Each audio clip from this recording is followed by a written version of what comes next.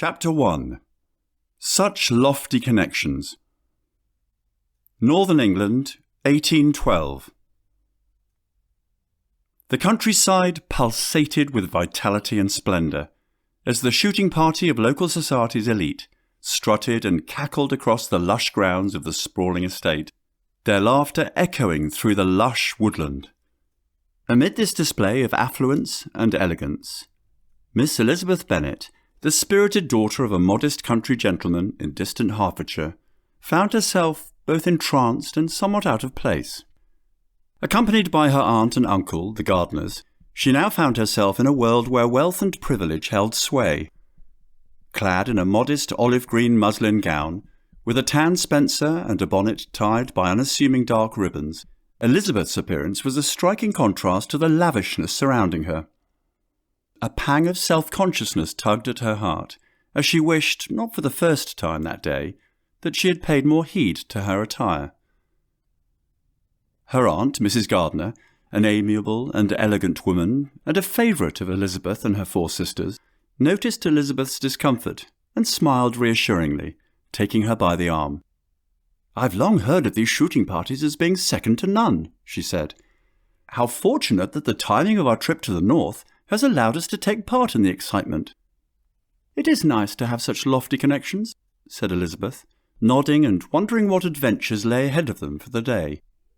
"It will be well worth the slight alterations to our travel plans." In speaking that way, Mrs. Gardiner was referring to their decision to forego visiting the lakes. Elizabeth said, "Indeed, what are rocks and mountains compared with rubbing shoulders with the upper echelons of local society?" Tearing her eyes from all the beauty that surrounded her, Elizabeth saw her uncle, Mr. Gardiner, heading her way, accompanied by a younger man. The latter was tall and well-built, with piercing dark eyes. Impeccably dressed, he had a chiselled jawline that caught the light just so. His manly gait was the very picture of assurance. She had to admit this was not her first time seeing him, having glimpsed the gentleman with his noble mien soon after her arrival. She had not been unimpressed by the view.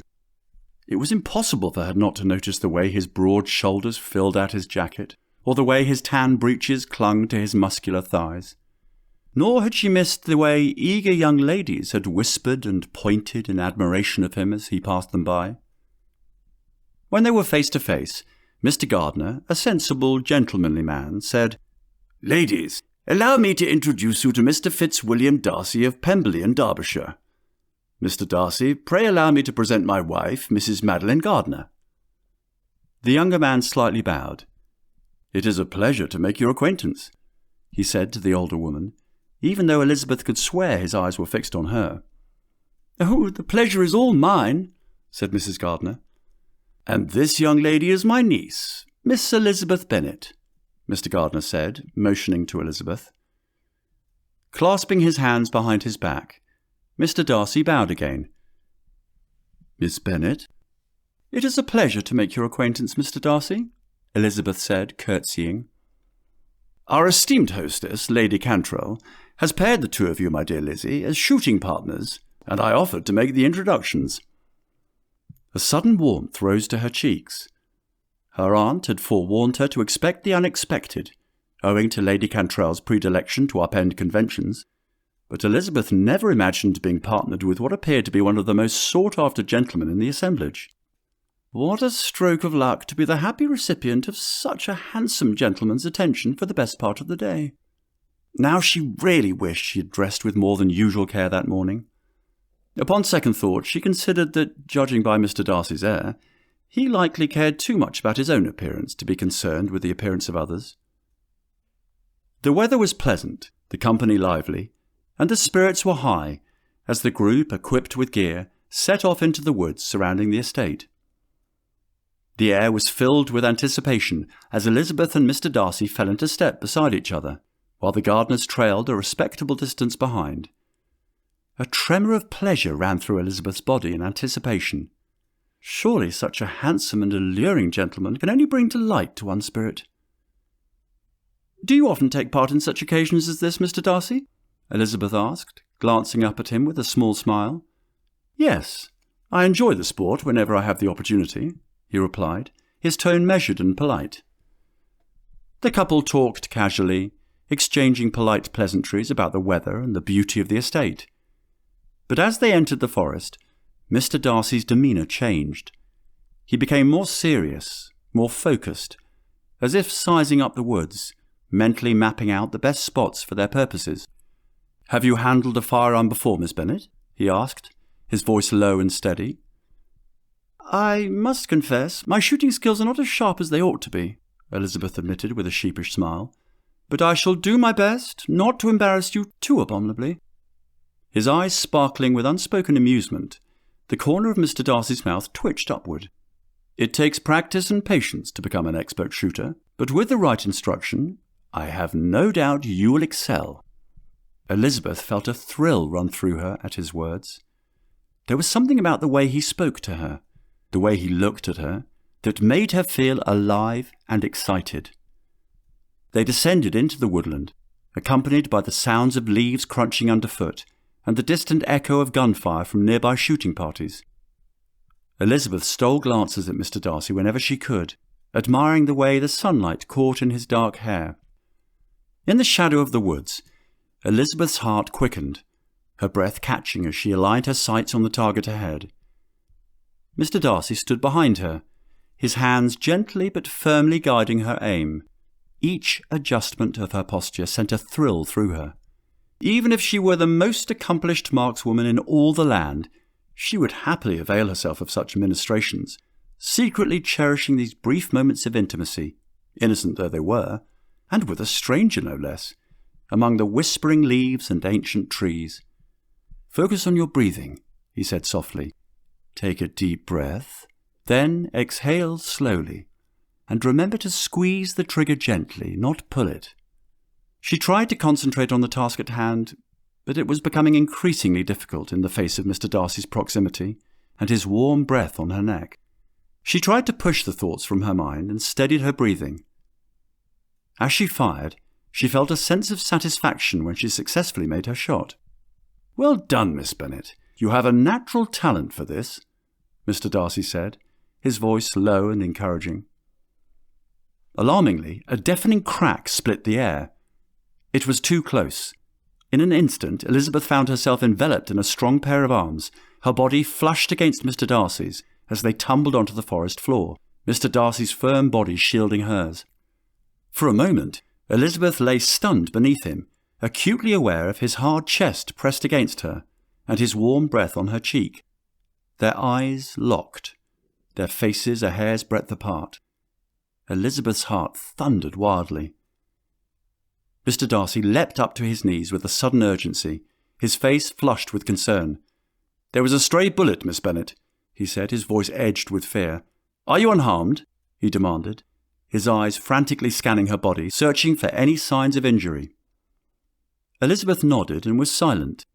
Mr. Darcy's quick reflexes had saved her, and the gravity of the moment was not lost on her. After ensuring she was indeed unharmed, Mr. Darcy helped her to her feet, his hands clasping hers with an intensity that lingered a heartbeat too long.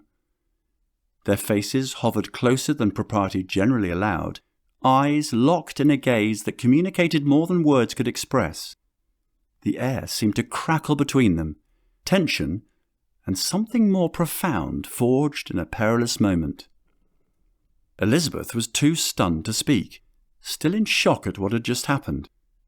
The danger averted, she could but feel a flutter in her chest. "Is it possible that this handsome stranger has stolen my heart in just a single moment?" "Thank you," Elizabeth finally managed to say, looking up at him with a mixture of gratitude and curiosity. "You saved my life." His eyes crinkled at the corners, as a warm smile spread across his face. "It was nothing, merely instinct," he assured her, his voice imbued with a sincerity that went beyond mere courtesy. "I could not let anything happen to you, could I?" The words were simple, but the depth of his concern resonated in every syllable, leaving no doubt of his genuine care for her well-being. Elizabeth felt a warmth spread through her body at his words. "There is something about this man that makes me feel safe and protected, even in the midst of danger." Looking around, and noticing the absence of Elizabeth's relations, she surmised that they had somehow separated somewhere along the way. Mr. Darcy, out of lingering concern over her ordeal, insisted upon accompanying her back to the manor house. As they walked along in companionable silence, Elizabeth stole glances at him, trying to decipher his thoughts. There was an intensity in his gaze that made her want to know more about him, to unravel the mysterious connection she felt toward him. How can I resist being drawn to someone who risked his own life to save mine? Walking back to the manor house in silence, his nerves raw, alive with sensation after their ordeal in the woods, unexpected feelings enveloped Mr. Darcy. He could not help but steal furtive glances at his companion, Miss Bennet, and wonder what it was about the young woman that had ignited an unfamiliar spark deep inside him. He had grown accustomed to feeling a certain aloofness towards others. However, there was something about the gratitude shining through her questioning gaze that made it difficult for him to avert his eyes. He walked on in silence, struggling with these confounding sentiments. What is happening to me? Darcy wondered. Mr. Darcy, Elizabeth said softly, interrupting his musings. He looked at her, his eyes wide and filled with an unspoken longing, his breath catching in his throat as he searched for words that refused to come. She moved closer, her steps deliberate and charged with intention, until she was standing right in front of him. Her eyes were shining, ablaze with an emotion he could not name, but felt resonating within his very soul. "I want to thank you again," she murmured, her voice trembling with gratitude and something deeper, "for saving my life in the woods. I cannot fathom what might have become of me without you." His mouth fell open, yet words failed him, trapped in his throat as his eyes were drawn irresistibly to her lips, full and tantalizingly close. A heat, unlike anything he had known before, coursed through him, consuming his thoughts and igniting a desire he could neither understand nor suppress. The urge to lean in and kiss her was almost overpowering, a pull that went beyond mere physical attraction, beckoning him into unknown territory. It was a foolish notion, of course, yet he could not shake the desire building inside him. "Mr. Darcy?" Elizabeth said again, and this time he could hear the concern in her voice. "Are you all right? You look distracted." He endeavoured to drive away the ungentlemanly musings, vowing to keep them firmly in the recesses of his mind. Mr. Darcy cleared his throat uncomfortably before speaking. "Yes, I'm quite all right, just a bit shaken still from our experience in the woods." "I understand," she said, nodding sympathetically.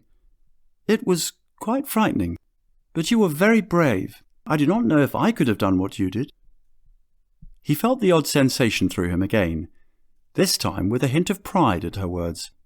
"I was merely doing my duty, Miss Bennet. As a gentleman, it is my job to protect those in my care."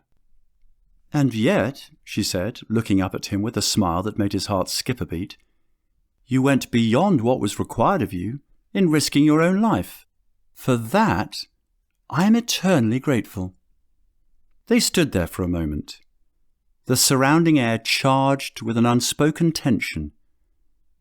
Mr. Darcy knew he should say or do something, anything, to break the bewitching spell that seemed to have fallen over him, but he found himself rooted to the spot, unable to tear his gaze away from her. A reprieve came in the form of the gardeners, Elizabeth's relations, rushing up to them, their faces pale with anxiety and filled with concern for their niece's ordeal. Their eyes widened with shock and gratitude as they took in the sight of Elizabeth, safe and unharmed. "Mr. Darcy!" Mr. Gardiner exclaimed, out of breath and clutching his hat to his chest. "We cannot thank you enough for preventing harm to our dear Elizabeth. We've been distracted, waylaid by another group in the party, and lost sight of her. To think what might have happened had you not been there." Mrs. Gardiner, her eyes brimming with tears of relief, reached out to embrace Elizabeth, her voice trembling. "Oh, my dear child, we were beside ourselves with worry. Thank heavens you are safe."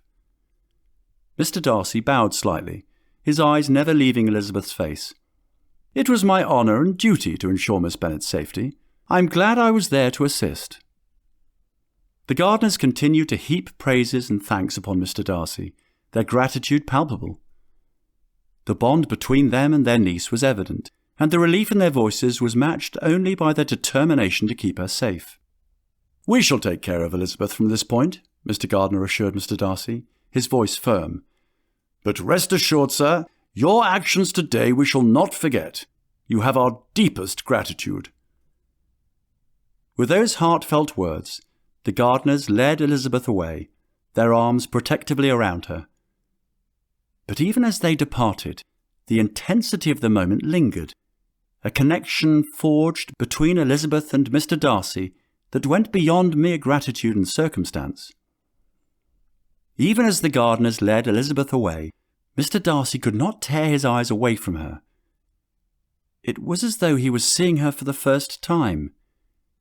She was not like any other woman he had ever met before, and he considered that if he were not careful, he would be the one in danger. Chapter 2. Throes of a Scandal. Unbeknown to Mr. Darcy and Elizabeth, the incident in the woods had not gone unnoticed. Mr. Lucius Cartwright, a man with a grudge against Darcy and a penchant for trouble, had watched the entire scene unfold. His eyes narrowed as he observed Darcy and Elizabeth, his mind twisting the innocent rescue into something scandalous.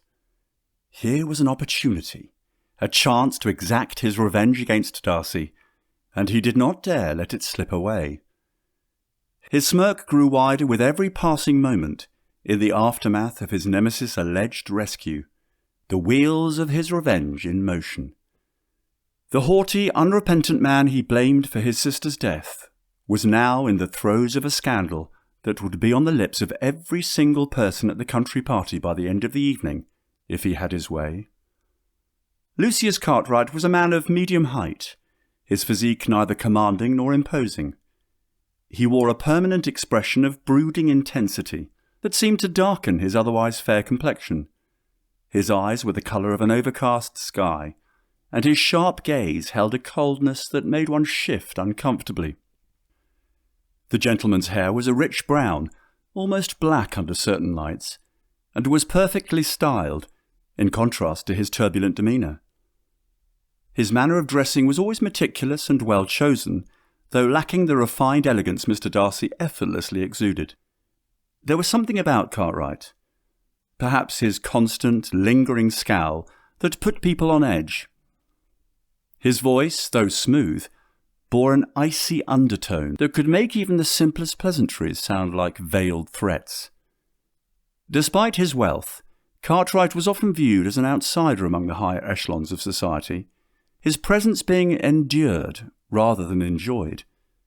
Still, he carried himself with an air of resigned acceptance, content to play his assigned role. Lucius Cartwright and Fitzwilliam Darcy had known each other since they were children, their families well acquainted within the upper circles of Derbyshire society. However, beneath the superficial camaraderie, a deep undercurrent of resentment had always existed between the two men, fueled by jealousy on the former's part, and a tragic event that had forever marred their relations. Cartwright's younger sister, Clara, had been a vibrant and innocent woman, brimming with vivacity and charm. She had fallen deeply in love with the young Mr. Darcy, enchanted by his handsome face, wealth, and status. She had believed, naively perhaps, that her feelings were reciprocated. The truth, however, was far from her fanciful imagination. Darcy had always been courteous towards Miss Cartwright, but never regarded her in a romantic light.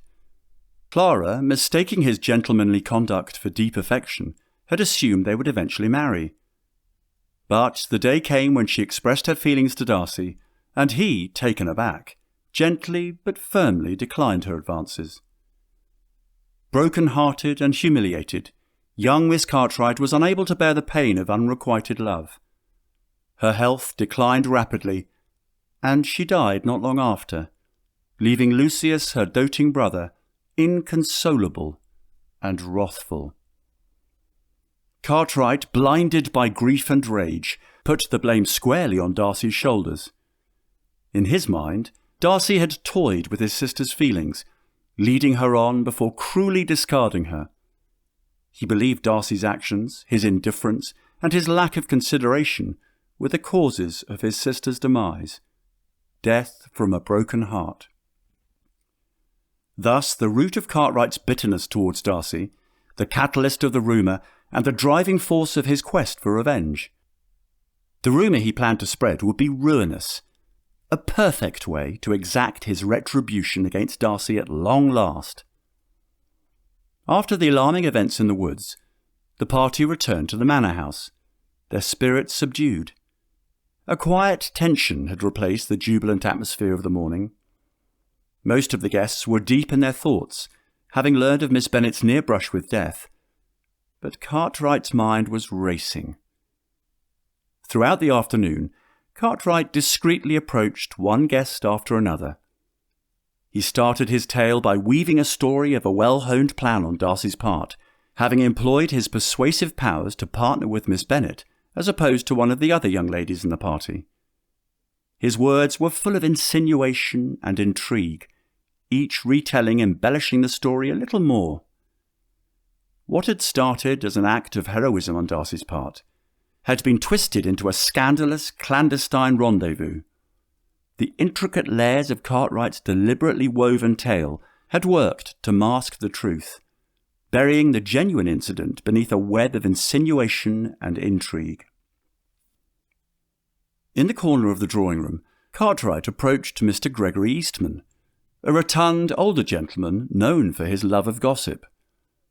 Huddled together, Cartwright commenced planting the seeds. "Quite the incident in the woods, was it not, Eastman?" Eastman, ever eager for a juicy piece of news, leaned in. "Do tell, Cartwright, what exactly happened between Darcy and the young Bennet woman? Is there more to his daring rescue than he would have others believe?" And so Cartwright spun his tale. He talked about the intimacy of the rescue, the lingering touches, and the couple's proximity. With every detail, Eastman's eyes widened, the seeds of scandal taking root in his eager mind. Cartwright's tale found a receptive audience in Mrs. Martha Long, a lady who revelled in society gossip. "Oh, it was more than a mere rescue, Mrs. Long," Cartwright told her, enjoying the shock and curiosity in her eyes. "There was a certain familiarity between Darcy and Miss Bennet, one that showed every symptom that they were lovers." Merrily spinning his tale, Cartwright continued whispering to one person, then another, painting an image of a secret tryst between Darcy and Elizabeth in the woods, away from the watchful eyes of the rest of the party. It is no wonder they strayed so far from the rest of the party. Who was to say with certainty what they might have been up to? His words, sown like seeds, began to take root in the fertile soil of gossip. As the vengeful gentleman repeated his tale again and again, it grew more lurid with every telling, capturing the curiosity of the country party. The whisperings turned into discussions, then into rumours. The innocent incident became a scandalous secret affair, transforming the perspective of everyone who heard it. By the time the sun set, the guests huddled in corners, their voices hushed, their expressions scandalized. Darcy and Elizabeth, oblivious to the storm brewing around them, found themselves at the centre of a whirlwind of speculation and innuendo. Cartwright watched the chaos unfold with a sense of satisfaction. His plan was working. The seeds of doubt he had planted were now in full bloom, the guests' imaginations doing the rest of the work for him. As night fell and the guests retired, the air was thick with unspoken words and hidden truths. The peaceful country estate had turned into a hotbed of gossip and scandal. All eyes were on Darcy and Elizabeth, their lives about to be upended by a whispered tale and a man's thirst for revenge, even if they did not yet know it. Chapter 3. Pursuit of Truth. By the dawn of a new day, the tale of Mr. Darcy and Elizabeth's machinations in the woods had spread through the household like wildfire. Servants whispered below stairs, ladies gasped and tittered over tea, and gentlemen made bawdy jokes and bellowed with laughter. The story grew more elaborate and lurid with each new telling. Darcy had forced himself on the poor defenceless Miss Bennet, they claimed, tearing at her clothes in a frenzy of animal desire. Elizabeth's reputation was in tatters too, as they painted her as a harlot who seduced Darcy for his wealth and status. Illustrations of the alleged scene in the woods were passed covertly from hand to hand, each more graphic than the last. The country party's voracious appetite for scandal and ruination had warped the innocent incident into an outrageous tale of lust and licentiousness. Those who were inclined to do so clung to every embellishment, repeating the vile tale with relish, never tiring of adding their own vulgar details. The allure of gossip, so tantalizing and eagerly seized upon, always held sway over the more virtuous pursuit of truth. At breakfast, Elizabeth was the object of pained expressions and pointed looks. Her entrance into the dining room was met with an unsettling silence, and throughout the meal, Elizabeth felt the sting of sidelong glances and hushed whispers. She could feel the weight of unspoken accusations, a palpable shift in the air. "What is happening, Aunt?" Elizabeth asked, her voice barely a whisper. "Why are people staring and whispering?" Mrs. Gardiner, with her soft heart and unfailing optimism, could only offer a helpless shrug. "I do not know, Lizzie. Perhaps it is because of the incident yesterday. You know how people love to talk." Elizabeth said, "It is not just talk, Aunt. It is as if they believe the worst of me, as if they are convinced that I am guilty of some terrible sin." Mrs. Gardiner reached for Elizabeth's hand. "Lizzie, my dear, you must not let their cruel words and thoughts affect you so deeply. You know yourself better than anyone else. Do not be bothered by those so wholly unconnected to you, who no doubt will be enthralled by another topic by the end of the day." Elizabeth felt some relief at her aunt's words, but as she looked around the room, she noticed conversations had waned.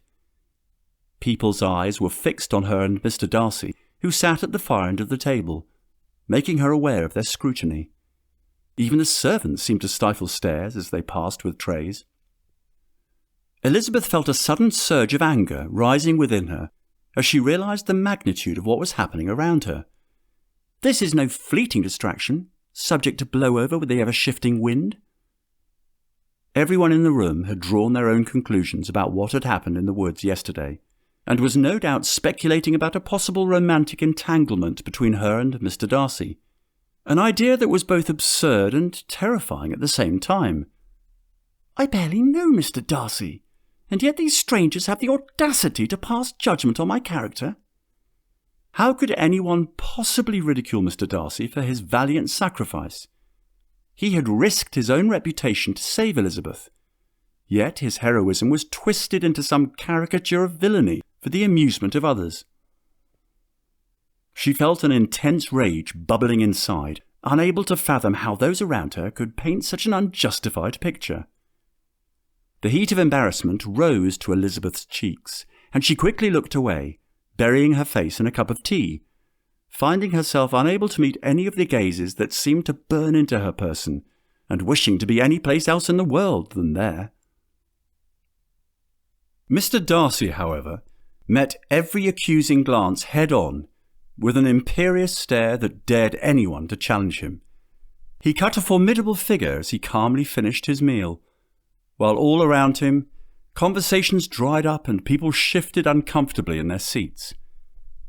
Whereas a gentleman's reputation might survive the scent of scandal drifting through the air, such was not the fate of a young woman, especially someone who was relatively unknown, a mere guest among those who had known one another's family for decades.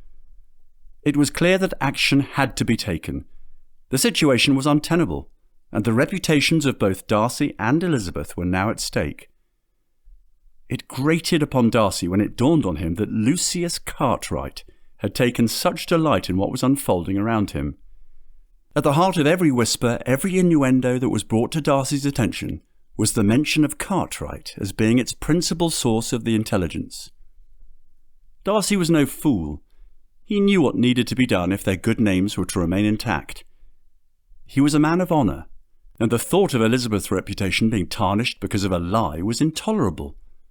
He despised Cartwright for stooping so low, but he was also aware that the man had succeeded in forcing his hand. The fool has never disabused himself of the ridiculous notion that I toyed with his young sister's affections, neglected her, and led to her dying of a broken heart. Alas, his revenge against me is complete. With a heavy heart and a sense of duty, he resolved to ask for Elizabeth's hand in marriage. It was not to be the romantic proposal he was certain young ladies often dreamed of, but it was the only way to salvage her reputation and his own. Chapter 4. The Tumult in His Mind. Heavy velvet drapes framed tall windows which offered a panoramic view of the beautifully manicured gardens, drenched in the golden light of the setting sun. Exquisite tapestries hung on the walls, and ornate chandeliers hung from the ceiling. A grand pianoforte sat in the corner, silent and polished to a gleaming finish. Mr. Darcy, dressed in a well-tailored suit, paced the length of the room with his hands clasped behind his back. He stopped to admire a portrait of the estate's original owner, an ancestor of the current lord. His dark brows were furrowed, signifying the tumult in his mind. He had often visited the estate, conveniently situated near Carlisle, with his parents, who were friends with Lord and Lady Cantrell. It was but one of the reasons he was eager to accept the invitation to their annual shooting party that year. He was certain her ladyship had paired him with Miss Bennet, as opposed to one of the other young ladies in their country party, knowing he would appreciate the reprieve from eager mammas and their simpering daughters, vying to be the next mistress of Pemberley, his home in Derbyshire.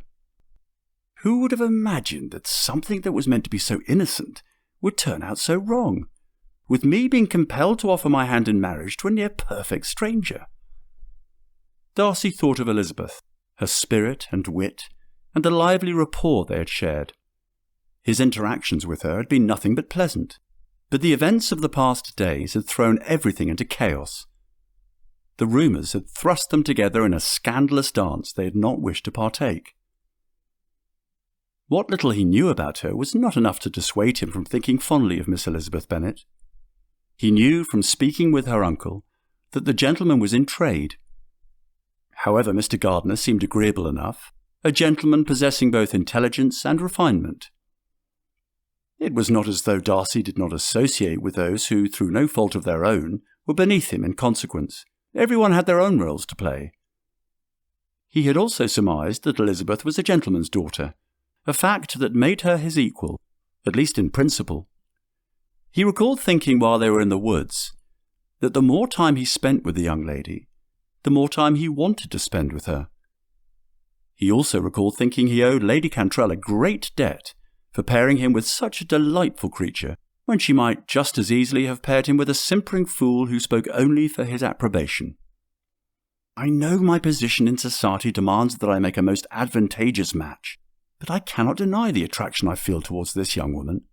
She is unlike any woman I've ever met, with her bewitching eyes and her quick wit.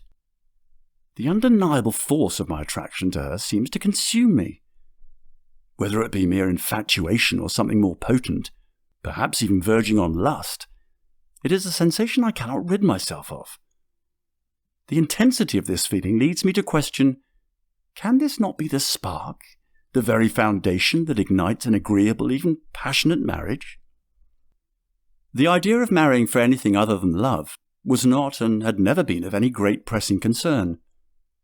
But the idea of begetting an heir to his estate in Derbyshire was a near-constant companion. Having lost both his parents, he and his young sister Georgiana Darcy were the sole survivors of their branch of the family tree. Indeed, it was imperative for him to beget an heir, a son to inherit the estate and carry on the proud Darcy lineage. The reality of the situation was sinking in. It was not solely about protecting Elizabeth's reputation anymore. He felt a sudden weight on his shoulders, the enormity of the situation bearing down on him. It was about his family name and his lineage. Mr. Darcy stood contemplatively near the window when he felt a presence in the room. Turning, he was met by the vision of Elizabeth, adorned in a gown of pale blue that seemed to capture her essence.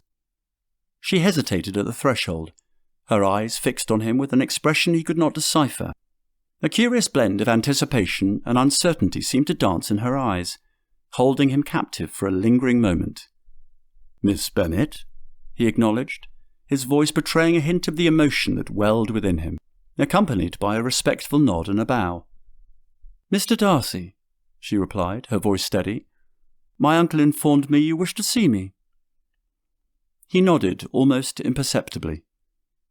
Once again, he reminded himself that Miss Bennet and her family were sensible people, those whom his aristocratic family might initially frown upon, but would not think wholly intolerable. They were both quiet, the weight of recent events looming between them. At length, Elizabeth broke the silence. "This is a magnificent estate. Such history in every corner."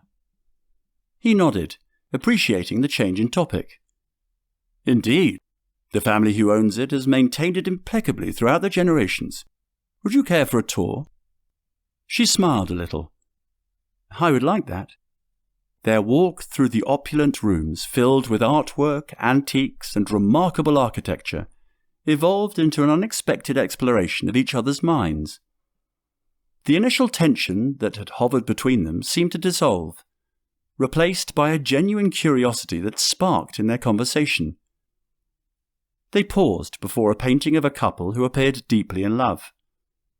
His voice soft, Mr. Darcy said, "Love and understanding can emerge from the most unexpected circumstances, do you not think?" Elizabeth looked up, meeting his intense gaze. "Indeed, Mr. Darcy. Life is unpredictable. But it is how we respond to its unexpected turns that truly defines us." He hesitated, then said, "I have been doing a great deal of thinking since the shooting party the other day. I'm acutely aware of the unfortunate position in which I placed you." She nodded. "It was an accident, Mr. Darcy. Neither of us could have foreseen it." "Yes, but it is my duty to make amends." He took a deep breath. "I wish to ask for your hand in marriage, Miss Bennet.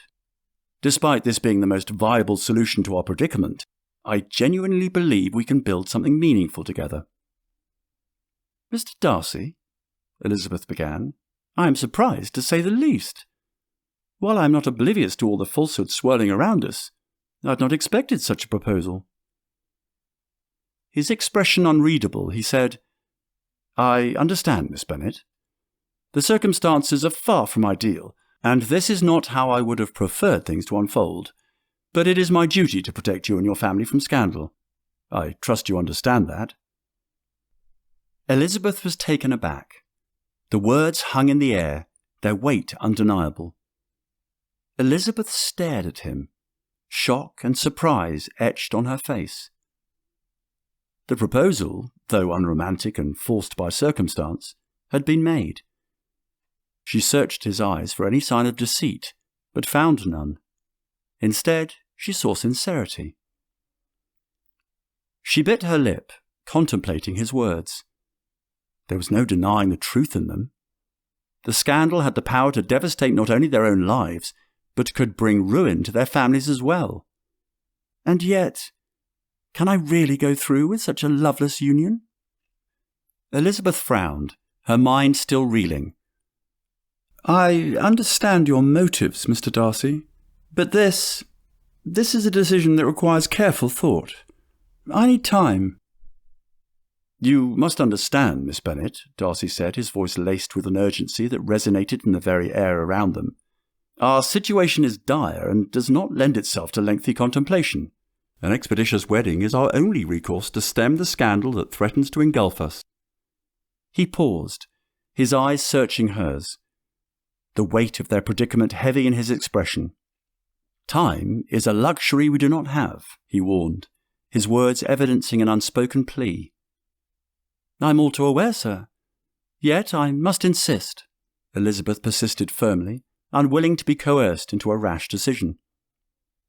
After tense moments passed between them, Darcy nodded reluctantly.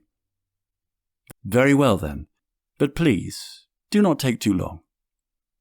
Elizabeth left the room, feeling dizzy with conflicting emotions. A proposal from Mr. Darcy? What madness was this? She knew she needed to sort out her thoughts before giving him an answer. Chapter 5. A Torrent of Feelings.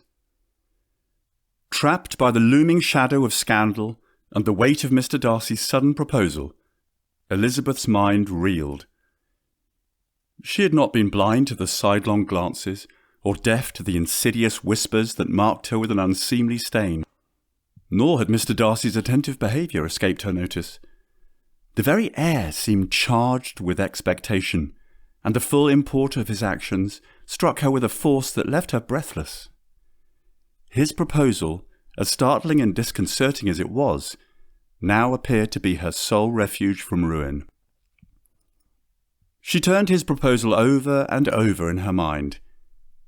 He was a handsome stranger, a man she had enjoyed some pleasant conversations with. But to marry him?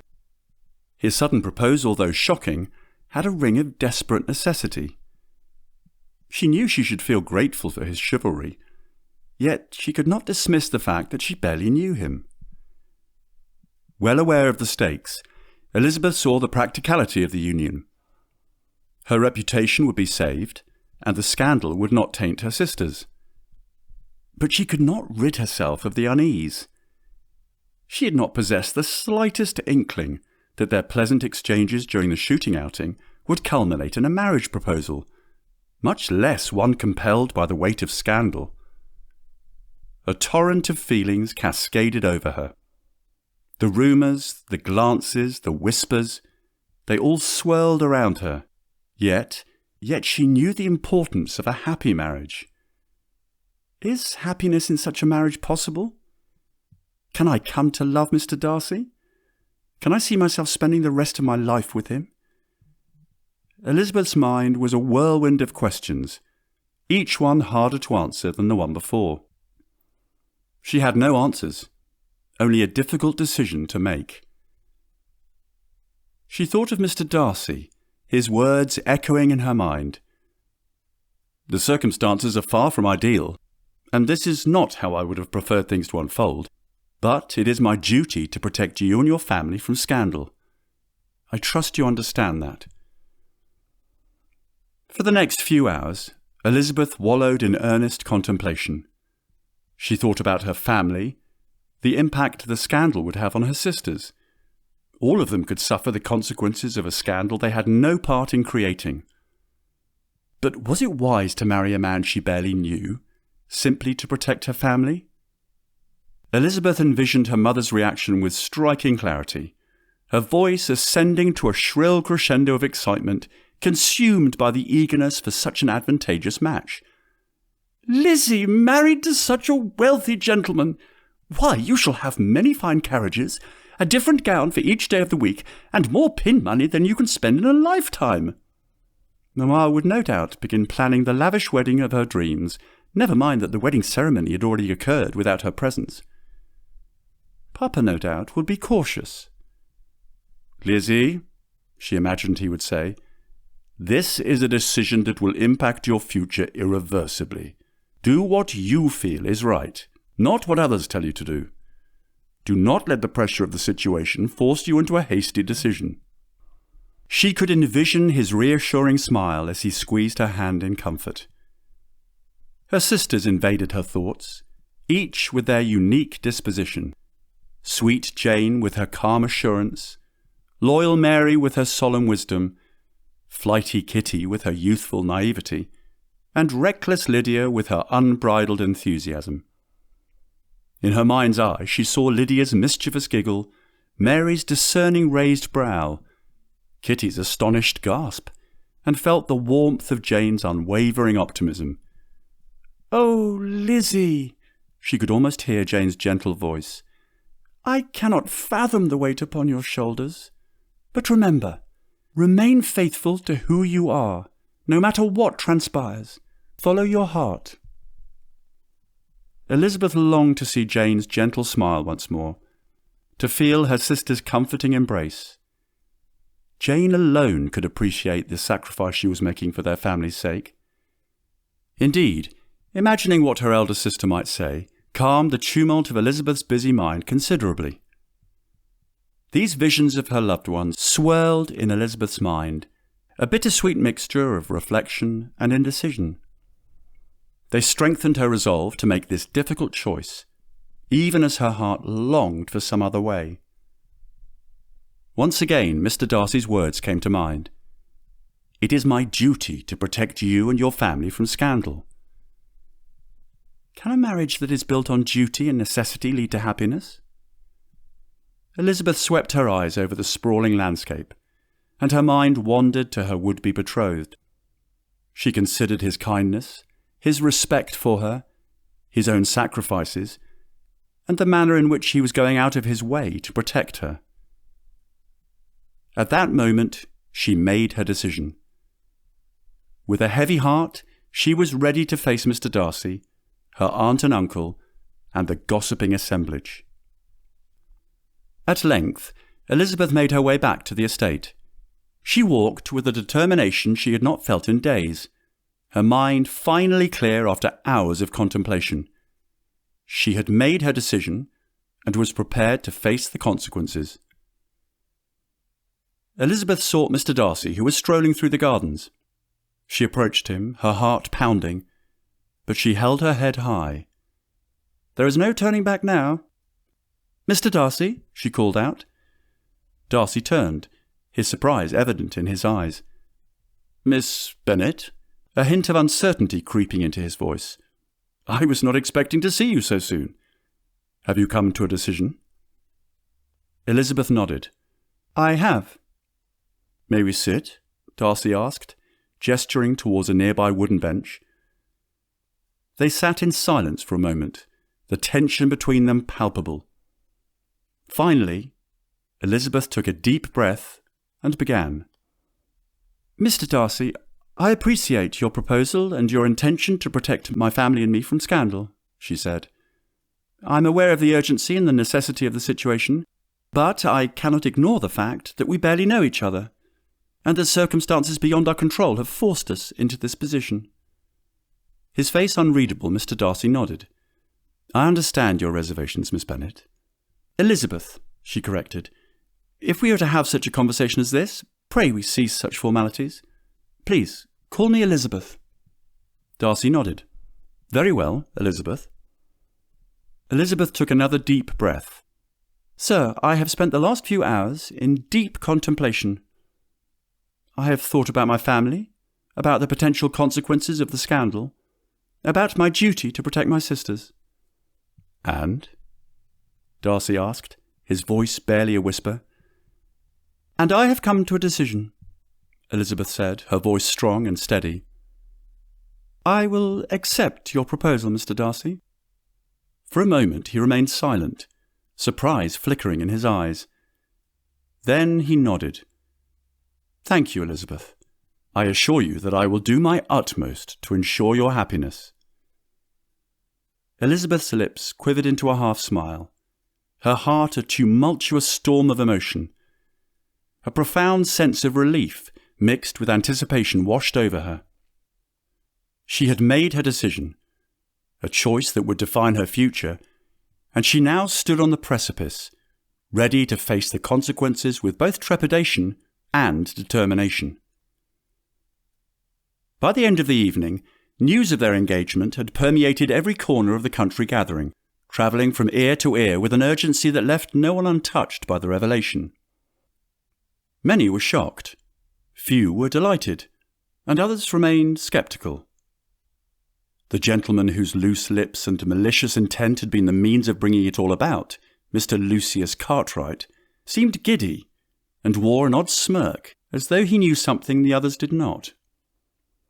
Earlier, Mr. Darcy had taken Elizabeth aside, his eyes dark with concern, and warned her against the gentleman, explaining that the very root of the scandal lay in his sinister motives.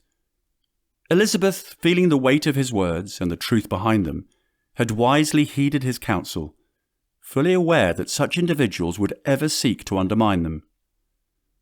Elizabeth and Darcy found themselves at the centre of attention, their every move scrutinised, their every interaction analysed. Despite being overwhelmed by the unwanted attention, Elizabeth remained resolute. "I'm doing this for my family, for their reputation, for my sisters." Darcy, on the other hand, seemed determined to make the best of the situation. He stayed by Elizabeth's side, a constant source of support. Chapter 6. This imminent union. The plan was set. Mr. Darcy and Elizabeth were to be married post-haste, absent any fanfare a love match would entail. This was not a love match. It was not even an arranged marriage, but one born of necessity to avoid a scandal. Elizabeth took a deep breath as she regarded her reflection in the mirror. The simple muslin gown she wore was quite different from the elaborate wedding dress of her dreams, and her hair lacked the specially arranged pearly beads she had long pictured wearing on her wedding day. But none of that mattered now. The only thing that mattered was making it to Gretna Green, and marrying Mr. Darcy before word of their compromising situation reached London, and, most importantly, her family and acquaintances in Hertfordshire. Elizabeth sat in her chamber at the country estate, examining her reflection in the polished brass mirror. It returned a sight that was as unfamiliar as the circumstances she now found herself in. Her brown eyes, usually bright with mischief, now bore the weight of a decision made not out of love, but necessity, a decision with which she had yet to reconcile herself. Elizabeth could not help but dwell on the happy wedding she had once envisioned. A long engagement filled with shared glances, subtle touches, and love letters from her betrothed. Walking down the aisle of the Meryton Parish Church, the pews filled with familiar faces, friends, neighbours, and her beloved family, the bright sun pouring through the stained glass windows, and the soft melody of the organ accompanying her every step. A day filled with laughter and warmth, her mother fussing over the arrangements, her father's reassuring smile, and her sisters sharing her joy. Yet the reality was starkly different. A rushed ceremony, a wedding without family, or the joyous anticipation of a bright future together. This imminent union in Gretna Green seemed so stark in contrast, so cold, so rushed. "You've been unusually quiet, Lizzie," Mrs. Gardiner said, her gentle voice breaking through her niece's musings. "Are you certain this is what you want?" she asked, placing a hand on Elizabeth's shoulder. "We could find another way." Elizabeth turned to face her aunt, the woman who had been like a second mother to her. "I have no choice." Though she kept her voice steady, inside her emotions roiled. The older woman took Elizabeth's hand in her own. "My dear, there is always a choice, even if at times it does not feel so." Elizabeth looked down, blinking back tears. "No, my reputation is in tatters. This is the only honourable path forward." She fought back the tears, clutching a handkerchief tightly, refusing to let them escape her eyes. Her voice trembled as she sighed, a mingling of fear and resolve. "It is just that everything is happening so fast. I can scarcely believe that, barring any unforeseen circumstances, I shall be Mrs. Darcy by the time this night is over." Her face solemn, Mrs. Gardiner said, "Lizzie, my dear, you are much too intelligent not to know what marriage entails." An uncomfortable feeling arose inside her, causing Elizabeth to shift in her seat. She nodded. "Mamma thought to include me in her talk with Jane, but worry not, dearest aunt. Both of us knew not to give too much credence to her counsel."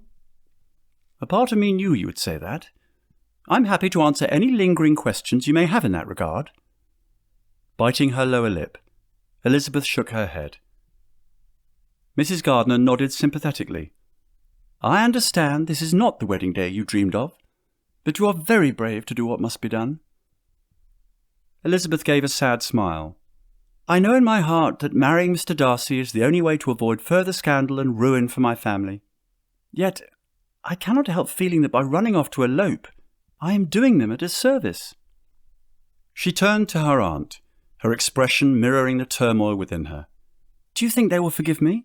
Elizabeth asked, referring to her family in Hertfordshire. "Your family loves you, Lizzie," Mrs. Gardner replied softly. "Your mother's initial reaction may be one of surprise, but she will be overjoyed to have another daughter well settled," Mrs. Gardner said. "2 daughters married, one to the heir of Longbourn, and one to the Master of Pemberley. She could not have arranged it better herself." Elizabeth let out a short, bitter laugh. Her mother would be ecstatic at the match, never mind how it came about. Jane's marriage to their cousin Mr. Collins had been brought about out of duty, not love, and her own marriage to Mr. Darcy was to be one of necessity and desperation, hardly the stuff of dreams. Elizabeth considered all this, her mind turning over the likely reactions of her parents, her sisters, and the society of Meryton. Finally she let out a small sigh and murmured, "Perhaps it is far better they believe youthful passion has overcome me and I eloped, than know I have been forced into a marriage to save my reputation." Mrs. Gardner offered a nod of understanding. "That may indeed be the best way for them to hear of it." Reassured by her aunt's steadfast counsel, Elizabeth felt her nerves settle. No, this was not the wedding of her girlhood dreams, but she would enter the marriage with courage, dignity, and an open heart. The room lapsed into silence as Elizabeth digested the enormity of the situation, her gaze falling onto the letter she had penned to her father. It outlined her imminent elopement, but spared him the reasons behind it. She stood and began pacing agitatedly. "As much as I know it will thrill my mamma to have a second daughter well settled, I fear it will pain papa deeply, what with the means of its being brought about. How I wish you and Uncle Gardner could stand with me." "We would have loved to, my dear, but an urgent business matter has arisen that your uncle can no longer put off," Mrs. Gardner answered with a regretful sigh. The truth was harsher than Elizabeth would have liked, but she found comfort in her aunt's honesty. The prospect of her journey, alone with a man she hardly knew, was daunting. Yet she could not allow fear to rule her. She was Elizabeth Bennet, after all, known for her tenacity. "Then I shall embark on this journey with fortitude," she declared, a sense of determination seeping into her voice. "I shall become Mrs. Darcy, and hopefully find some measure of happiness in this unforeseen union." Still, uncertainty gnawed within her about the man she was to marry and the life that awaited her as Mrs. Darcy. Would there be affection between them, or indifference? Passion or cool politeness? It was impossible to know. Aunt and niece held each other tightly for a long moment. When they finally drew apart, Mrs. Gardner dabbed her eyes with a handkerchief. "I suppose we should be grateful that Mr. Darcy is willing to act so honourably," she said. "Lesser men would not." To add to this promising commendation, she added, "There is something pleasing about his mouth when he speaks, and there is something of dignity in his countenance that would not give one an unfavourable idea of his heart." Elizabeth nodded. However reserved he seemed, Mr. Darcy was proving himself to be an honourable and respectable man, a man of his word. She strove for optimism. "Perhaps in time we shall grow fond of each other." Mrs. Gardner managed a teary smile. "I hope with all my heart that you find happiness together." She took Elizabeth's hands once more. "But know that if you do not, you will always have a home with us." A knock at the door drew their attention. It was time. Drawing herself up, Elizabeth embraced her aunt one last time. Then she turned and walked steadily from the room without a backward glance. Her fate awaited. Chapter 7. An Evening of Understanding. Gretna Green, Scotland. When Elizabeth entered the room in the inn that evening, Her breath was taken away by the elaborate setting before her. A table set for two, draped in dainty lace, with the centrepiece being a bouquet of roses and lilies, signifying both passion and purity. The room had been meticulously arranged to cultivate an atmosphere of comfort and intimacy, the quiet sophistication in stark contrast with the rushed nature of their marriage earlier in the day, when she found herself standing before a blacksmith as his daughter pinned wildflowers in her hair, just minutes before being declared Mr. Darcy's wife. No family or friends were present, only strangers who watched curiously as the couple joined hands to be bound for evermore. Mr. Darcy stood by the window, his silhouette framed by the deep hues of the setting sun. "Mrs. Darcy," he said, addressing her formally for the first time, "I hope the arrangements are to your satisfaction?" She nodded, her throat constricting with nerves. "It is more than I could have imagined, sir." Darcy walked over and pulled out a chair for her, his demeanour gentle and patient. As she took her seat, she felt his fingers lightly brush against her shoulder, a simple gesture, but one that sent shivers up her spine. Throughout dinner, their conversation was mostly filled with casual topics, the sights and sounds of the village, and even anecdotes from their respective pasts. But underpinning every word, every glance, was the unspoken tension of the evening's intentions. The room was bathed in a gentle warmth, its walls aglow with hues of amber, creating an atmosphere both intimate and inviting. Darcy watched Elizabeth from across the dining table.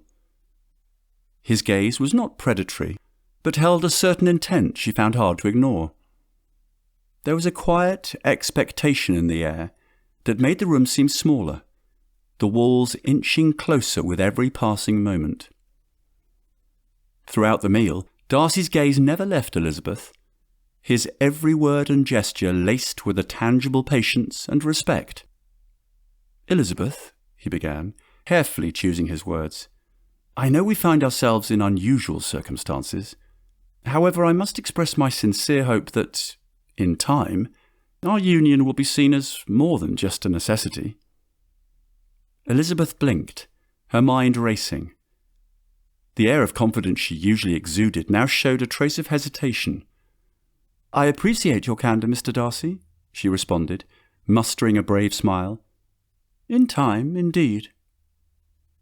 Their threadbare conversation continued, and every now and then Darcy would glance at Elizabeth, an unspoken question in his eyes. Every time she gave him a small nod, an unvoiced affirmation that all was well. The rich aroma of a carefully selected menu wafted through the private dining room. Darcy had spared no expense from the meal to the tableware. The soft, golden glow of the candles illuminated Elizabeth's face, which still wore a sheen of uncertainty. Darcy watched Elizabeth from across the room, her eyes glowing warmly in the soft light. The air was heavy with the unspoken, their coming roles as husband and wife, the expectation of what the night would bring. Elizabeth's fingers fidgeted with a napkin in her lap, her complexion varying intensities of crimson. Her eyes met his briefly before flittering away, her demeanour one of unease and apprehension. "Are you enjoying the meal, Elizabeth?" Darcy asked, his eyes soft yet searching. "It is delightful," she replied, pushing her food around her plate. She managed a faint smile. "The menu boasts many of my favourites." Darcy nodded. "I believe your Aunt Mrs. Gardner deserves all the credit for that."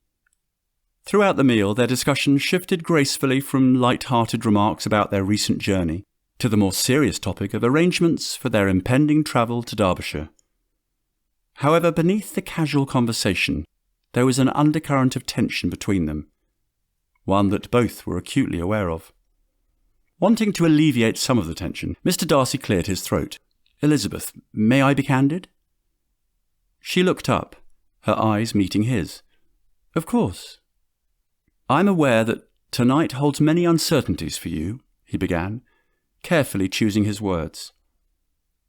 "I want you to know that I will never force or pressure you into anything. Our relationship should be built on trust and understanding. Elizabeth's eyes welled up, the weight of the situation pressing down on her.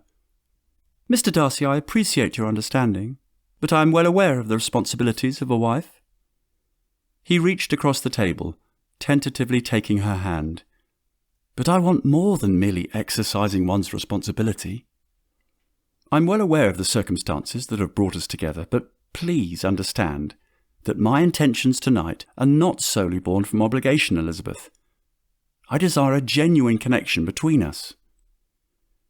She looked down, her hands playing with the silverware. I'm grateful for your understanding, Mr. Darcy. I must admit, the thought of tonight, it brings forth a stirring mix of emotions." The soft clinking of cutlery and the lingering aroma of the meal filled the otherwise silent room. At the conclusion of the meal, Mr. Darcy, with an air of solemn tenderness, assisted his bride from her chair, his touch lingering just a moment longer than necessary, a silent affirmation of their new bond. Their glances locked in a mutual understanding that nothing needed to be said for them both to know what was expected of them. They made their way to their respective chambers, comforted by the unspoken promise between them. In her decorated chamber, where the heady scent of roses enveloped the air, Elizabeth contemplated the lace nightgown that Mr. Darcy had thoughtfully procured. Its beauty was exquisite, its delicacy profound, yet it stood as an intimidating symbol of what lay ahead. As she traced the fine fabric, the full weight of her marriage, the profound implications of the night, began to bear down upon her with relentless force. Though she had not forgotten the expectations of the marriage bed, the realization of soon lying with a man who was, in many respects, still a stranger, sent a tremor of apprehension through her very soul. Elizabeth's eyes darted to the lace nightgown, and she felt a blush rise to her cheeks. The kiss he had bestowed earlier came to mind. It was everything that she had hoped it would be, tender, reverent, and sweet. Tentative desire kindled inside her, warring with uncertainty. Picking up the delicate garment, she moved to the mirror, her fingers grazing over its soft fabric. She looked at her own reflection, trying to reconcile the woman looking back at her with the carefree young lady she was just days ago. She took a deep breath, bracing herself for what lay ahead. She could do this. She would do this, for her own honour and for her husband's. Outside his bride's bedchamber, Darcy waited, his heart pounding in his chest. His own desire was palpable, yet so was his wish to make Elizabeth comfortable. He knew he had to be patient, gentle, to respect her boundaries and her uncertainties. Slowly he pushed the door open. Darcy paused at the threshold of her door. "Elizabeth," he began hesitantly, May I enter?" She nodded. "Elizabeth," Darcy began, his voice gentle yet firm as he approached her, extending his hand. "May I?" She placed her hand in his. Her touch was cool, her fingers trembling ever so slightly. He lifted her hand and pressed a soft kiss to her knuckles, his eyes never leaving hers. Darcy moved closer. He swallowed hard, fighting back the wave of desire that threatened to overtake him. "May I kiss you, Mrs. Darcy?" he asked, the words just above a whisper. Elizabeth's eyes lingered on him, wide and uncertain in the flickering candlelight. She bit her lip, an unspoken question in her eyes, her breath caught in silent contemplation. With a tremulous exhale, her shoulders relaxed ever so slightly, and she murmured, her voice barely above a whisper, "Yes, Mr. Darcy." Her slight nod was less of a gesture of assurance to him, and more of a silent confirmation to herself. Their lips met, soft and tentative at first, but growing more passionate with each passing second. Breaking away, Darcy brushed a loose strand of hair away from her face. "May I assist you with your gown?" he asked softly, his fingers hovering over the ribbons that held her gown in place. His question hung in the air between them. She hesitated, her gaze flicking between his eyes and his extended hand. He could feel the tension in her, the weight of expectation, and the uncertainty of what was to come. But beneath it, he could also feel a flicker of trust. "Yes," she whispered, her voice barely audible. "You may." Her permission granted, he leaned in, allowing his lips to brush hers in a feather-light kiss. His hand moved to the ribbons of her gown, fingers expertly untying the knots. With each ribbon that fell away, the tension between them heightened. Elizabeth's heart pounded in her chest, a mixture of anticipation and apprehension. As the last ribbon fell, Darcy wrapped his arms around Elizabeth, pulling her close. The world outside faded away, leaving only the two of them and the soft glow of candlelight. The next moments were lost in a world of shared breaths and whispered words, a world of their making, where the weight of expectation was replaced by a growing warmth, a connection nurtured in the gentlest of ways. And so, as night fell and the glow of the fire cast shadows on the walls, Darcy and Elizabeth stepped into the next chapter of their lives, the sounds of soft whispers and rustling fabrics melding into the quiet hum of the night. It was an evening filled with anticipation, whispered words, soft touches, and gentle reassurances. In the quiet stillness that comes just before the break of dawn, Elizabeth lay nestled against Darcy's chest, each beat of his heart resonating within her as a grounding pulse, a tangible reminder of the profound connection they had forged. As she inhaled the warm, unfamiliar scent of him, she could not ignore the tumultuous whirl of emotions deep inside her. A new, uncharted path lay before her, a journey filled with unknowns and possibilities that both exhilarated and terrified her. The reality of her life had shifted, irrevocably altered, and the weight of that understanding settled within her soul with a gravity that left her breathless. Things would never be the same, and as the room began to soften with the pale light of the impending day, she found herself both longing for and fearing what lay ahead. Chapter 8.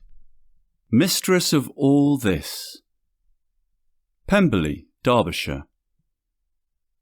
Elizabeth Darcy stood on the edge of a terrace overlooking the vast expanse of Pemberley, her new home. Although she had only known the man she had married for a few weeks, she was beginning to relish her role as his bride, and she could not help but feel a sense of awe and admiration for the estate that was now hers. Thoughts of her first arriving at her new home came to mind. When her husband informed her that they had entered his estate, Elizabeth peered out the window eagerly, anticipation building within her. Abruptly they had crested the ridge, and Pemberley House came into view across the valley. Elizabeth's breath caught at her first glimpse of the magnificent estate. "My, what a large and handsome manor," she recalled thinking, taking in the stately stone facade. "And so well situated on rising ground with those wooded hills as a backdrop.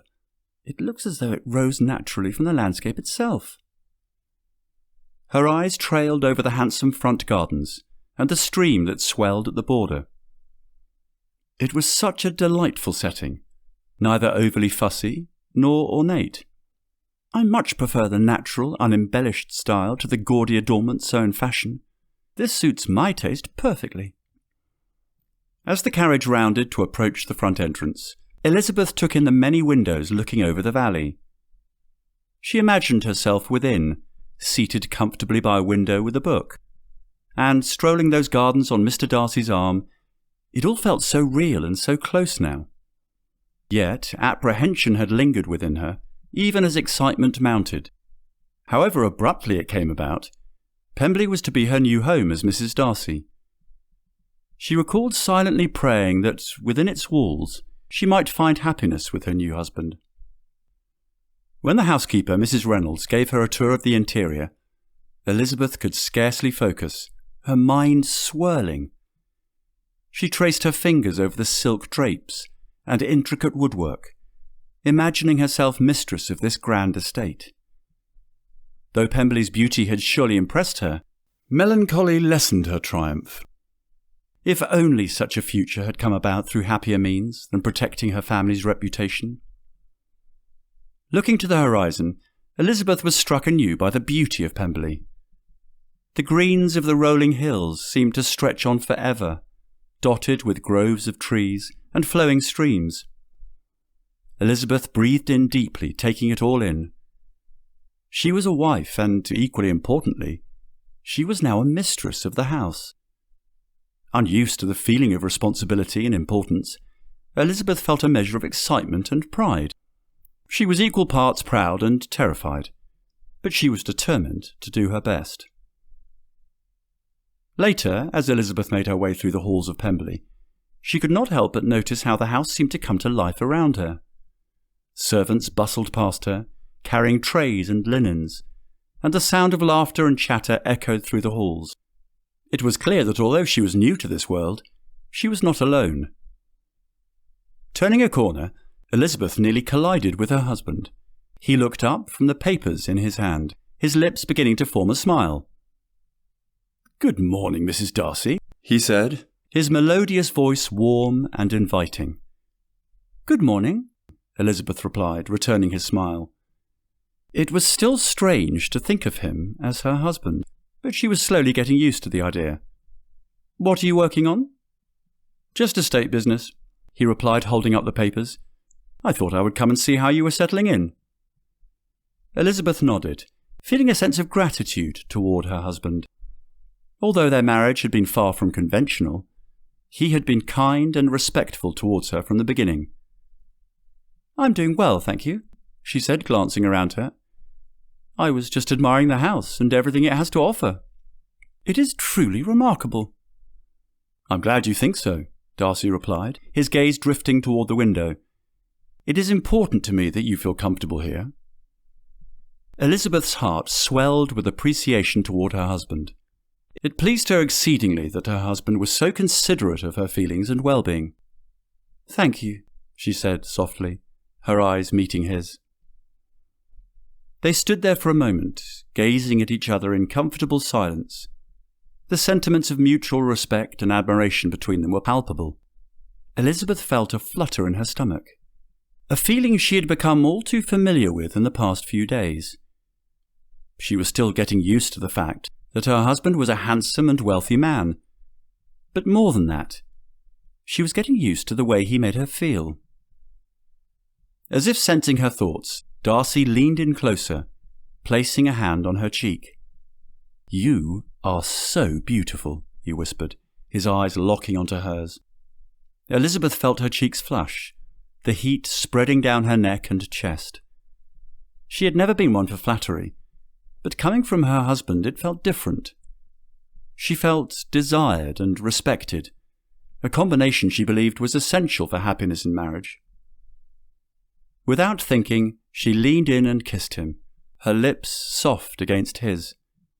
Darcy responded immediately, his arms wrapping around her waist and pulling her closer. They kissed for what felt like an eternity, the passion between them building until they were both breathless. Finally he pulled away, the abrupt sensation of their tender ministrations leaving her yearning, nay, aching for more. "I have a surprise for you," he said, a mischievous glint in his eye. Curious, Elizabeth allowed herself to be led hand in hand by her husband. They walked down the hall, and Darcy opened a door to reveal a room filled with books. "This is my private library," he said, gesturing towards the shelves. "I thought you might enjoy it." Elizabeth looked around the room in wonder. It was clear that Darcy loved to read, as evidenced during their time spent in the confines of his carriage during their travels. When he was not staring out the window, or looking at her, he was poring through a book. The collection of books in his private library was impressive. Unlike the grand library she had first seen when the housekeeper gave Elizabeth a tour of her new home, this room was much more intimate. She knew that she would spend many hours in this room, lost in the worlds contained within the pages of its vast tomes. "Thank you," she said, turning to face him. "It is wonderful." Darcy smiled, his eyes glinting with pleasure. "I'm glad you like it." As Elizabeth perused the titles, she could not help but feel a rush of affection for her husband. "He's so thoughtful, so caring, and so attentive to my needs." She had never expected such consideration on his part, and it made her heart swell with happiness. Continuing to take in the room, she felt Darcy's eyes on her. She turned to him, and her heart skipped a beat as she saw the longing in his gaze. The library was forgotten as he stepped closer to her, his hand slipping around her waist once more. "I cannot resist you," he murmured, his lips brushing against hers. Elizabeth's breath caught in her throat as she felt his hands wander down her body, caressing her curves through the thin fabric of her dress. She melted against him, eagerly responding to his touch. The heat between them was palpable as they kissed, their passion igniting like never before. Darcy's hands continued to roam over her body until he found the laces at the back of her dress. With a touch both gentle and deliberate, he loosened the fabric, and it fell away, laying bare her magnificence. His eyes, filled with a hungry intensity, captured the unadorned beauty before him. Elizabeth shivered as his hands trailed over her exposed flesh, sending shivers of pleasure through her body. She moaned softly as he lifted her up, carrying her to a nearby chaise lounge, where he laid her down gently. The room was filled with soft murmurs as they made love, lost in their desire for one another. Elizabeth had never felt so alive, so adored as she did in that moment with her husband. As they lay together, breathless, Elizabeth wondered if she would ever tire of Mr. Darcy's touch. Was she falling in love with him? Or were the feelings building inside her merely the product of unbridled passions and desire? It was too soon to say, but as she felt his breath on her skin, she knew that the emotions she was feeling were unlike anything she had experienced before. And for the first time she allowed herself to believe that it might actually be love. One thing was certain. She would never forget the passionate midday interlude they had enjoyed in his private library, and she looked forward to such repetitions with alacrity. Chapter 9. Meet the Bennets. Longbourn Village, Hertfordshire. The time spent at Pemberley was shorter than either of the newlyweds would have wished, but there were other considerations to be had, namely visiting Elizabeth's Hertfordshire relations and then journeying on to London for a lengthy stay in town. The carriage carrying Mr. Darcy and his new bride rolled through Longbourn Village. The latter anxiously smoothed her dress, filled with trepidation about the imminent meeting between her spirited family and her husband.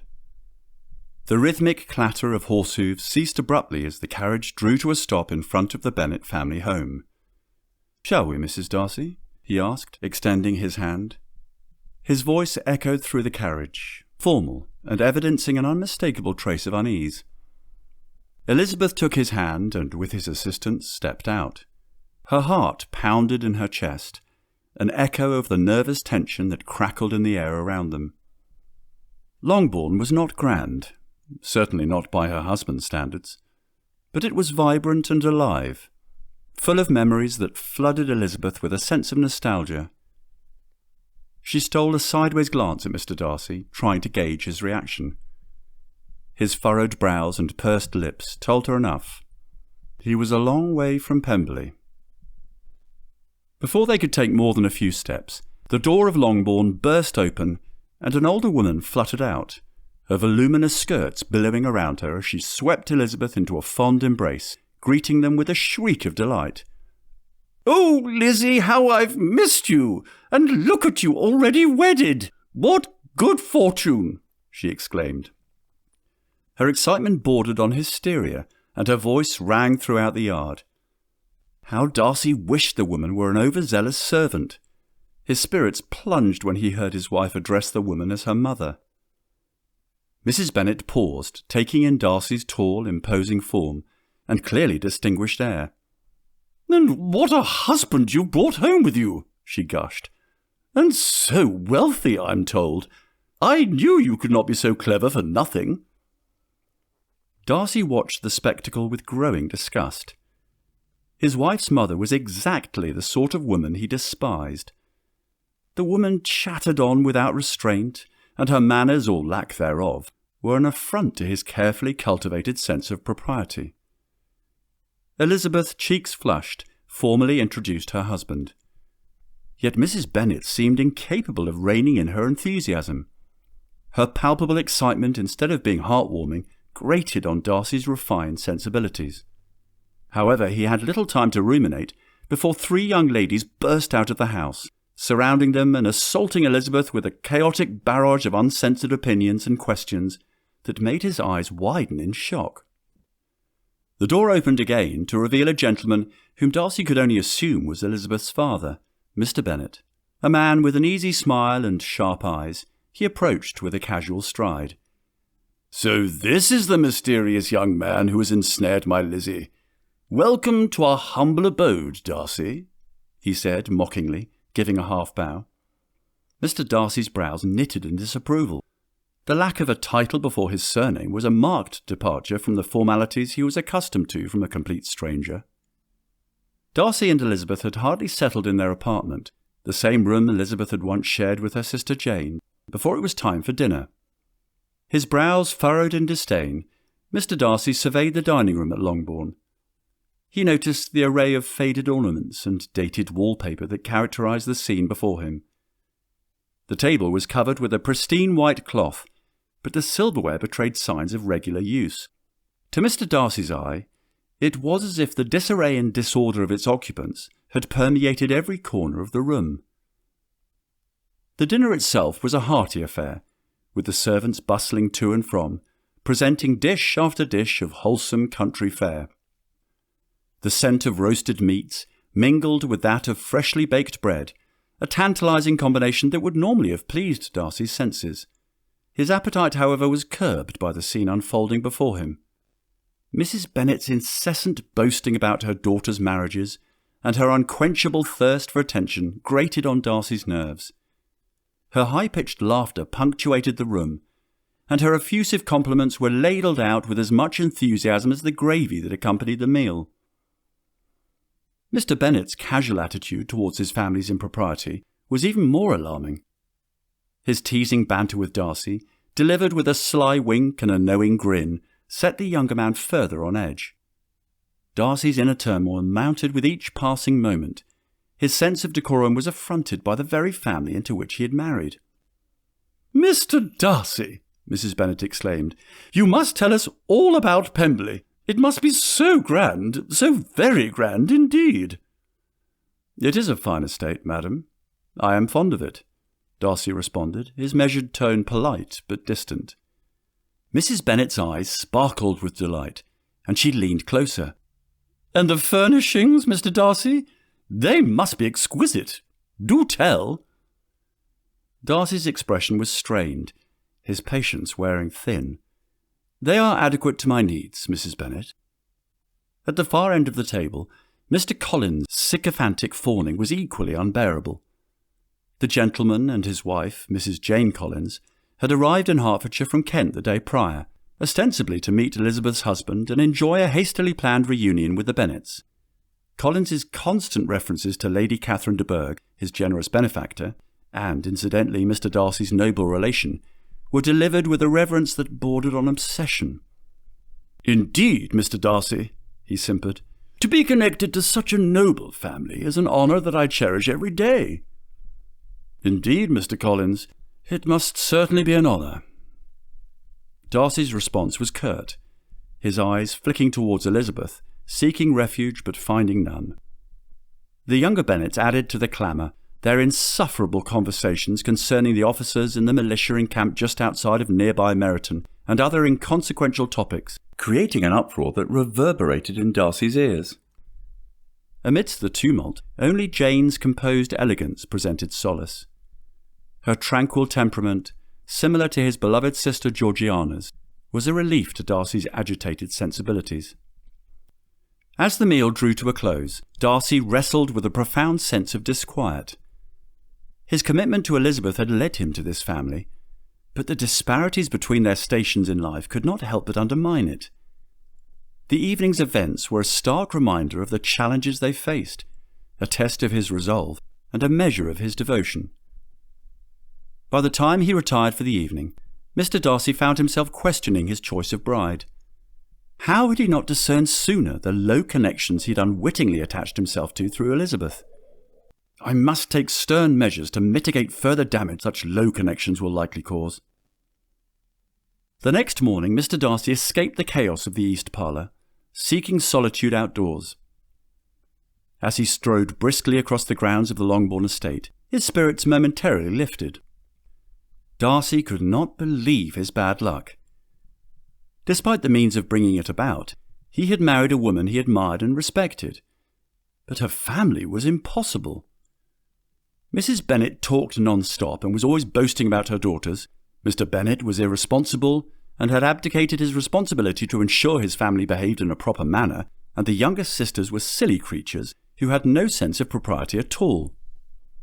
How on earth did I find myself in such a situation as this? This question weighed heavily on Mr. Darcy's mind, and it was not for the first time since his arrival in Hertfordshire. Hurried approaching footsteps interrupted Mr. Darcy's musing. Espying his wife's brother-in-law, he inwardly groaned. The last thing I need is to be detained by that ridiculous Mr. Collins. "Mr. Darcy!" exclaimed Mr. Collins, approaching with a self-satisfied smile. "What a most singular and fortunate occurrence to find you here alone! I'd feared you were lost among the surfeit of women inside the household." Darcy bowed stiffly, his manner betraying none of the irritation he had felt at being accosted. "Mr. Collins," he said. "Oh, sir," Mr. Collins continued, inflating himself as if prepared for a grand speech. "Permit me to congratulate myself on how exceptionally fortunate I am in my connections. Indeed, I am vicar to the Right Honourable Lady Catherine de Bourgh, and now, through the blessing of marriage, brother to her esteemed nephew." "I trust you find your situation pleasing," Mr. Darcy replied, his tone bordering on indifference.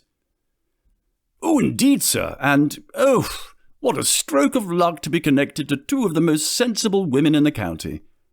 My dear Jane is a treasure, and your Elizabeth, whose lot is so small, must consider herself a fortunate woman indeed to have married a man like yourself, with splendid property, noble kindred, and extensive patronage." Darcy felt his temper rise at the mention of his wife. Mr. Collins' presumption, his choice of words, indeed everything about the man irked him, and yet he found himself compelled to speak on the matter. "One does not enter into the bonds of matrimony solely for worldly advancement, Mr. Collins. There must be regard, respect, affection." "Ah, yes, of course," Mr. Collins replied, waving his hand dismissively. "But the material considerations are not to be ignored. And speaking of sensible choices, I must praise my own wisdom in selecting the eldest daughter, Jane. A woman of such gentle temperament and reasonable expectations is a blessing to any man. It is of utmost importance that a wife knows and understands her place, especially if she is to be the wife of a vicar. I do not know if you know the family's history, the nature of the entail on the estate, but as the heir apparent, I felt it my solemn duty to make amends for any inconvenience by choosing one of the 5 Bennet daughters to be my bride.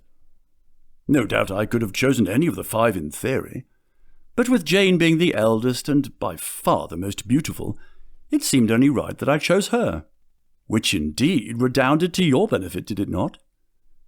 "Indeed," Darcy murmured, allowing himself to ponder, truly ponder, what situation he had found himself in. However, recalling the pleasures he had enjoyed with his new bride, by far the most satisfying journey from Pemberley he had ever enjoyed, and how he wished they had even more days, and especially long nights, to explore their shared passions, he felt a stirring in his being. Perhaps he could prevail on her for a solitary walk, just the two of them. "Mr. Collins, if you'll pardon me, I shall return to the manor house." "Oh, but of course, sir," Mr. Collins exclaimed, bowing deeply. "I have detained you long enough. Please extend my best regards to your dear wife." Darcy nodded and began to make his way back to the manor house, reflecting that, on the whole, despite the unwelcome interruption, he could have no reason to complain. The connection he shared with Elizabeth, the adoration and affection, the future they were building together, far outweighed any temporary annoyance. His good luck in escaping Mr. Collins took a decided turn upon entering the house. While making his way through the halls of the manor house in search of his wife, he thought he heard raised voices echoed from Mr. Bennet's study. Drawing near, Mr. Darcy discerned a heated dispute between Elizabeth and her father. "I appreciate that the young man saved your reputation, my dearest Lizzie, but the haste of your marriage gives me pause," Mr. Bennet said. "I hope the gentleman's financial provisions for you are adequate." "Having seen the settlement yourself by way of Uncle Gardner, are you implying that they are not?" Elizabeth cried indignantly. Before she could reply further, the study door opened, and Mr. Bennet looked up in surprise at his new son-in-law. "Ah, young man, we were just speaking of you," Mr. Bennet exclaimed with false geniality.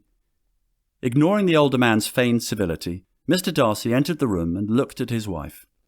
"Pray, you will allow me a private audience with your father?" he said, his tone more of an edict than a request. Before Elizabeth could fashion a protest, he said, "I fear I must insist you leave us," thus obliging her to quit the room. "So, 10,000 a year," said Mr. Bennet, peering over his glasses. Before Darcy could fashion a fitting response, the wry old gentleman continued, "Likely more, I suspect." Taken aback, Darcy said, "I trust you've given the marriage settlement made on your daughter's behalf with Mr. Gardner a thorough inspection?" "Oh, indeed I did," the older gentleman said, nodding. "Indeed I did."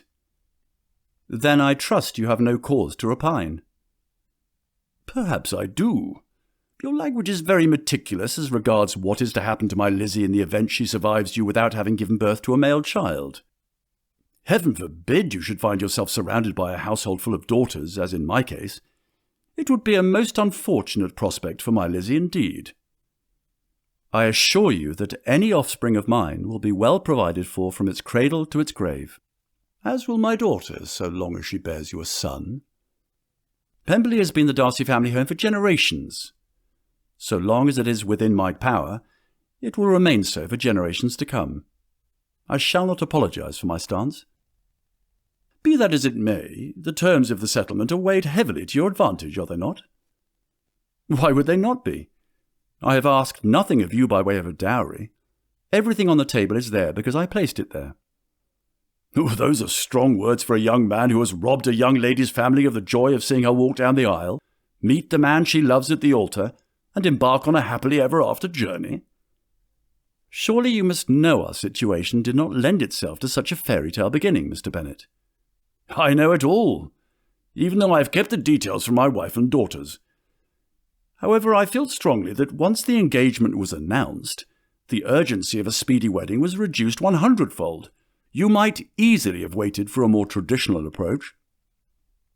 "I will not apologize to you for the manner in which everything unfolded.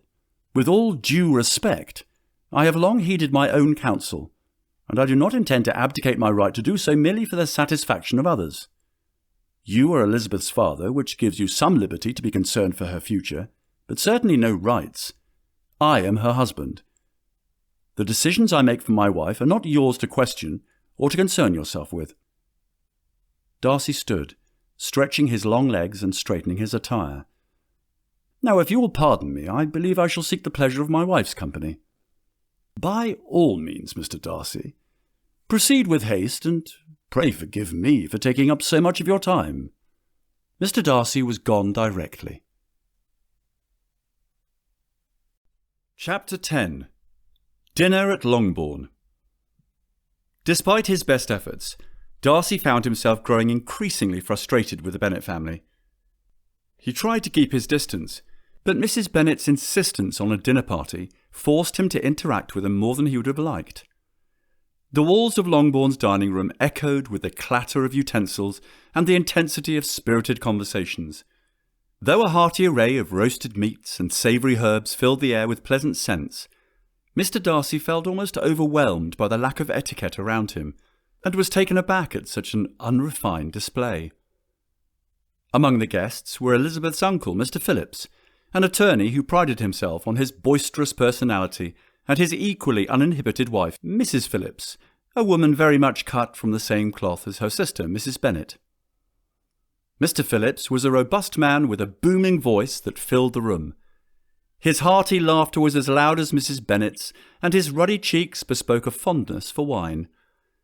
Dressed in an ill-fitting coat, and sporting a wig that had seen better days, he regaled the room with accounts of his courtroom dramas.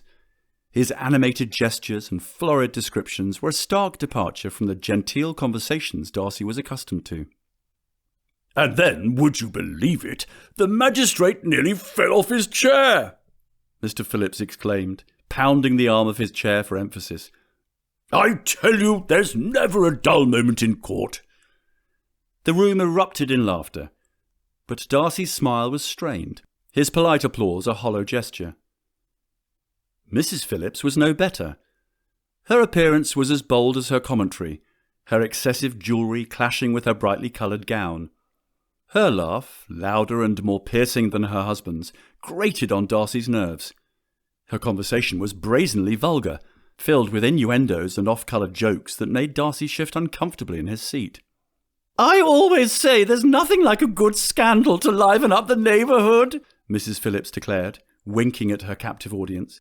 "Why, just the other day I heard the most delicious gossip about the new shopkeeper. You would not believe." "I tell you, ladies and gentlemen," Mr. Phillips exclaimed, gesticulating with a wineglass, cutting off his wife, "the magistrate's face when I presented my evidence was one of pure shock. Never before has he presided over such a well-argued case. I'm sure of it." Abandoning her prior line of speech, and attending to her husband's, Mrs. Phillips' laugh was a brassy cackle that cut through the room like a knife. "Oh, but my dear husband, do tell him about the scoundrel you represented last month. The scandal of the town it was." Darcy's discomfort was palpable. His jaw set, and his eyes narrow as he tried to contemplate the conversation that so blatantly disregarded the bounds of propriety. He glanced at Elizabeth, a silent plea in his eyes, only to find her engaged in laughter at her uncle's stories. His heart ached, a keen sense of regret washing over him. Not for marrying Elizabeth, but for not having braced himself for the profound deficits in her familial connections. Sir William Lucas and his family from Lucas Lodge, a neighbouring estate, were a brief reprieve from the relentless tide of the Phillipses' energy. Sir William's recent knighthood had lent an air of pretentiousness to his demeanour, but he was less intrusive and overbearing than the others. His wife, Lady Lucas, exuded a calm grace, her movements deliberate and her speech measured. "It is a fine evening, Mr. Darcy," Sir William said, his voice dripping with self-importance. "I trust you are finding Hertfordshire to your liking?" "It is a change from what I'm used to, Sir William," Darcy replied diplomatically, his tone purposely neutral. Sir William gave a smug smile. "Indeed, indeed. Change can be a good thing, you know." Their talk soon turned to estate management and such. Sir William said, "Indeed, Mr. Darcy, the responsibilities of a landowner are weighty. Although I must admit to finding myself less involved in my own estate's management since my elevation to knighthood, it is my ardent desire to rededicate myself to its proper stewardship." Darcy's response was polite, his voice filled with gratitude for the more genteel subject matter. "Yes, Sir William, the stewardship of one's lands is a matter of utmost concern." The conversation flowed more easily for a time, the Lucases providing a much-needed buffer from the wild exuberance of the Phillipses and Bennets. Charlotte Lucas, Elizabeth's intimate friend, offered thoughtful insights, her presence a soothing balm to Darcy's frazzled nerves. But the respite was short-lived, and soon the unrestrained energy of the room swept Darcy back into its maelstrom. Mrs. Phillips' laughter rang in his ears, and Mr. Phillips' tales grew ever more sensational. The room seemed to close in around him as the dinner wore on, a seemingly endless parade of courses and conversation, and Darcy had never been so miserable in his life as he was that night. Chapter 11. Signs of a Rift. The remaining days at Longbourn were fraught with tension. The continuous strain of Mrs. Bennet's unrefined behaviour, coupled with the unchecked energy of Elizabeth's younger sisters, proved to be a great source of frustration for Darcy. The differences between Darcy's and Elizabeth's families were stark, leading to moments of discord. Darcy found himself walking through the gardens, the open space offering a temporary escape from the chaotic energy within Longbourn. Elizabeth found him there. The air was heavy with unsaid words, the tension almost palpable. When Darcy finally broke the silence, his words were far from comforting. "Your family is utterly impossible.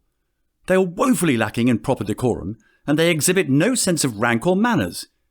You did not prepare me for this, Elizabeth." The words were out before he had a chance to consider their impact. Not that he would take them back. Elizabeth's lack of transparency constituted a serious injustice against him. Elizabeth was stunned by the harshness of his words. The Mr. Darcy standing before her was not the same man she had come to care for. His mean-spirited judgment of her family struck a painful chord, and she was compelled to defend her relations. "I see no reason to be ashamed of those I love, whatever their station." Her temper rising, she said, "What is more, I will not have you disparage them. Did you even once give consideration to how such an indecorous connection would affect me?" "Poor Mr. Darcy! How trying it must be for you, a man nestled all his life in the lack of wealth and privilege, to find yourself surrounded by those whom you believe to be beneath you in consequence. Well, I shall not apologize for failing to consider your lofty opinion of yourself in comparison to others. This is my family. They have their peculiarities, but they are good and decent people," Elizabeth said. They stood in uneasy silence before Mr. Darcy replied coldly that he expected her to conduct herself publicly in a manner befitting her elevated status, despite the influence of such embarrassing kin. "I shall never pretend to be anything but who I am," Elizabeth declared staunchly. Mr. Darcy's eyes flashed with anger at her defiance. "Be that as it may, I do not intend to remain here a moment longer than is necessary. We are leaving Longbourn immediately," he declared, his voice filled with a haughty edge that was certain to make Elizabeth's blood boil. "Make whatever excuse you deem fit to explain our imminent departure." She crossed one arm over the other. "I'm not inclined to leave just yet. Despite whatever discomfort you may be suffering, I see no reason for me to leave. I would much rather remain here at Longbourn and enjoy a longer visit with my dearest sister Jane." Darcy's lips thinned, and his eyes narrowed. "I grow weary of being around such disagreeable company. They may be your family, Elizabeth, but they are not of our sphere. You are my wife, and I expect you to behave accordingly." Elizabeth's heart pounded in her chest as she struggled to control her emotions. How could he say such things about her family? How could he expect her to abandon them without a second thought? "I am your wife, sir," she said through gritted teeth, "but I am also a Bennet. I will not turn my back on my family simply because you command it." Their first major disagreement had brought on a storm of hurt and misunderstandings. Mr. Darcy's cold, superior demeanour clashed with Elizabeth's spirited defence of her family's behaviour. The wedded bliss they had found in each other's arms seemed to be replaced by a tide of differences and a wall of anger and resentment. After escaping her husband, Elizabeth came across Jane and Charlotte in the parlour, enjoying a pleasant visit. Her heart was heavy with uncertainty, and she needed the counsel of two of the women she trusted most. "Lizzie, you look troubled," Jane said, looking up from her embroidery with concern. "Is something the matter?" Elizabeth's eyes welled with tears as she took a seat beside her sister. "Oh, Jane, Charlotte, I find myself in quite a predicament." "What is it, dear friend?" Charlotte inquired, her wise eyes fixed on Elizabeth. Charlotte Lucas, a young lady of sound judgment and practical disposition, had always been a reliable and understanding friend to Elizabeth. Her manner was not as sparkling as Elizabeth's, nor was her appearance remarkable, but her steady nature had earned her the esteem of those who knew her well. Her keen understanding of the world around her often led her to offer guidance that was both sensible and compassionate. "It is Mr. Darcy," Elizabeth began, her voice quivering. "He wishes to leave Longbourn immediately. I was adamant in my objection to the scheme, but he insists it is my duty to travel to London with him. He expects me to abandon my family with little regard for my own feelings on the matter." Jane's eyes widened, and she reached for her sister's hand. "Surely he cannot be serious, Lizzie. He knows how much our family means to you." "He is serious, Jane," Elizabeth replied, her voice breaking. "He spoke with such coldness, such officiousness. I've never seen him like this before." Charlotte's gaze was thoughtful as she said, "Perhaps, Eliza, this is a matter of perspective. Mr. Darcy is not accustomed to our ways, and it might be prudent to consider his position." "But how can I abandon my family, Charlotte?" Elizabeth protested. "How can I obey him without betraying my own sensibilities?" "Marriage," Charlotte said sagely, leaning back in her chair, "requires sacrifice and understanding. It is a journey, Lizzie, not a destination." Jane nodded. Her gentle expression was filled with empathy. "I know it's painful, Lizzie, but Charlotte is right. You must consider your duties as a wife." Jane's mention of duties as a wife filled Elizabeth with sympathy. In Jane's marriage to Mr. Collins, Elizabeth knew all too well that her elder sister practised what she preached. Jane had not only married Longbourn's heir as a means to protect her family in the event of Mr. Bennet's demise, sacrificing her youthful ambition to marry for love, but she also had done so knowing that if she did not give birth to a male child, the next in line to inherit Longbourn, then all her sacrifices would have been in vain. If only she had half of Jane's goodness, Elizabeth was sure she would not be facing her current predicament. Elizabeth's eyes filled with doubt as she looked from Jane to Charlotte. "But at what cost? Must I sacrifice everything I hold dear for a man who likens me to a mere possession?" "No, Eliza," Charlotte said firmly. "But you must find a balance. You are now Mrs. Darcy, and you must navigate your new role with care. Being a good and obedient wife is the only way to manage your marriage. For now." "I do not know, Charlotte," Elizabeth whispered, her voice filled with hesitation. "I fear I will lose myself if I give in to his every demand." "You will not lose yourself, Lizzie," Jane assured her, squeezing her hand. "You will find a way to be both true to yourself and to your husband. It will take time, patience, and wisdom, but you will find the path that is right for you. Think of this as a challenge, if you will. Have you not always held firm in your stance that your courage rises at any attempt to intimidate you?" Elizabeth's eyes brightened as she looked at her sister and friend. Their words had given her hope, a glimmer of understanding in the maze of emotion she was navigating. "You're right," she said, her voice filled with resolve. "I will go with him to London. I will be the wife he expects, but I will not lose sight of who I am." "Bravo, dearest Eliza," Charlotte said, smiling. "Remember, this is but one step on a long journey. Approach it with poise and fortitude, and you will find your way." With a newfound determination, Elizabeth rose from her seat, her heart lighter. "Thank you, both of you. Your wisdom and support mean more to me than words can express." "You're always welcome, Lizzie," Jane said, embracing her sister. "We are here for you always." As Elizabeth left the parlour, she knew she had made the right decision. The road ahead was uncertain, but she had the strength, the courage, and the guidance to face it.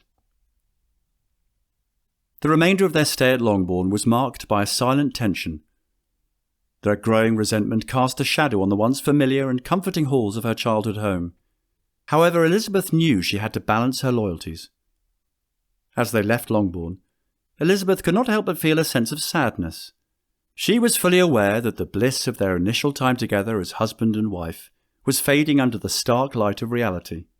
Feeling the weight of her decision, Elizabeth decided that her journey with Darcy was only just beginning. This was but the first test. There would be more to come, perhaps those far more consequential. "It is far better to pick my battles. Either I will have a marriage of equals, or I shall have no marriage at all," she said. Chapter 12. His Censure. Darcy House, London, England. The journey to London passed in awkward silence between the newlyweds, unlike their journey from Pemberley days earlier, when it was all they could do not to succumb to their desire for each other. Stolen glances were replaced by diverted eyes out the window. Incidental touches were replaced by cold, calculated movements. Elizabeth could not help but feel a sense of dread gnawing at her insides as she watched the countryside fly by outside the carriage window. What had happened to the man she had married just a few weeks ago? As she pondered the circumstances that had led them to this point, Elizabeth once again found herself ruminating on her family. She had feared all along that Mr. Darcy could never understand them, their lack of refinement, their boisterousness, their unbridled enthusiasm, but she had still hoped that, with enough time and effort, he would be able to accept them for who they were. His insistence that we flee Longbourn does not bode very well at all toward that end. Elizabeth began piecing together memories of their abbreviated stay at Longbourn, images and conversations flashing before her like a flurry of chaos. She remembered Mr. Darcy's scathing comments about her family's lack of manners, their lack of formal education, and their lack of everything that he deemed important. She recalled Mr. Darcy's disdainful looks and thinly disguised disdain toward her father, her mother, and her younger sisters, with Jane alone being the one who escaped his censure. She had felt embarrassed, ashamed even of her family's lack of decorum and refinement. But now, as she mulled over his behaviour, she could not help but feel a mounting sense of anger at his arrogance. Who was he to judge my family, to look down upon them as if they are inferior beings? As the carriage rolled to a stop in front of Mr. Darcy's London townhouse, Elizabeth's heart sank even further. The coming days and weeks were going to be fraught with tension and discord, as they struggled to find their footing in this new life they had been thrust into. Would Mr. Darcy ever be able to see her family as she saw them, loving and loyal and full of life? Or would they always be a source of shame and embarrassment for him? She sighed. Only time will tell. Elizabeth's spirits suffered an immediate reprieve upon entering the fashionable Darcy townhome, where they were warmly greeted by an angelic creature whom her husband introduced as his younger sister Georgiana. Although having her own establishment in town, which was presided over by her companion Mrs. Annesley, Miss Darcy had made a concerted effort to be present at Darcy House when her brother and her new sister-in-law arrived. Miss Georgiana Darcy, though only a little past 16, carried herself with a grace and poise that belied her tender age. Tall and elegant, she possessed a womanly figure that contrasted sharply with Elizabeth's more diminutive stature. While she lacked the striking handsomeness of her older brother, her face was imbued with a gentle intelligence and good humour that made her equally captivating in her own right. Elizabeth had half feared her sister-in-law was exceedingly proud, but the observation of a very few minutes convinced her that she was only exceedingly shy. Elizabeth's mood brightened as she observed her husband's kind-hearted admiration of his timid sister. What a stark contrast between the warmth in his eyes toward his sister compared to his thinly disguised contempt for my younger sisters by the time we departed Longbourn, she could not help but consider. Why, even the affection he showed for his servants when presenting Elizabeth as his bride exceeded his regard for Elizabeth's family. After refreshing herself from her travels, Elizabeth joined Georgiana in the music-room. Seated at the pianoforte, Georgiana tentatively asked about Elizabeth's family after expressing her delight at gaining a sister. Knowing Darcy's dislike for them, Elizabeth simply said, "They are country folk, quite different from London society. Their ways are foreign to your brother, I'm afraid." Georgiana looked thoughtful. "I'm certain Fitzwilliam shall come to appreciate their merits with time, as he has yours." Elizabeth managed a faint smile, wishing she shared the young lady's optimism. For now, she turned the subject to lighter matters, until Mr. Darcy entered and perched himself directly before the pianoforte in such a manner to secure an advantageous view of Elizabeth, and watched attentively as the two ladies exhibited. No doubt he is judging my performance in comparison to his sisters, and finding my skill severely wanting. The Bennet family was insufferable, and Darcy could not fathom how Elizabeth, a woman he respected and admired, could be related to them. He had stewed in his carriage as they travelled to London, his mind consumed with thoughts, for the first time since he had met her, of how she would comport herself among London society. Had the shades in her Hertfordshire relations' characters gone unnoticed in his own wife? Darcy made a mental list of rules and protocols that Elizabeth would have to adhere to going forward, starting with loosening the ties with her family. Memories of Mrs. Bennet's frequent mentioning that Elizabeth should take her younger sisters under her wing in town so they might be thrown in the path of wealthy gentlemen had crept into his dreams, causing him to bolt from his sleep in horror each night during their stay at Longbourn. Heaven forbid he should allow such a thing. No, there would never be such forthcoming invitations. The exception, of course, was the Gardiners, whom he admired. His favourable opinion of them had been a catalyst in his assurance that marriage to Elizabeth, while frowned upon by those of his sphere, would be deemed acceptable enough. Darcy also allowed that Elizabeth's older sister would be an exception, despite her marriage to that ridiculous Mr. Collins, for even the loftiest circles in society had their share of fools.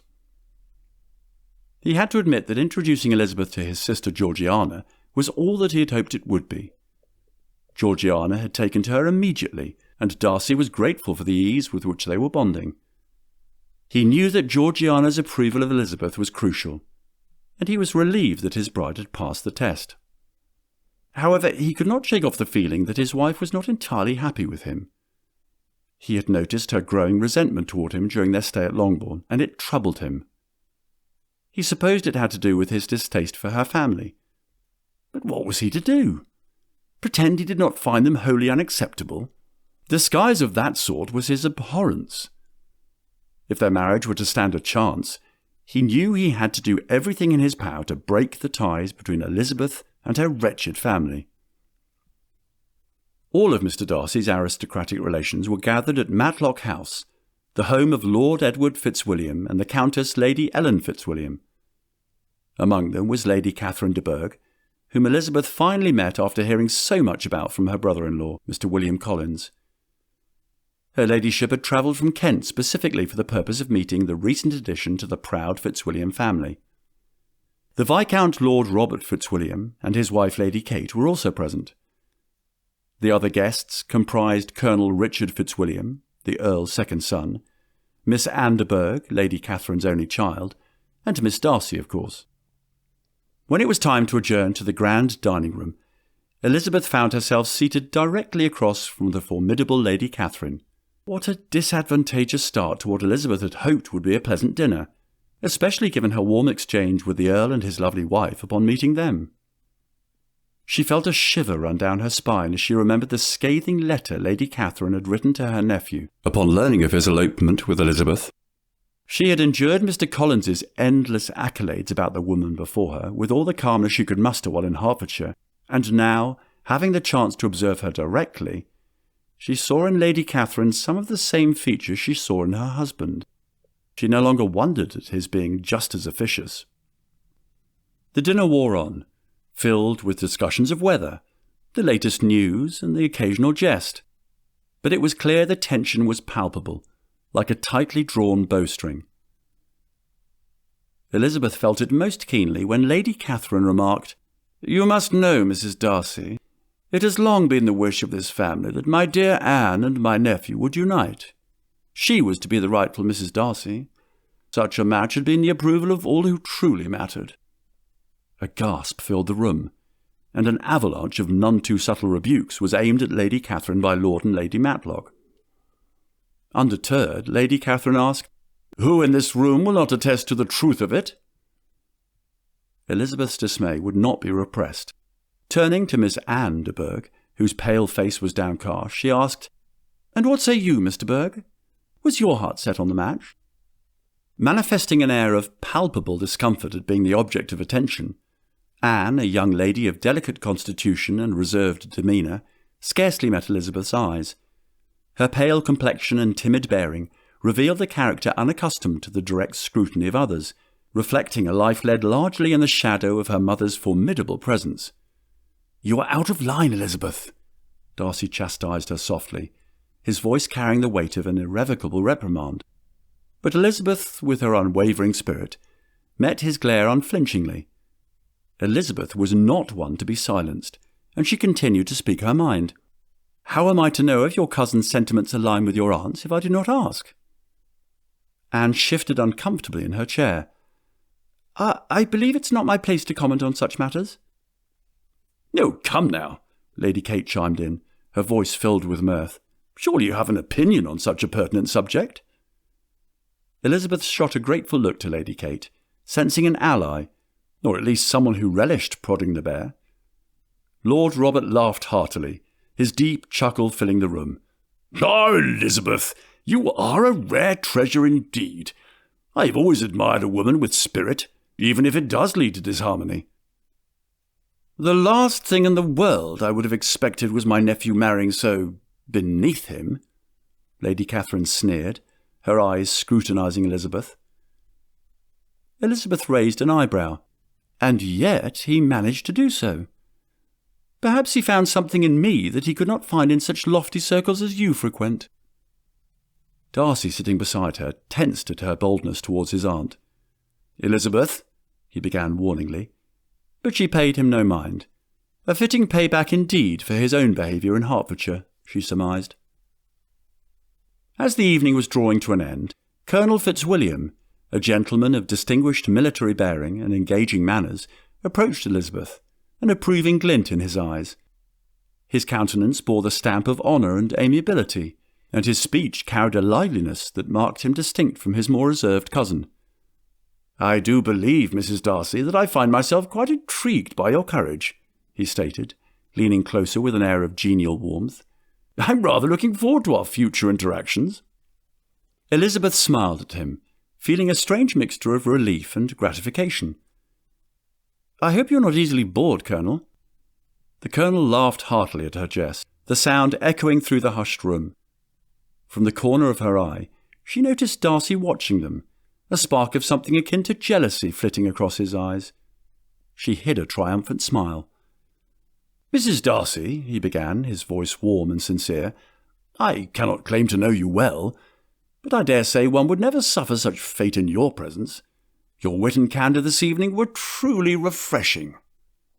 She chuckled. "You flatter me, Colonel, although I must admit sparring with Lady Catherine is a new experience." "I commend you," he replied with a smirk, "for your spirited defence. It is not every day that someone challenges my aunt so openly. To be able to express oneself freely and without fear is truly a gift. Your liveliness of spirits is quite invigorating, precisely what this family needs." From the corner of her eye, Elizabeth saw Darcy was still watching them, a deep furrow in his brow. Perhaps it was not jealousy at all, but mounting disappointment. It amused her slightly, even though she knew nothing good could come from a further widening of the gulf between them. "I'm afraid not everyone in your family would agree. I fear my husband finds my impertinence rather tiresome," she thought, but dared not voice aloud. The Colonel asked, "Are you speaking of my aunt or my cousin Darcy?" Now it was Elizabeth's turn to be demure. Having just met the charming gentleman that evening, she did not believe it was right to discuss the intricacies of the complicated dynamics between her husband and her. "Your silence speaks volumes, but fear not, for your secret is safe with me. But if I were to give you a piece of advice, it would be to be patient. My cousin is one of the best men I know, which, trust me, is really saying something, even if he is much too fastidious for his own good. He likes to have his own way, as men in his position generally do, but one will never meet a more loyal friend." Sitting opposite each other during the carriage ride back to Darcy House, Mr. Darcy observed Elizabeth, displeasure etched on his face. "It was improper of you to express your opinion so frankly with my aunt on such short acquaintance. You overstepped your position." Stung anew by his arrogance, Elizabeth retorted, "Forgive me. I was not aware honest conversation with your relations was forbidden." Darcy frowned. "You try my patience, madam. I had thought we understood one another. It was as if you went out of your way to embarrass me all evening, Elizabeth. I would have thought you knew better than to confront your superiors in such an egregious manner." "Superiors, Mr. Darcy?" He arched his brow.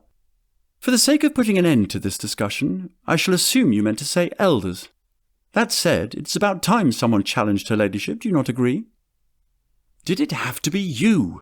And in the presence of Lord and Lady Matlock, no less?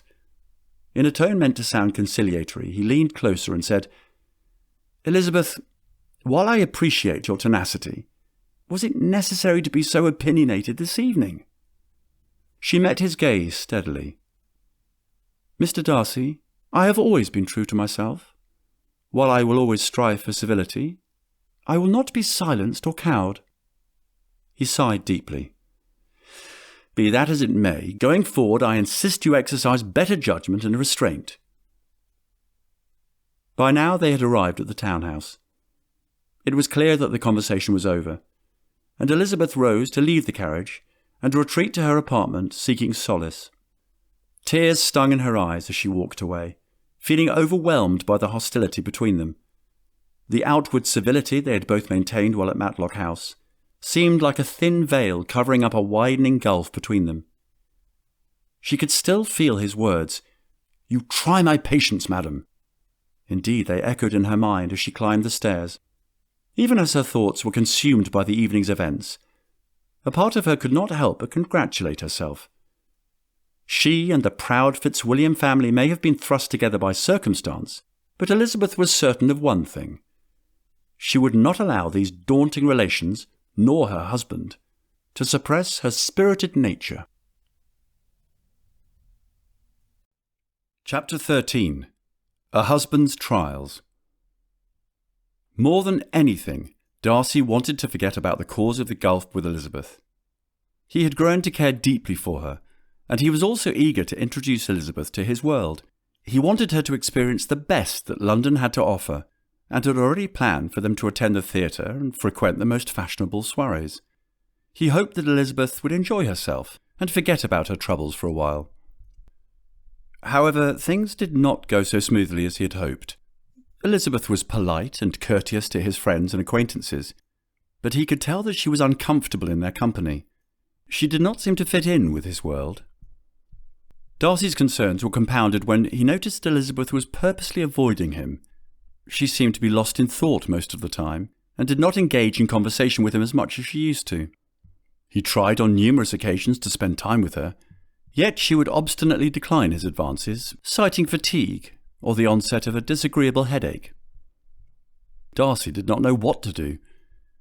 How was one to make someone happy when they were determined to be miserable? He wondered if he should have married someone who was more like him, someone who understood his world and could fit in with his friends and family. As the days passed, Darcy grew increasingly worried that he had made a mistake in marrying Elizabeth. London's crowds and clamour bustled all around, yet inside the elegant Darcy townhouse, the distance between them seemed to stretch infinitely. The glow of their early days as a married couple had dimmed under the harsh reality of their different worlds. Darcy threw himself into business meetings and social club gatherings, his mind occupied by 100 matters unrelated to his wife. Elizabeth, on the other hand, found herself immersed in shopping, social calls, and frequent visits to her relative's home in Cheapside, seeking distraction from a growing sense of melancholy. The contrast between them was never more pronounced than at social engagements. At a ball hosted by the Duke of York, Darcy's eyes sparkled with interest as he conversed with fellow gentlemen of the ton, discussing politics, investments, and worldly matters. Elizabeth, elegant in a gown of azure silk, feigned interest in the surrounding ladies' chatter, but felt a growing sense of isolation. As her eyes drifted towards her husband, conversing so animatedly with others, she realized that she was still an outsider, adjusting to this new world that seemed so foreign.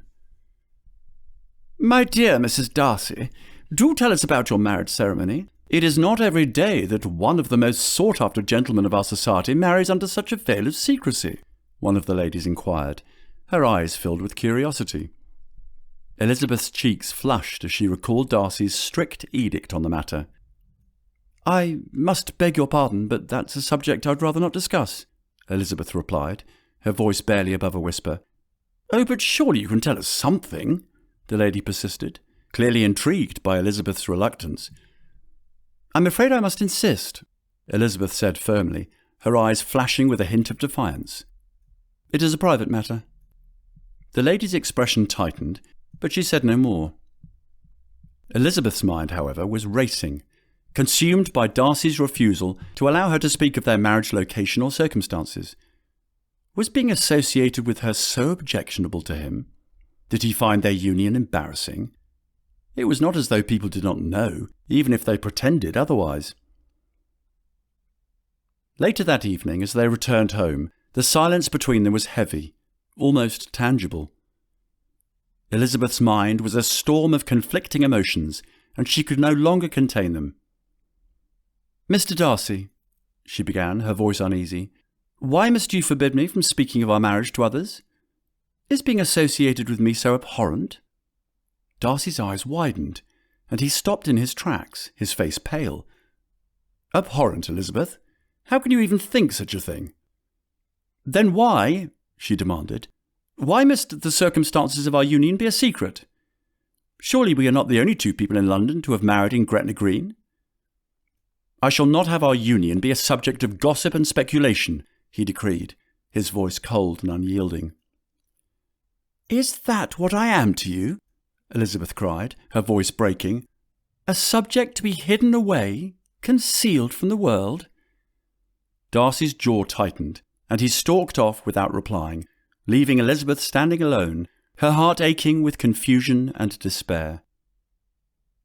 In the days that followed, the distance between them grew, marked by icy disagreements and cold silences. When they did strive for civility, their conversations were stilted, filled with polite inquiries and formal responses. The warmth, the connection that had once defined their relationship seemed to have vanished, replaced by a chasm that neither seemed able to bridge. As the weeks passed by, Elizabeth's despair deepened, her once vibrant spirit dulled by loneliness and regret. Darcy too seemed to withdraw, his once confident visage replaced by a troubled, distant expression. They were two souls drifting apart, their adoration once so fierce and passionate, now a fading ember. When he chose to, Mr. Darcy dutifully visited his wife's apartment to fulfil his marital duties. Elizabeth endured his love-making with detachment. For what good was a most attentive lover in her bed in the darkness of the night, if he was an absentee companion during the light of day? This bitter discord surely is nothing like the blessed state of matrimonial bliss poets write about, Elizabeth thought in despair. Her hope of finding understanding and companionship with Mr. Darcy dwindled each day. Elizabeth was struggling. She had tried her best to be a good wife to Mr. Darcy, but she could not shake off the feeling that she did not belong in his world. She had always been happy with her simple life in the countryside, and she had never aspired to be part of London's elite. She felt like a fish out of water in London, surrounded by people who valued pretence over substance. She missed her family at Longbourn, and she was growing increasingly resentful of her husband's disdain for them. Elizabeth tried to talk to Mr. Darcy about her feelings, but he did not seem to understand. He was always busy with his own affairs, and he did not seem to care about her opinions or feelings. She felt like she was trapped in a marriage that she did not want, and she did not know what to do. To make matters worse, owing to her temperament, Elizabeth was having trouble adjusting to her new role as a wife. She had never been one to follow convention, and she often found herself rebelling against the strict rules and expectations of society. Mr. Darcy could not hide his disappointment when she did not behave the way he wanted her to, which, truth be told, gave Elizabeth some semblance of satisfaction. One afternoon, after a particularly tense interlude with Mr. Darcy, Elizabeth fled the house, needing to take a walk to clear her head. She found herself wandering through the streets of Mayfair, lost in thought. As she walked, she stumbled upon a small park. She sat down on a bench and watched as people merrily went about their way. At that moment, she realized that she needed to find a way to be true to herself, even if it meant disappointing her husband. When Elizabeth returned to the townhouse, she found Darcy waiting for her. He looked worried, but his tone suggested otherwise. "Where on earth have you been all this time?" "Am I not allowed to leave the house without first having you approve my itinerary?" "Pray it does not come to that. But should you persist in wilfully behaving in a manner unbefitting a woman of your stature, it just might." "I'm not in the habit of going against my own inclinations merely for the sake of others. First and foremost, I must remain steadfast to my own principles, even if it should lead me to act in defiance of established convention." Mr. Darcy grew livid. She watched as he paced the floor, his temper a seeming rage. He accused her of being ungrateful and headstrong, and he reminded her that she was his wife now, and that she needed to behave accordingly. Elizabeth was taken aback by his reaction, and she could not help but feel hurt by his words. But then something in her snapped. She had had enough of being told what to do and how to behave. Standing up to Mr. Darcy, she said, "I refuse to be a puppet in your life, speaking and behaving solely for your approbation. I am my own person, and I will not let you or anyone else dictate my life." "How can you be so selfish?" he asked, his eyes flashing with anger. "I have done everything in my power to make you happy, and this is all the consideration I am to expect? Defiance and wilful misbehaviour, and disregard for my edicts on your part?" Elizabeth shook her head, searching for the right words. "You go too far, sir, attempting to tell me what I can and cannot do." "I'm only looking out for your best interests, Mrs. Darcy." "My best interests, Mr. Darcy?" Elizabeth asked. "Or your own?" He scoffed. "Is there a difference?" "There most certainly is a difference. It is in my best interest to maintain strong ties with those whom I have always depended on, and yet you expect me to turn my back on my own family," she argued. "I may be your wife, but I'm still a Bennet." He waved a dismissive hand. "And there it is. Finally we come to the heart of the problem these past weeks. Your family. Tell me, Mrs. Darcy, did you expect me to rejoice upon learning that I'd attached myself to such wretched connections?" Elizabeth listened carefully as he spoke, thinking how even she had been appalled by her family's deficits at times. Her mother, her 3 young sisters, and even her father were not the epitome of propriety and decorum by anyone's stretch of the imagination. If it were anyone other than her own husband disparaging them, she might not have been so disappointed. But Mr. Darcy was meant to be her family, meant to shield her from derision, not subject her to his censure. This was a matter of principle for her. She had grown up with these people, and they had been part of her life for so long that she could not just abandon them without feeling guilty. "You ought to know I will not turn my back on my family. I know that is what you want me to do. I demand that you respect my wishes." "The subject is not up for debate." Elizabeth's eyes widened as she took in his words. The surprise soon gave way to anger, boiling up inside her like a volcano about to erupt. Who did he think he was, telling her what to do and disregarding her opinions?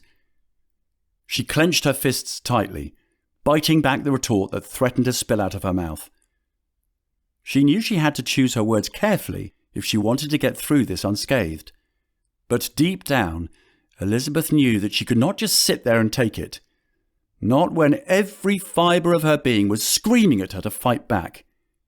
She felt a sudden surge of anger course through her veins, and before she knew it, she was emboldened with renewed strength and determination. "I cannot continue to live my life this way," Elizabeth said firmly. "If this is how you expect me to be treated, then perhaps we should go our separate ways." She held Darcy's gaze steadily as he stared back at her in surprise, but there was an unwavering resolve in her tone that showed him that she meant every word. "Well, my dear, an annulment is not possible for obvious reasons, and I will not entertain the idea of a divorce, not so long as there is a chance you may be with child, with my heir." Elizabeth gasped in disbelief. She could not believe her ears. Was Mr. Darcy more concerned about an heir than their marriage? She felt a pang of hurt and rejection, but she knew she had to stay strong. "Is that all I am to you? A vessel for your precious heir?" Elizabeth asked, her voice laced with bitterness. She looked down at her belly, wondering if there was a chance that she was with child. The thought of bringing a child into a loveless marriage filled her with dread. "Then let us pray for both our sakes that I am not carrying your child, Mr. Darcy. How unfortunate it would be to bring an innocent life into a marriage devoid of mutual respect and affection." "At least there is something we can agree on." Darcy's voice was cold and distant, as if he were already resigned to the fact that their marriage was over.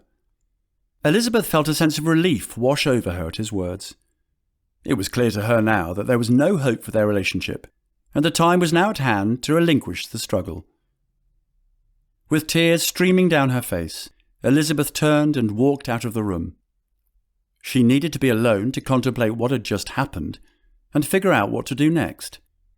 She could not stay in this loveless home any longer, but she did not want to leave without a plan. The next few days were a blur for Elizabeth. Thoughts of going to Cheapside to stay with her uncle and Aunt Gardner were dismissed entirely.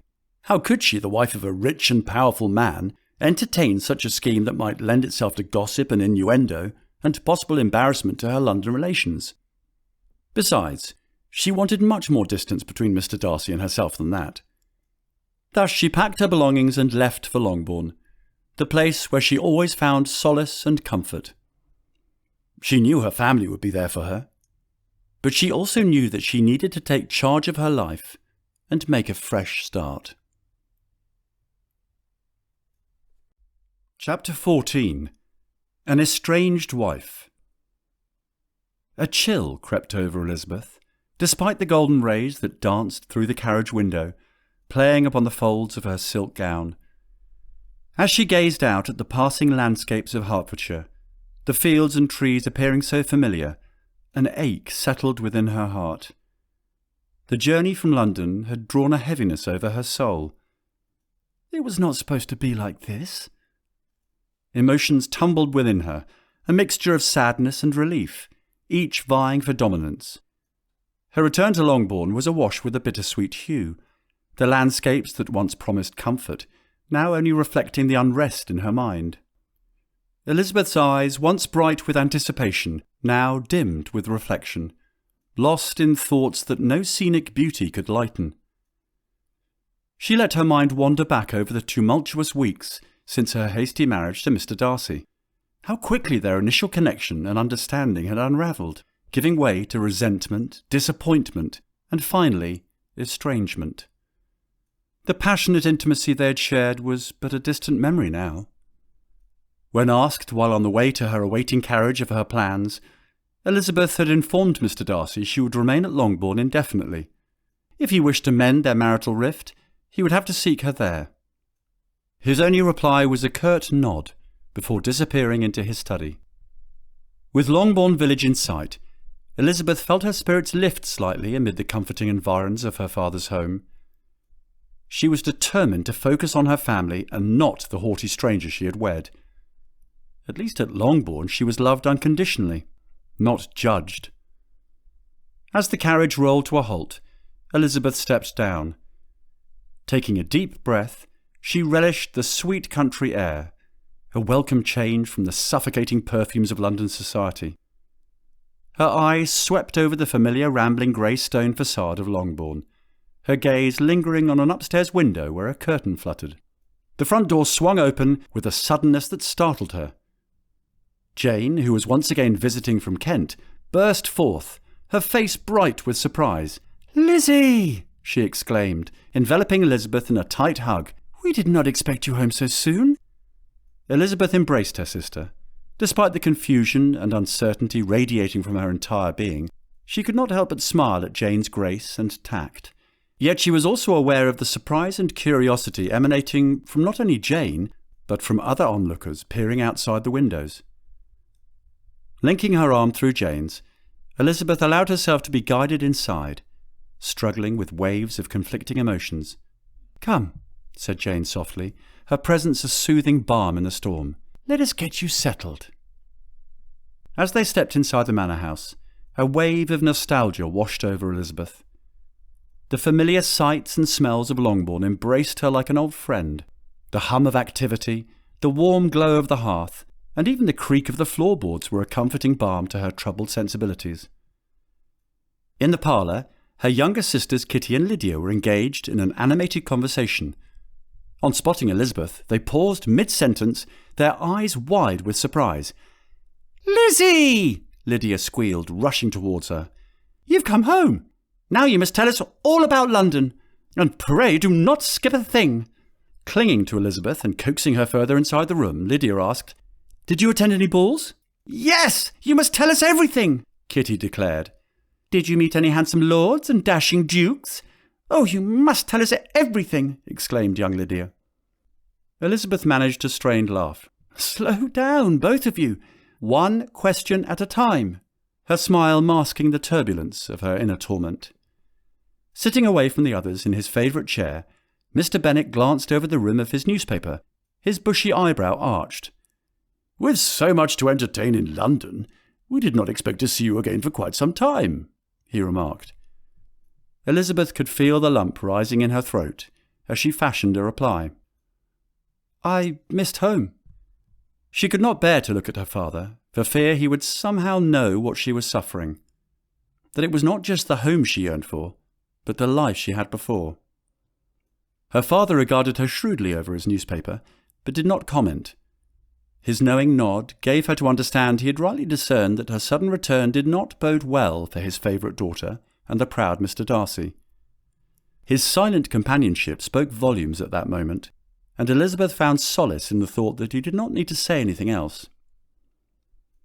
Doing her best to appear composed, Elizabeth mustered a smile and devoted her attention to the youngest Bennets.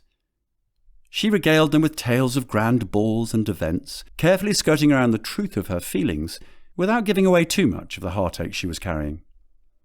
She forced herself to focus on amusing anecdotes as much as possible, all the while trying hard to blot out the painful memories that came crashing in whenever she started reflecting on the truth of all that had transpired in London.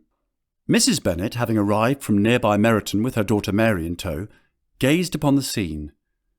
Upon seeing her second eldest daughter, Mrs. Bennet was struck with panic.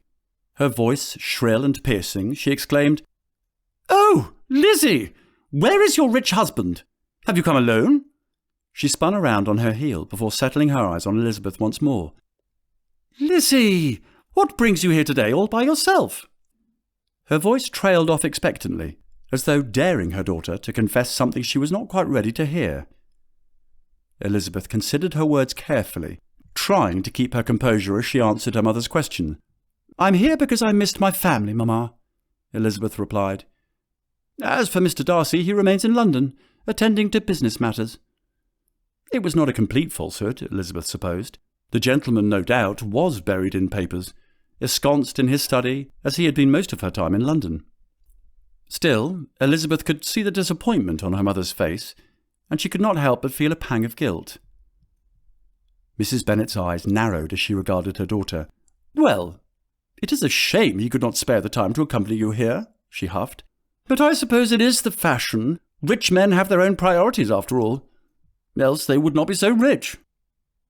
Elizabeth bristled at her mother's words, but managed to maintain her composure. She knew that her mother would never understand if she learned the truth behind her return. "La!" Lydia cried.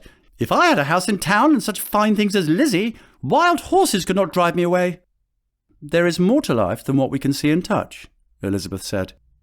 "I declare, Lizzie, that savours strongly of resentment," cried Mrs. Bennet. "As the wife of Mr. Darcy, what cause have you to repine?" Elizabeth dared not engage her mother on the subject. A woman of uneven temper and mean understanding, what empathy would she suffer toward her daughter, whom she regularly proclaimed the luckiest woman in all of England? Throughout the evening, Elizabeth deflected her family's curiosity with vague explanations about missing Longbourn and growing tired of town. In truth, she was in no mood to dissect her failed marriage. For now she only wished to enjoy the familiar comforts of home and avoid further reminders of Mr. Darcy. After dinner, as the family gathered in the parlour, Elizabeth found herself cornered by Jane. "Lizzie, what has happened?" Jane asked, her voice low and full of concern. Elizabeth sighed, running her fingers through her loose curls. "It is complicated, Jane," she admitted, her voice barely above a whisper. Jane rested a comforting hand on her sister's arm. "You can tell me, Lizzie. You do not have to face whatever you're suffering alone." Elizabeth's lips curved into a sad smile. "That is the problem, Jane. I feel alone. Mr. Darcy and we are estranged." Jane's eyes widened in surprise. "Oh, Lizzie, I'm so sorry," she whispered, giving her sister's hand a comforting squeeze. "I told him I will stay here indefinitely. If he wishes to mend our marriage, he must seek me here." Elizabeth's voice held a certain determination, belying the vulnerability in her eyes. Later that evening, as she settled into her childhood room, Elizabeth tried to push away the memories of her failed marriage. But try as she might, she could not help but think about Mr. Darcy and their time together. She wondered if it were all for naught, or if there was something she could have done differently to salvage their relationship. Lost in thought, Elizabeth heard a knock at the door. Her sister Jane opened it and peeked inside. "Are you all right, Lizzie?" Jane asked, concern etched on her face. "I thought we might continue our conversation in privacy." "I'm fine, dearest Jane," Elizabeth replied, trying to put on a brave face and waving her sister inside the room. Jane no doubt saw through her facade. "No, you're not, and that is understandable. You do not have to be strong all the time. We are here for you, Lizzie, whatever you need." Elizabeth felt a lump form in her throat, and tears threatened to spill over. But this time they were tears of gratitude. She had always known that she could count on her family, but it was in moments like these that their love and support meant the world to her. "Thank you, Jane," Elizabeth said, her voice barely above a whisper. "I do not know what I would do without you and the rest of our family." "You do not have to do anything alone," Jane replied, taking her sister's hand. "We are here for you every step of the way. But Lizzie, have you thought about what you're going to do now? Have you made any plans for yourself?" Elizabeth sighed, realizing that she had been dreading that question. "I do not know, Jane. I just could not stay in that marriage any longer. But now that I'm here, I'm not sure what my next move should be. Have you given any thought to returning to Pemberley? You are the mistress of the place." To even think of living at Pemberley without Mr. Darcy would render me an impostor. "No, living at Pemberley is out of the question." "Well, you do not have to decide on anything right now," Jane said with a sympathetic smile. "But I do have an idea. You're welcome to come and stay with me in Hunsford."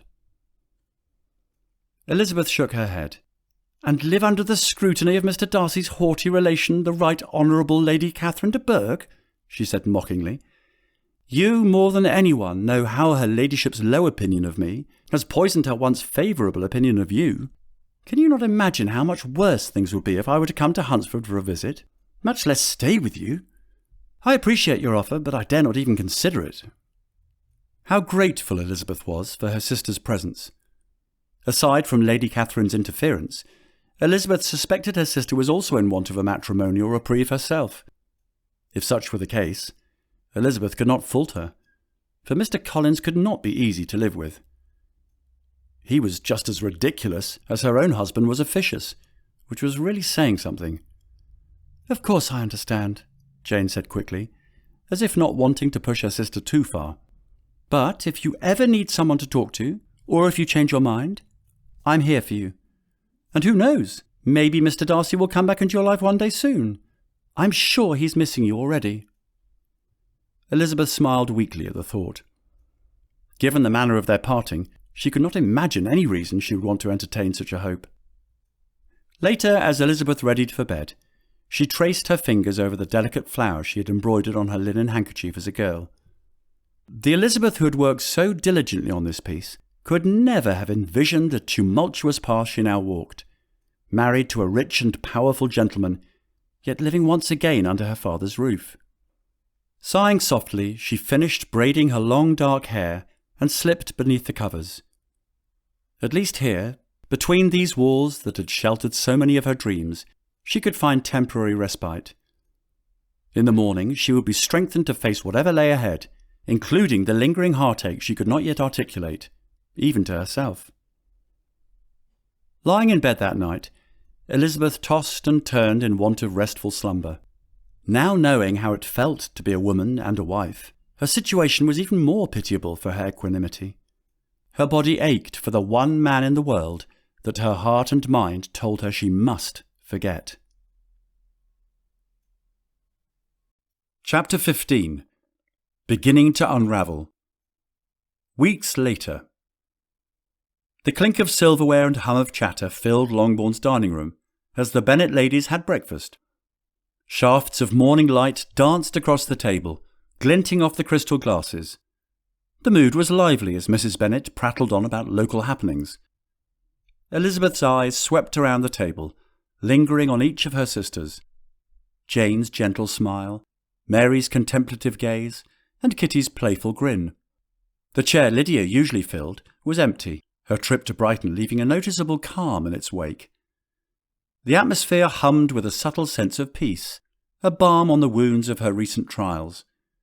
As she looked at their familiar faces, a wave of relief washed over her. The tension that had knotted her muscles for weeks finally beginning to unravel. For the first time in a long while, she felt like herself. "Lizzie, your spirits seem quite enlivened of late," Jane said. "How can they be anything but enlivened, being surrounded by my family like this?" cried Elizabeth. "If any place can lift one's mood, it's Longbourn," Mrs. Bennet declared.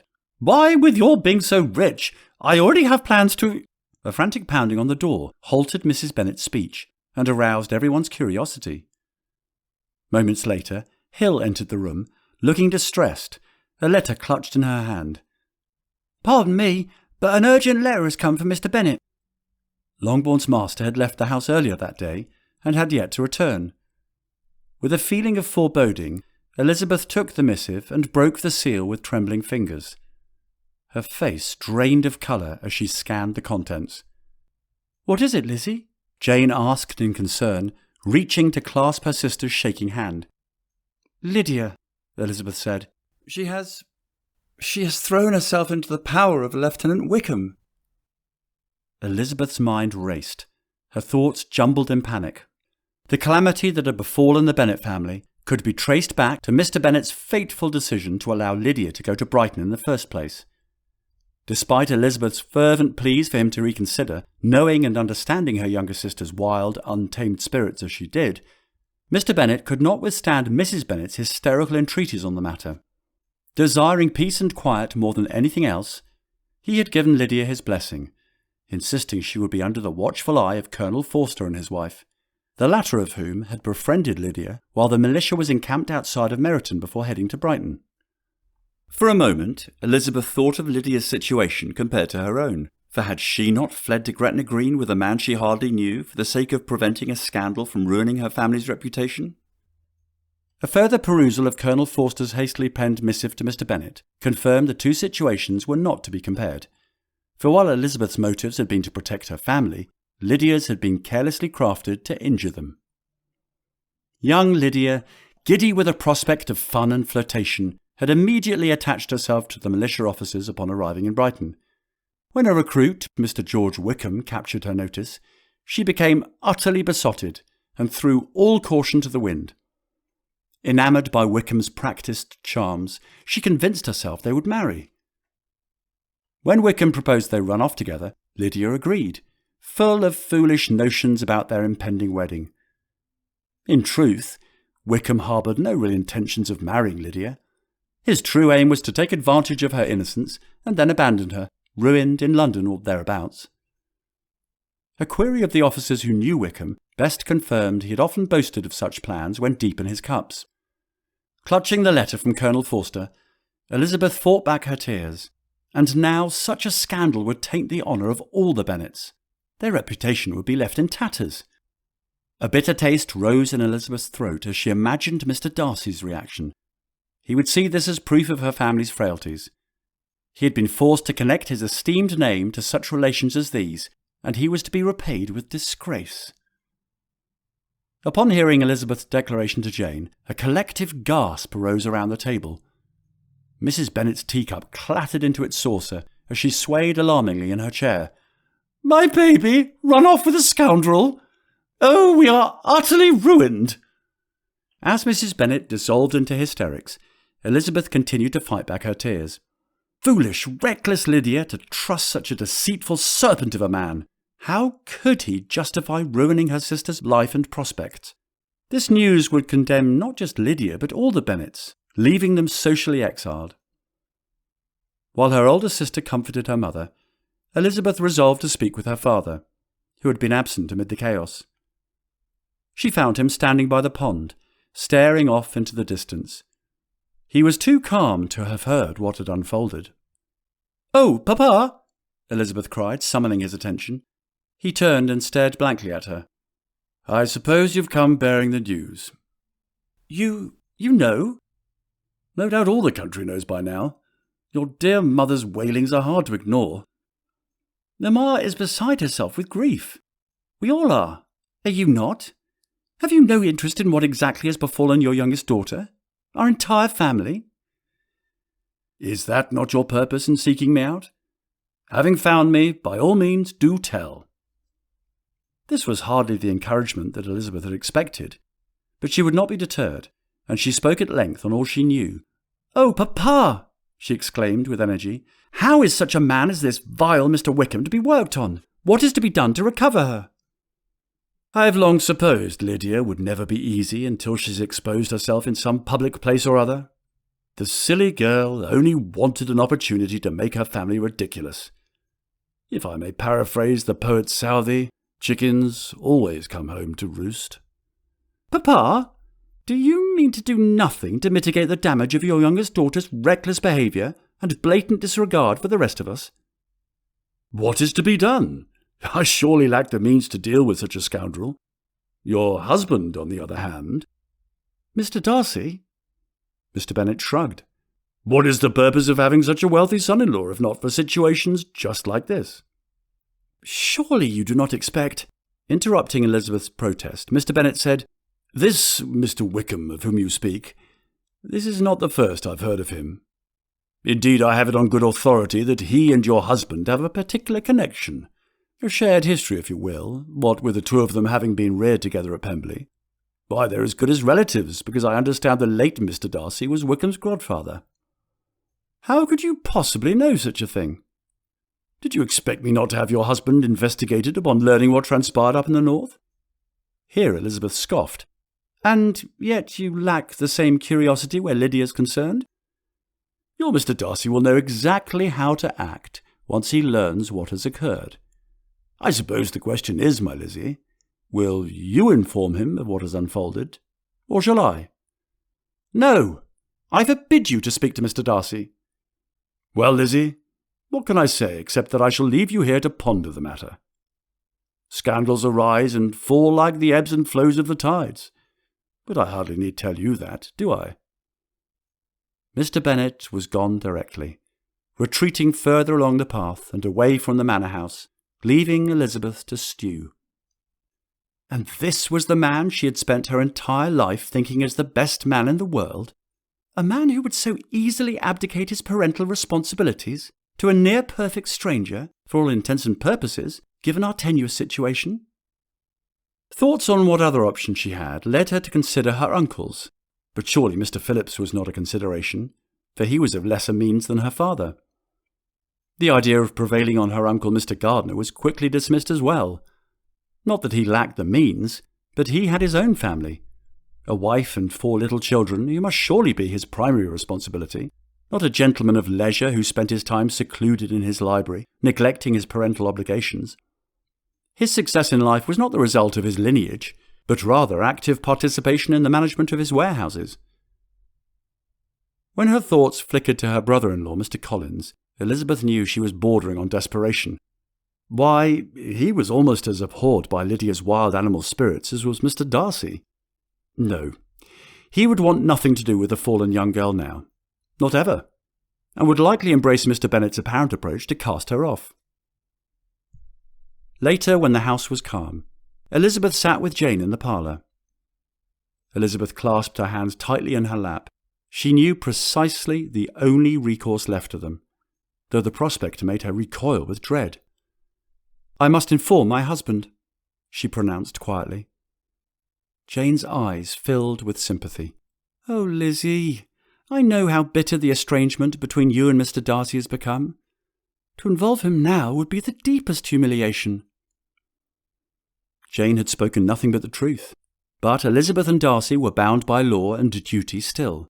Surely even Darcy could not abandon his disgraced wife entirely in her hour of need. Later, in the solitude of her apartment, Elizabeth composed a letter to her husband, laying out the facts. She tried to maintain a factual tone, concealing none of the scandal's ugliness. Whatever Darcy's response, she must cling to a faint hope that he would still do right by his wife's family, if not for her sake, then to protect his heralded standing. Sealing the humiliating missive, Elizabeth pressed a hand over her roiling stomach. She had no choice but to lay her family's fate in Mr. Darcy's proud, unsympathetic hands, and pray he would not fail them. She hated involving her estranged husband, but propriety and protection of the family name obliged her. Surely he would demand Lydia and Wickham marry, then cast Elizabeth off in disgust at her relation's impropriety. But it is my only hope. Chapter 16. Reflections. The sound of porcelain tapping together echoed through the room as Darcy lifted his teacup, the pleasant steam rising to greet his nose. Across from him, Colonel Fitzwilliam stirred a generous portion of sugar into his drink. "Thank you again for coming," Darcy began. "I find myself in want of your counsel as I navigate certain familial developments." The Colonel nodded knowingly, taking a sip before replying, "Think nothing of it, old fellow. We're family after all. I'm always happy to lend an ear." He studied his cousin over the rim of his teacup. "Now, what seems to be troubling you so?" Darcy hesitated, staring into the swirling amber liquid, as if it held answers. At length he confessed, "It is my wife Elizabeth. No doubt you have heard she is no longer in town. It appears that being in proximity with her husband was the ultimate test of her endurance." He went on to describe that Elizabeth had struggled to adjust to London society, and the resulting tension between them. Though he spared the Colonel the details, it was clear that things were not as cordial as when the newlyweds were in Derbyshire. "She is so headstrong, so unwilling to bend to convention," Darcy explained wearily. "Her behaviour at social engagements was positively mortifying at times. You bore witness to that when we dined at Matlock House." The Colonel listened thoughtfully before musing, "Hindsight is no doubt a blessing, but perhaps you're being too harsh in your judgment. After all, the young lady did not grow up ensconced in society as you did. Give her time to adjust." When Darcy looked unconvinced, Colonel Fitzwilliam pressed on gently. "Consider, too, that she may have been feeling isolated. Did you make an effort to consider her interests and opinions, not just your own?" Darcy shifted in his seat. He could always count on his cousin for straightforward counsel. "You may have the right of it," he admitted begrudgingly. "I'll take some time and reflect on what you've said." Later, after the Colonel had taken his leave, reflecting was precisely what Darcy did. He wondered if he had been too stringent in his expectations, demanding that Elizabeth conform to his world rather than meeting her halfway. Perhaps in his haste to correct her improprieties, he had neglected her feelings. The thought did not sit well with him. He winced, recalling their heated arguments, and how his harsh words had likely made her withdraw further into herself. "I should have sheltered her more during those first difficult weeks in London, instead of leaving her to flounder amidst soirees and shops. Perhaps then she would have felt less isolated, less inclined to flout convention in rebellion." Darcy cursed himself as driving her away with his stringency, yet resentment simmered beneath his remorse. After all, had Elizabeth made any effort to adhere to his expectations as society demanded? Taking a sip of brandy, Darcy acknowledged his own faults. "Perhaps I ought to have been more patient, given her time to adjust to London's intricacies." Darcy's thoughts turned in circles as his emotions warred within him. Elizabeth knew full well what was required of a gentleman's wife, however distasteful. By flouting convention so brazenly, she invited censure upon herself. Could she not have compromised just enough to avoid outraging the ton? Darcy could never fully relinquish his duties to rank and reputation, nor did he think it fair for her to expect as much. Finishing his drink, Darcy sank into his chair. He missed Elizabeth fiercely. Her lively wit, her beguiling eyes. His heart ached, picturing her ensconced at Longbourn without him. If only I'd swallowed my pride. Now I've driven her away, perhaps forever. Darcy found himself once again dwelling on those same agonizing doubts that plagued him for weeks. Elizabeth's abominable family. Tell me, Mrs. Darcy, did you expect me to rejoice upon learning that I'd attached myself to such wretched connections? His own words echoed in his mind.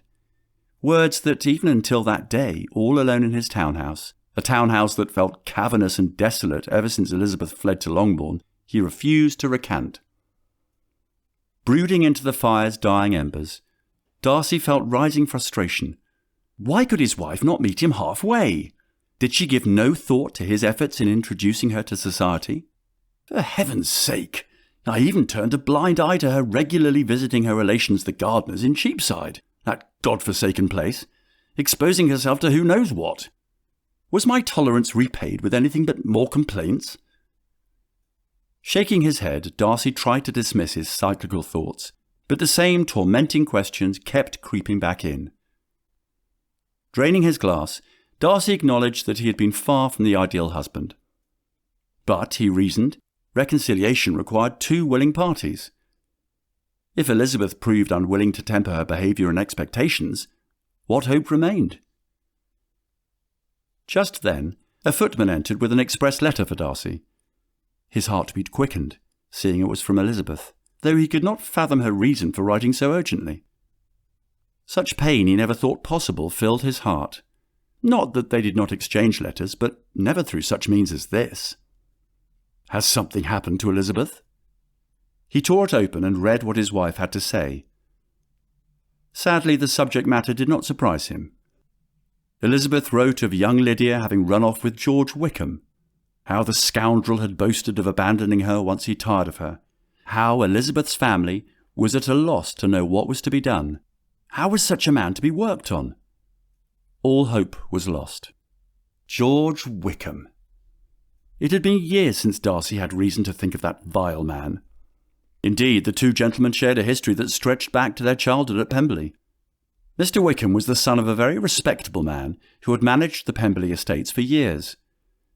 Darcy's own father had been very fond of Wickham, who was his godson, and liberally bestowed kindness on him, supporting his education at school since Wickham's own father lacked the means. Darcy's father had the highest opinion of Wickham and hoped he would enter the church, intending to provide him with a valuable living when it became vacant. As a youth nearly Wickham's age, Darcy began to see his true character, his vicious propensities and lack of principle that Wickham was careful to hide from Darcy's father. After Darcy's father died about 5 years ago, Darcy intended to provide for Wickham per his father's wishes. But Wickham wrote to request a more immediate pecuniary advantage instead of the church living, claiming he wished to study law. Darcy doubted his sincerity but agreed to give him £3,000, after which Wickham severed all ties. About 3 years passed with little contact between them, but when the family living fell vacant, Wickham applied to Darcy again for the presentation. Darcy refused, knowing Wickham should not be a clergyman. Wickham's violent reproaches and abuse ensued. After this period, every appearance of acquaintance was dropped. How he lived, Darcy did not know. What motive could that vile man have had in preying on my wife's young sister than the hope of revenging himself on me? He could just imagine the silly girl boasting of a family connection. If indeed that is the case, should I fail to act expeditiously, Wickham's revenge will be complete. Shocked from his self-absorption, Darcy vowed to recover the girl, knowing how it would pain Elizabeth if her family fell to ruin. Whatever has happened between us, I cannot abandon her kin to scandal, Darcy resolved. Perhaps in protecting them, Elizabeth will finally see I'm not the rigid tyrant she believes me to be. Darcy's agile mind raced, contemplating how to salvage the Bennets from disgrace. Though relations with Elizabeth were strained, he realised he could not abandon her family in such a state. Pushing past the doubts that lingered, Darcy clung to this singular purpose, muttering it like a mantra against the uncertainty that assailed him. "I shall find Lydia and that blackguard Wickham. I shall make him marry her." Donning his coat and hat, Darcy headed out into the night, fortified by determination. He would do right by the Bennets, proving himself capable of compassion. Even if all hope with Elizabeth was lost, his conscience demanded nothing less. 3 agonizing days passed before Elizabeth was to receive Mr. Darcy's reply. She steeled herself and broke the seal with trembling hands. Remarkably, he expressed more concern for her and Jane than disdain for Lydia's recklessness. He had already taken measures in London in pursuit of the couple, and promised not to rest until the matter was settled. Despite herself, Elizabeth was moved by this unexpected compassion, so at odds with the cold spouse she knew. Perhaps she had misjudged Mr. Darcy's character and principles. For the first time, a flicker of hope warmed her heart that they need not live as strangers. Chapter 17. An Unexpected Discovery. The sun's warm rays dappled across Elizabeth's face as she rested beneath a sprawling oak, while Jane sat close by in much the same attitude. Weeks had passed since Lydia's recovery.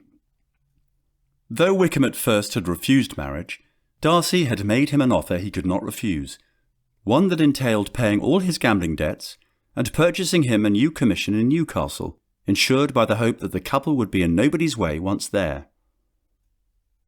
Thoughts of the newlyweds' brief stay at Longbourn crossed Elizabeth's mind. The couple had made their entrance as though their doing so was the most natural thing in the world. A debauched opportunist and a woefully young girl who fancied herself in love. And oh, what a wedding ceremony it was, according to the bride, and it was all because of her brother Darcy's benevolence. Happy indeed was the day the couple took their leave from Hertfordshire, at least by Elizabeth's way of thinking. Mr. Darcy's assistance had softened Elizabeth's ire, but she still kept her guard, unsure of his true sentiments. She wrote a polite correspondence expressing her gratitude, but nothing more, on the chance that her husband harboured not an ounce of true affection for her or her family. His only interest was in protecting his precious family name. She knew all too well how her husband felt about her Hertfordshire relations to suppose otherwise. As she lay there enjoying the warmth of the sun on her skin, she felt a fluttering sensation in her belly. Her eyes shot open, and she bolted upright, pressing a hand to her stomach as realization dawned. "I'm with child." Joy and trepidation flooded her in equal measure. Elizabeth let the realization sink in. She was with child. A new life to nurture and love. Yet, with the knowledge that such immense joy often came hand in hand with notable risk and uncertainty. Beside her, Jane stirred. "Lizzie? What is it?" Elizabeth turned to her elder sister, eyes glistening, the moisture in them threatening to spill over. "I've not bled for 2 cycles now. My breasts are tender, and I feel flutters here." She touched her abdomen, smiling weakly. "I'm quite certain I'm with child." Jane's eyes widened in delight as she threw her arms around Elizabeth. "Oh, Lizzie, that is wonderful news! A baby! Oh, I'm so thrilled for you! Imagine a babe with your fine eyes and Mr. Darcy's handsome features," she exclaimed. Jane leaned back, her brow furrowing. "But does Mr. Darcy know?" Elizabeth's smile faltered, and her eyes widened with hesitation. "No, I only just realized the signs myself." Her hand moved to her mouth, her fingers lightly tracing her lower lip as if seeking reassurance. "I cannot decide if I should tell him. We are estranged, but surely the father deserves to know." Jane took Elizabeth's hand and squeezed it in reassurance. "Follow your heart." Alone in her chambers a week or so later, Elizabeth ran a hand over the subtle swell of her belly. Having employed the utmost discretion in their entreaties, Jane and Elizabeth finally received confirmation from the physician. Elizabeth was indeed with child. Mr. Darcy's child, our own flesh and blood knit together by the most intimate of means. Her maternal joy was tempered by uncertainty. How would her estranged husband react to this news? Since salvaging her family's reputation, he had been even more distant. Weeks had passed since their last correspondence, a curt exchange born out of necessity and no more. No matter, Elizabeth resolved. This babe belonged first and foremost to her. She would shower it with all the love and wisdom a mother could bestow, no matter what came. Her child would never doubt its worth or value. The weeks melted away, and soon the changes in Elizabeth's body were undeniable. Her waist had thickened, her skin had taken on a radiant glow, and her spirits had lifted immeasurably. Elizabeth's hands grasped her stomach. Her face betrayed a hint of the joy and excitement of her secret, which she had shared only with her sister and, most recently, her intimate friend Charlotte Lucas. She could hardly contain her joy at the thought of all that was to come. A baby! My very own miracle, Elizabeth thought, resting her hand on her stomach. A bundle of hopes and dreams.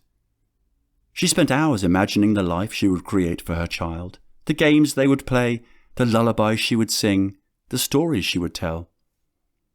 The truth of Elizabeth's condition was becoming increasingly harder to conceal. Her family would soon notice the telltale signs of her transformation, especially her mother, whose withering glances seemed to pierce through Elizabeth's guarded facade. The realization jolted Elizabeth like lightning. Once her mother knew, then everyone would know. Mr. Darcy would know she was expecting his child. She knew it was silly to be nervous about something so natural, but all of these thoughts weighed heavily on her mind. What will he say? How will he respond? The image of Mr. Darcy's face when he discovered the news flashed before her. Elizabeth imagined the sudden alteration of Mr. Darcy's countenance. His dark, brooding eyes opened wide in astonishment, and she thought she detected in them a mixture of resentment and mortification. Elizabeth forced down her nerves and tried to focus on the bright side. Would the baby be a symbol of hope for their marriage? A chance to start anew the spark between them that had first alighted their budding feelings for each other? Deep down, she knew that if they were meant to be happy together, this child could be the key. But there was still so much uncertainty ahead, so much unknown territory that lay between them still. As much as Elizabeth knew that she must share this momentous news with her husband, she wondered if she should do so now when things between them were so strained. Or should I wait until we have mended what is broken between us? She lowered her gaze and attempted to still the turmoil of emotions within. For now, all she could do was take comfort in the present moment. She had to trust in time and whatever destiny held for her. One step at a time, one foot after the other, I shall navigate my way through whatever lies ahead of me. Chapter 18. A Secret No More. Hoofbeats pounded the earth outside Longbourn, stilling Elizabeth's heart.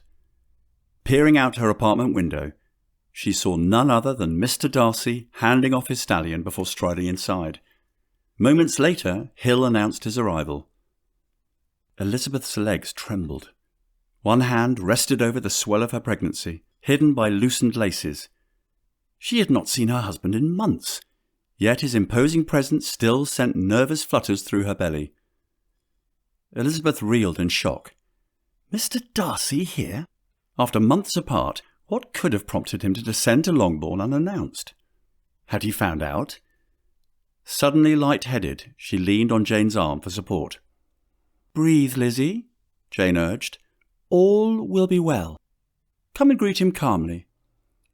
Drawing strength from her sister's tranquil presence, as she descended the stairs, Elizabeth straightened her dress, unsure of what to expect from him.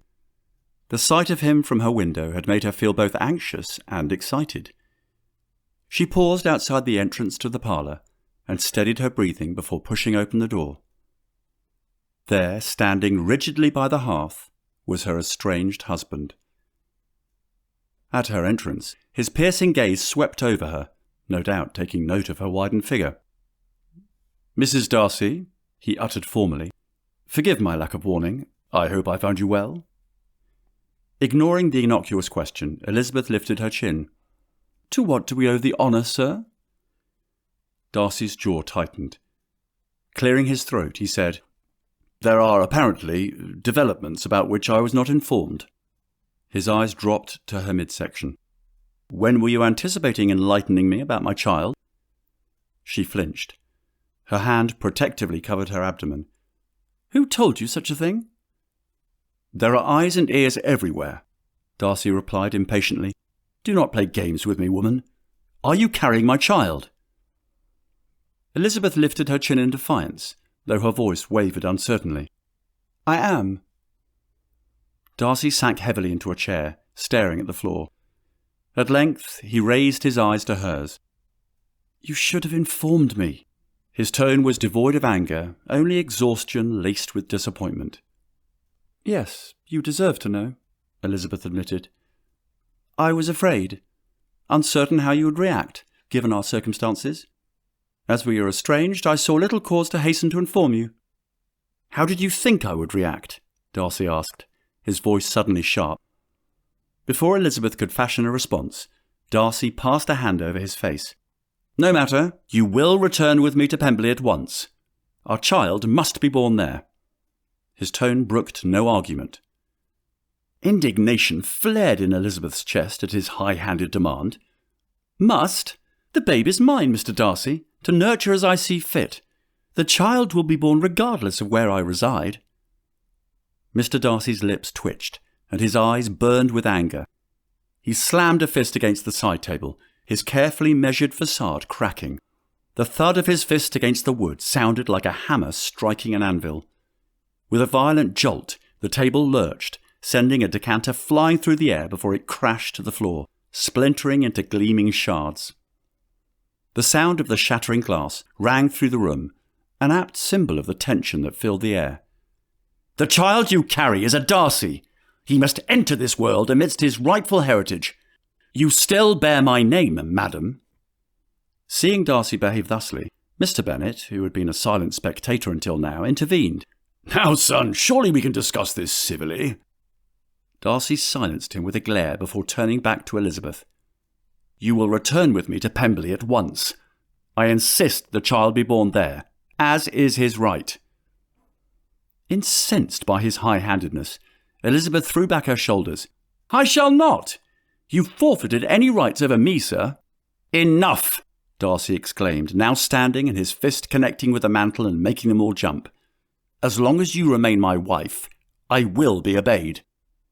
I will not be commanded like a servant, she said firmly. I may be your wife, but I am also a person who deserves respect and dignity. Darcy's expression softened slightly as he looked at her. You are correct, he said, his voice now much calmer. I apologize for my outburst. I am sure that this is a challenging time for you. He paused and then continued. I ask only that you grant me the respect due to a husband and the father of the child. Do you not believe that I deserve that respect? His question hung in the air between them, and Elizabeth felt it wash over her like a wave. She knew that she had not been entirely fair to him, keeping her pregnancy a secret for so long.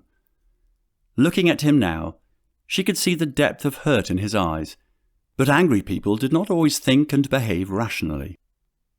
And what if I no longer wish to be your wife? She challenged him. What then? Regardless of our marital situation, he said slowly, you are still the mother of my unborn child. Your welfare is paramount to us both. Therefore, I must insist that you return with me to Pemberley. There is nothing else to be said.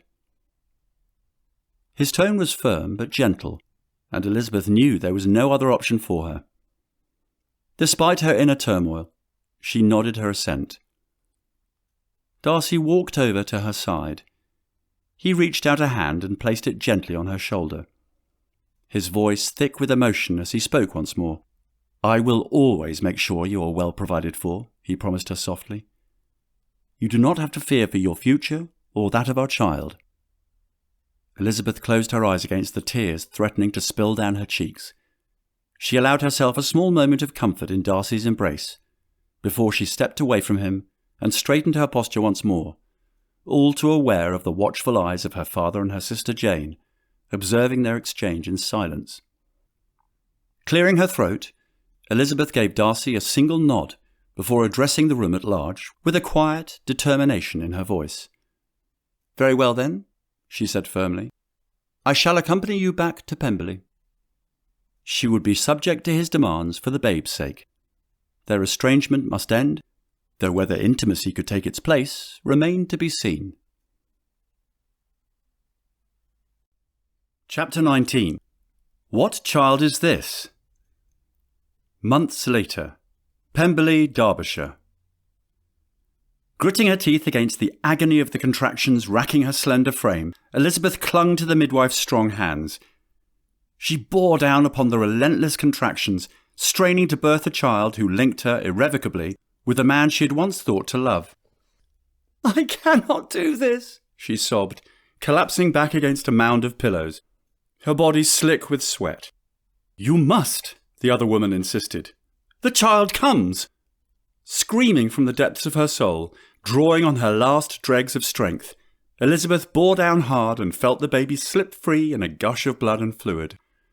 As the lusty cries pierced the air, euphoria flooded her senses, dulling her pain. Joy mixed with exhaustion overwhelmed Elizabeth's senses. As the midwife nestled the squirming babe into her trembling arms, she felt tears of awe sliding down her cheeks to mingle with the sweat still lingering on her skin. "A fine boy, ma'am, and a good set of lungs on him too," the midwife proclaimed, placing the wriggling bundle in Elizabeth's arms. She studied her newborn son eagerly, searching for traces of the man who had helped create this tiny life. The babe had Darcy's dark hair and firm jawline, but his eyes, still unfocused, reminded her distinctly of her own. Just as her dearest sister Jane had prognosticated, Elizabeth realised. "He is absolute perfection." "Have you decided on a name?" the midwife asked softly. Elizabeth hesitated, emotions swirling wildly within her. She yearned to name him Bennet after her beloved father. Yet surely the father should have some say in naming his firstborn son and heir. "No, not yet," she whispered finally. Cradling the babe, she was reminded of how that particular moment came to be. Mr. Darcy was still away on business during the birth, leaving Elizabeth to labour with only servants and the midwife in attendance. He did not even know if their newborn child was a boy or a girl. Not that his absence surprised her. They had been living separate lives under the same roof ever since she returned to Pemberley, playing the part of a devoted couple by day, the epitome of domestic felicity, but retiring as soon as possible each night to the sanctuary of their separate apartments. The door that separated their quarters might as well have been the Nile River. Elizabeth sighed, smoothing the fine dark hair back from the babe's forehead. No matter. He would learn to find comfort and strength in her unwavering devotion. She kissed him tenderly. "You will never be alone, my son." Her finger grazed a telling mark on the babe's left shoulder. A distinguishing birthmark identical to her own, one that had not faded with time, and she gasped. Yet another symbol that would bind mother and child throughout eternity. Joy, unlike any she had ever known, surged fiercely in her heart. Yet her happiness was short-lived. "You must rest now, Mrs. Darcy," she urged. "Your son is strong. We shall take the child now to be washed properly and fed." Despite her exhaustion, Elizabeth resisted sleep, longing to have her child beside her. But the older woman insisted the child required the wet nurse, and she must recover her health. Though her arms ached to hold her babe longer, Elizabeth acquiesced. She had done her part. Now her son's care was in the hands of these women. As she drifted into an exhausted slumber, she prayed that the former coldness between herself and Mr. Darcy might finally thaw. For their child's sake, they must find some way to bridge the divide. Her arms aching and empty, reluctantly she slipped into fevered dreams. When she woke next at the break of dawn, Elizabeth rang for her son to be brought to her. "Today marks the start of a wonderful new adventure, and I do not wish to miss a single second of it." Her unease only grew when the nurse and a servant entered the room empty-handed, their faces grim. "I have tragic news. I'm afraid the child must have taken ill in the night. He is no longer of this earth. The young master was discovered still and cold in his crib just moments ago. There was naught to be done to revive him. At Elizabeth's cry of anguish, the nurse firmly guided her back against the pillows. Rest, and trust that time will heal your sorrow. Elizabeth's piercing wail of agony and despair echoed through Pemberley's ancient halls. Her son was dead? Her precious child born mere hours ago, now lost for ever? No, it cannot be. I would know if my heart's own flesh had perished. Her maternal instinct demanded she go to her child at once. Wildly she threw off her bedcovers and arose. I must go to him. When she got there, the cradle was shrouded by a veil. Its occupant strangely still and silent. Unease prickled Elizabeth's skin. She cried out at the sight. An infant lay wrapped in linen, but it was not her son. She was sure of it, even as she drew back the cloth and inspected the babe's shoulder. This child was pale and delicate, lacking the birthmark she knew so well. Her heart in her throat, Elizabeth whirled to confront the nurse. This is not my child. What have you done with my boy? She demanded hoarsely. The nurse gaped, stammering in confusion, until the housekeeper hurried in. Forgive us, Mrs. Darcy. I was just informed. There were complications in the night. Your baby took ill. Upon discovery, he could not be saved. Her voice broke in grief. He is gone. Elizabeth stood there, thunderstruck. The words seared into her soul like a sharpened sword. Her desperate cries echoed off the walls. Sobs shook her body as she staggered backward in disbelief. No! This is not him! Can you not see? Where is my son? A torrent of footsteps crashed down the corridor. Mr. Darcy rushed to Elizabeth's side. His countenance grew pale as the reason for his wife's cries sank in. Their infant son, his heir, was dead. Darcy's knees nearly buckled from the shock, and he grasped the wall to steady himself. His anguish threatened to overwhelm him, but he fought to maintain control. Elizabeth needed him to be strong now. He surveyed the chaotic scene before him, his eyes blurring with tears he dared not shed. In a gruff, yet tender tone, he instructed the servants. Mrs. Darcy is overwrought with grief. Take her back to her chambers and give her something to steady her nerves so she might rest. As strong arms tugged at her fragile frame, Elizabeth desperately fought against them, screaming for her child once more. The mistress is beside herself with grief, a servant said, forcing the tonic down Elizabeth's throat with the aid of another. Bitter and strong, it slid down her throat like hot lead, climbing faster into her limbs than she had ever remembered liquid moving, until it weighed on her like dank, slimy mud.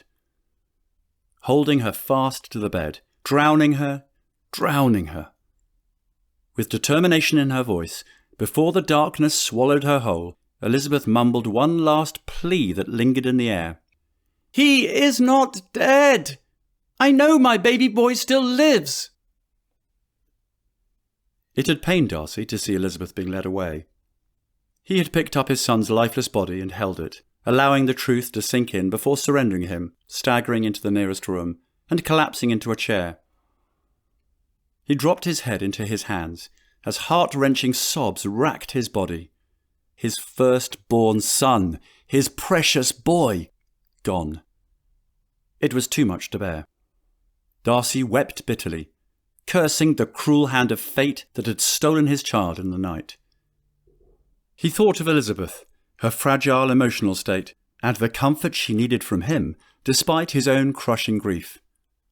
He must go on for her sake, though at that moment life held nothing but darkness. When she opened her eyes the next morning, Elizabeth was met with a sense of desolation that threatened to drown her. Scattered tears had dried on her cheeks like tiny reminders of the anguish she had experienced in her dreamlike state. Could it all have been just an illusion? That is it, she reasoned against anguish. It had to have been a nightmare. Seeing his wife stir, Darcy stood from his chair and rushed to Elizabeth's side. The pain in his heart was palpable. Even though he was not certain if his wife wanted him to be there, he had planned to be there all the same when the baby came. Except Elizabeth had gone into labour sooner than the physician had expected.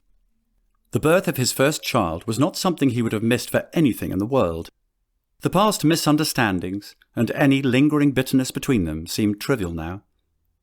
Upon receiving word that Elizabeth had given birth, he had abandoned his business in the next county and ridden hard for Pemberley, and had arrived at the break of dawn in time to hear his wife's anguished cries flooding the corridors. His ambition for an heir quickly dissipated when he heard the tragic news, and grief overtook him. But deeper heartbreak stemmed from imagining Elizabeth suffering such sorrow and pain alone. Even now he was not sure of what reception awaited him. It did not matter. From now on, nothing will compel me to abandon her side as we grieve the loss of our child. Elizabeth's eyes were red-rimmed and hollow.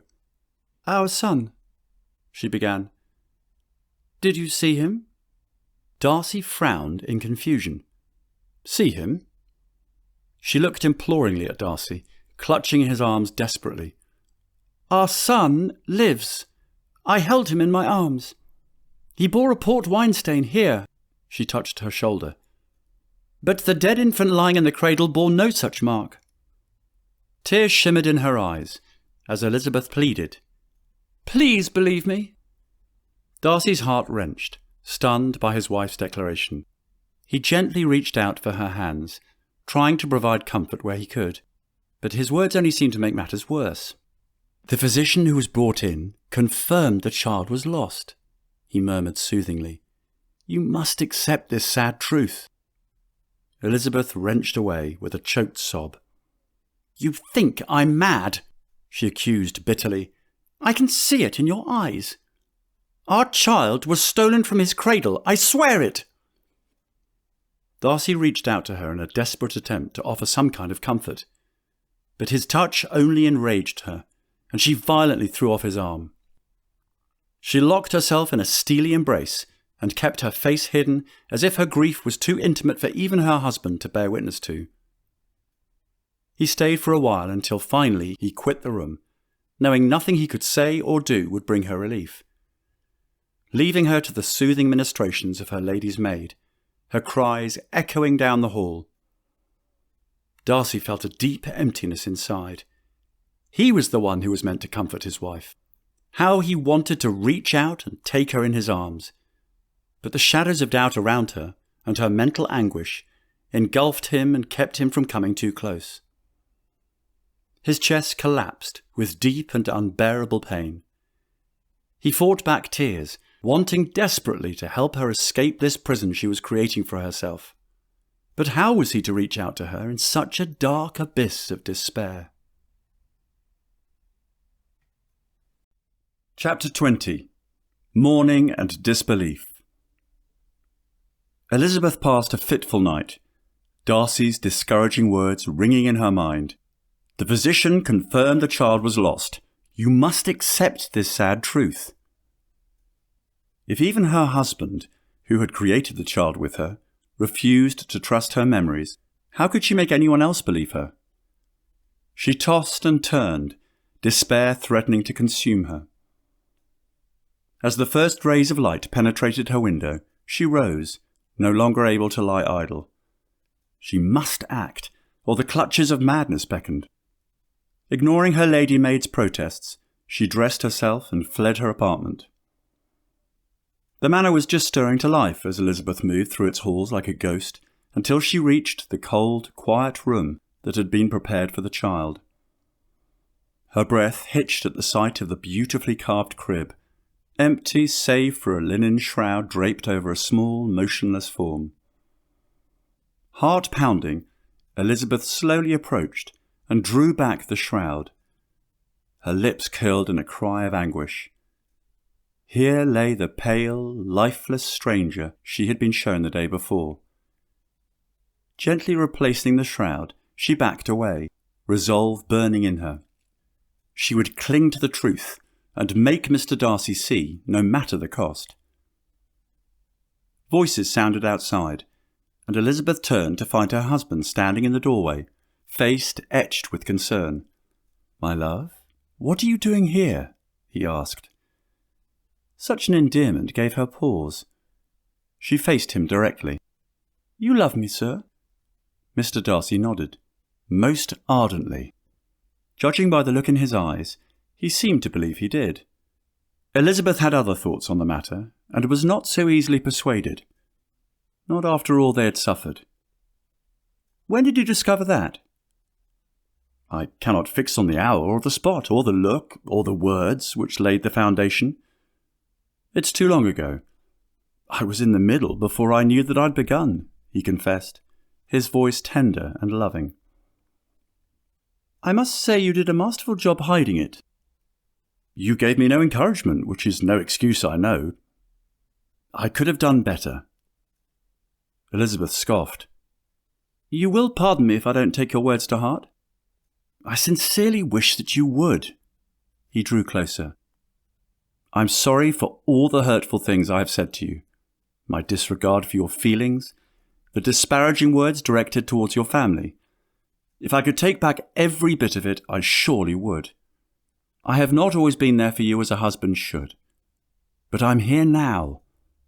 What can I do to prove my love for you? Come, lay your eyes upon the body that is supposed to be our child. She waited as Mr. Darcy reluctantly obeyed. As he beheld the deceased child's face, Elizabeth thought she saw a flicker of doubt cross his own. This is not our son, she said firmly, and I will search to the ends of the earth if that is what it takes to find him, with you or without you. Their eyes locked in a silent battle, one clinging to hope, the other resisting it. At length, Elizabeth said, Perhaps you do love me. Who knows the inner workings of someone else's heart? But what good is all the love the heavens might bestow if you do not believe me? With that said, she turned and walked away. Numbness pervaded Elizabeth's mind and body in the bleak period that followed. She moved through Pemberley's stately rooms in a dreadful state, pale and hollow-eyed. The servants whispered rumours that the grief had deranged poor Mrs. Darcy, but she hardly noticed them. Mr. Darcy arranged a small graveside service, but Elizabeth refused to attend.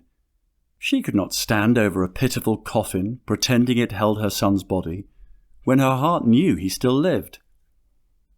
At night she lay rigid, straining to hear infant cries elsewhere in the house. Nightmares plagued her brief bouts of restless sleep. Visions of her darling babe crying for his mamma, or trapped somewhere, begging for her rescue. Elizabeth knew in her soul her child still lived, though everyone else urged her to accept his tragic death. But a mother's heart could not be so easily convinced. As time passed with no answers, Elizabeth felt her despair hardening into steely resolve. She was determined to unravel this mystery, no matter the cost. She began waking before dawn and roaming Pemberley's halls, searching for something. In truth, she knew not what. But she could not rest until she found some shreds of evidence about her son's fate. Perhaps it was madness, but it was all she had left. His wife's ceaseless insistence that the dead child was not hers unsettled the servants. Whispers spread, questioning if the mistress was mad from grief. Darcy's patience wore thin. Enough. No more of this, Elizabeth. It cannot continue. Something like defeat filled his eyes. For propriety's sake, you must cease these wild claims, he implored Elizabeth over supper, the first she had joined in days. I speak only the truth. Our son lives. Darcy's countenance twisted in concern. I should hate to resort to such a measure, but if this keeps up, I shall be forced to summon a physician to examine your mental faculties. Elizabeth stared back defiantly. I shall never accept that lifeless infant was my child. Do what you will. Rising slowly, she retreated to her apartment. Chapter 21. An Ongoing Divide. In the weeks following Elizabeth's disturbing discovery, Pemberley was gripped in subdued chaos. Darcy had ordered the house scoured top to bottom for any evidence that might lend credence to his wife's suspicions. Thus far, no clues had been unearthed, only prompting Elizabeth to wilder fits of despair. She alternatively collapsed into weeping and stormed through the manor in a temper. Darcy weathered these storms with stoic patience, though inwardly he wavered between distress over his wife's state and nagging doubt about her claims. She seemed so utterly convinced their son lived, yet no proof corroborated it. The bitter wind scattered leaves across the graveyard, as Darcy pulled his heavy woolen greatcoat tighter to fend off the chill. Kneeling, he traced his fingers over the simple headstone marking where his son had been buried. Elizabeth refused to visit this place, insisting the grave was a mockery, but Darcy had come searching for clarity amongst the tombstones. Answers continued to elude him, however. He only felt hollow, gazing at the cold marker bearing his surname. Darcy wavered between pity for Elizabeth's deranged mind and frustration at her refusal to accept reality. The physician had suggested he send her away for a time, to allow her mind to heal. Even voicing the possibility in his head pained him, but what choices were there? Lonely and disheartened, Darcy wrote to his cousin Colonel Fitzwilliam, confiding his tumult and entreating his level-headed counsel on how to deal with Elizabeth. Surely another rational gentleman would recognise lunacy. Mere days later, a hesitant knock interrupted his brooding. Turning, Darcy espied the Colonel hovering in the doorway of the study, looking worried.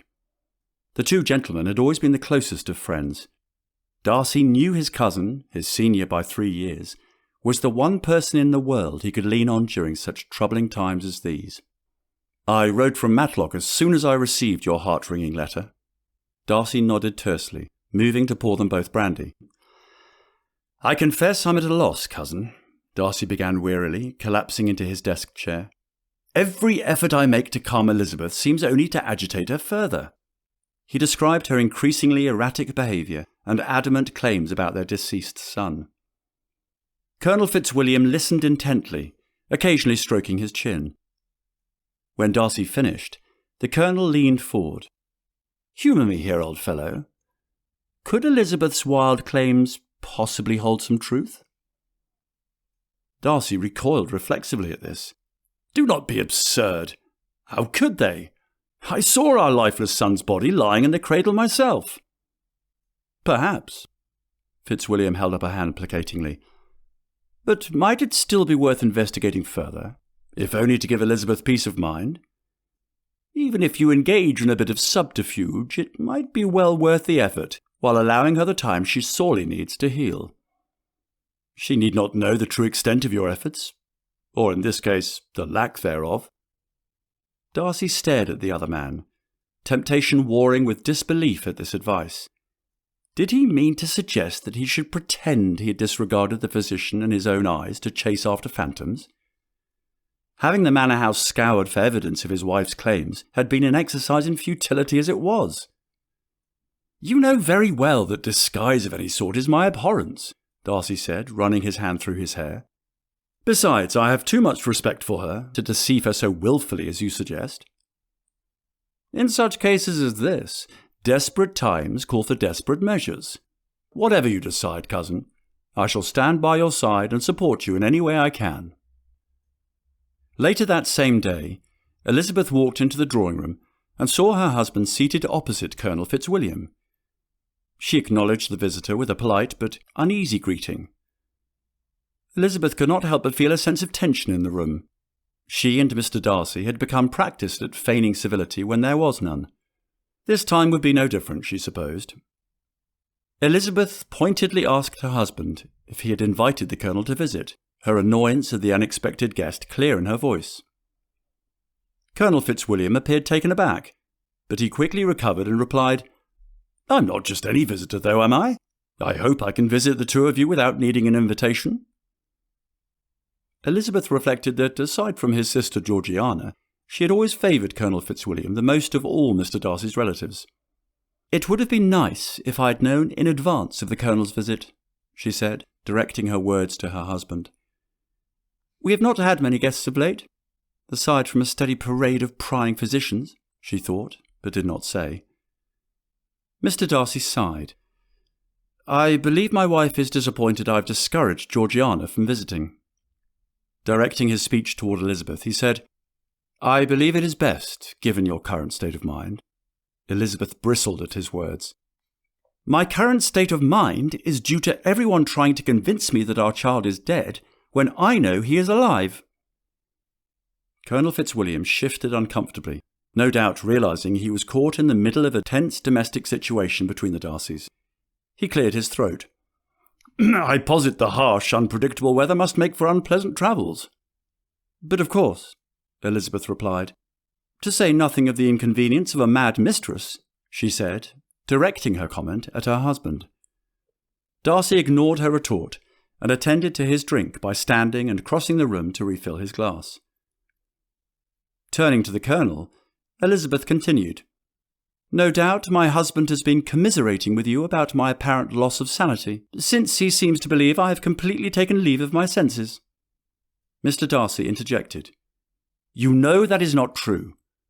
I'm only concerned for your health. If I have spoken to my cousin, it is only because I worry for your well-being." Elizabeth sharply asked Colonel Fitzwilliam, "So, have you left a prominent position in the military to become a physician, then?" By now, Elizabeth grew angry with both gentlemen, thinking they were conspiring against her. "Surely my presence must make further strategizing against me impossible," she thought. "If the Colonel is here only to judge me, then I must question my allegiances." She had always enjoyed the Colonel's amiable nature, but if he was not there to help find her missing child, then she wanted no part in his visit.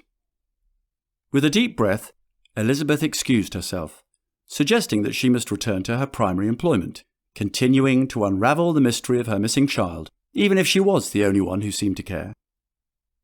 As she left the room, she could feel the eyes of both men on her and the weight of their judgment crushing down upon her. She knew that she had made things worse with her husband and pushed him further away from her, but she could not help it. She was obsessed with finding their child, and could not stand the thought of everyone viewing her search as evidence of her supposedly repressed grief. "I am determined to persist, no matter what anyone else says or thinks."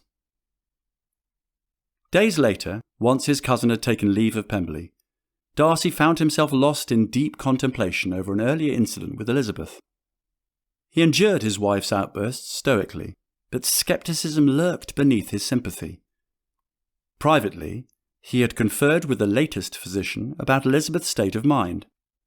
"Childbirth can unbalance a woman's reason," the gentleman had warned. "She may well invent memories to escape accepting the loss."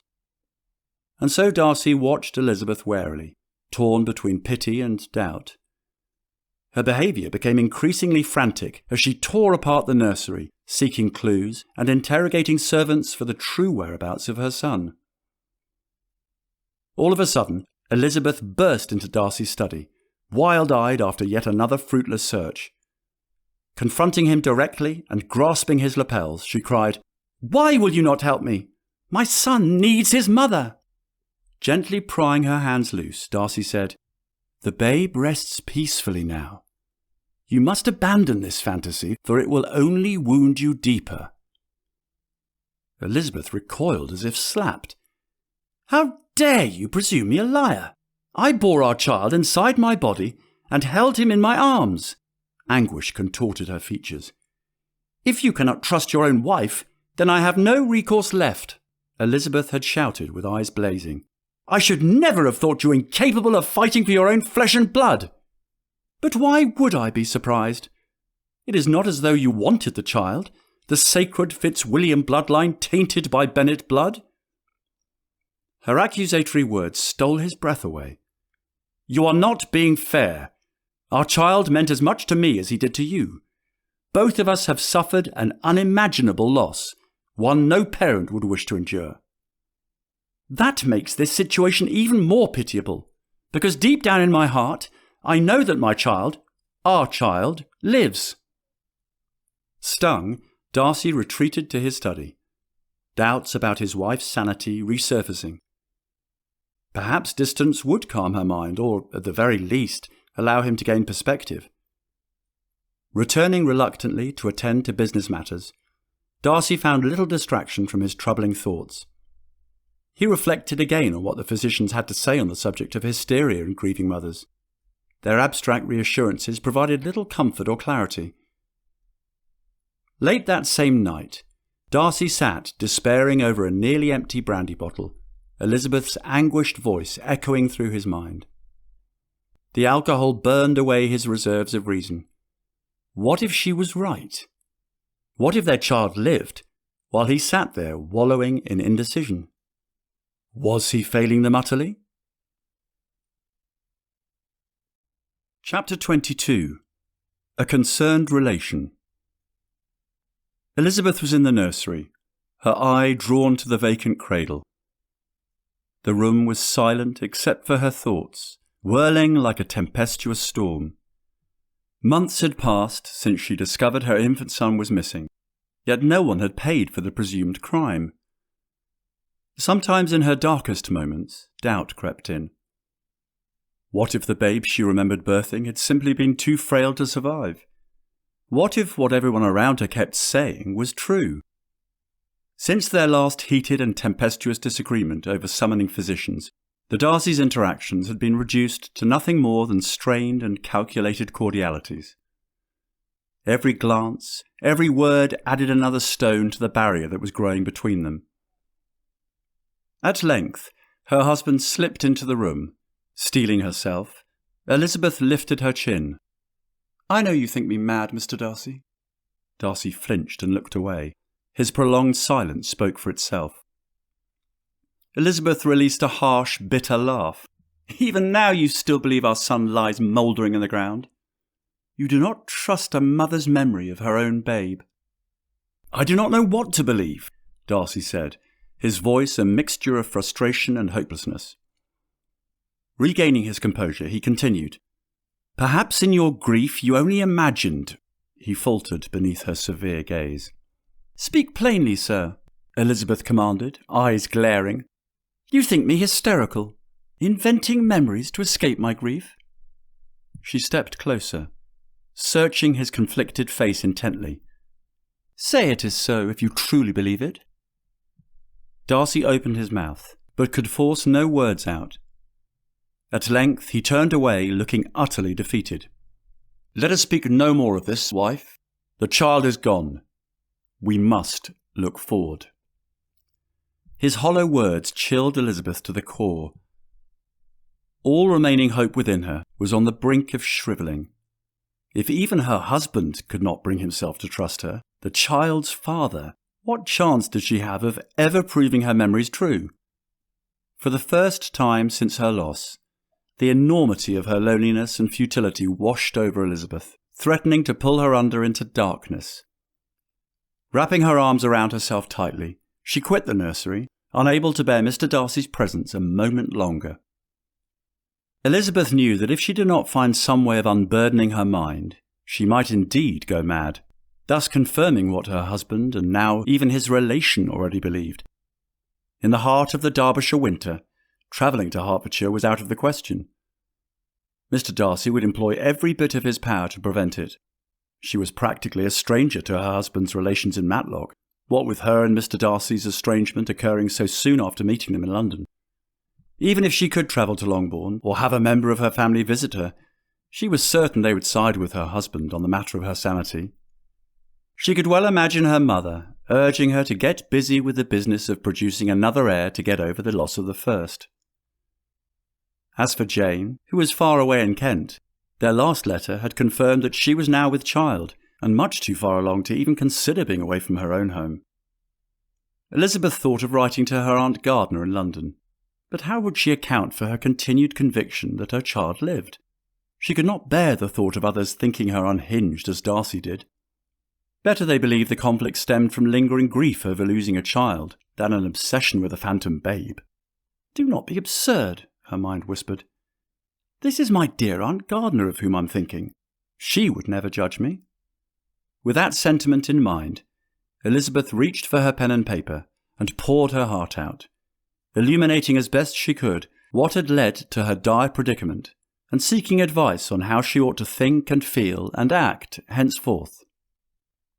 When she was done, Elizabeth read that closing of her letter once more. Hoping her aunt would not think her ungrateful, even while knowing all too well that her aunt, more than anyone, knew her struggles in having accepted Mr. Darcy's remedy against the scandal in Carlisle, little more than a year ago. I cannot help but compare the looks I receive from those around me now to those I encountered in Carlisle. Only in this case, it is far worse. There they thought me conniving, a fallen woman, a disgrace. Here they think me mad, a grieving lunatic, a pity.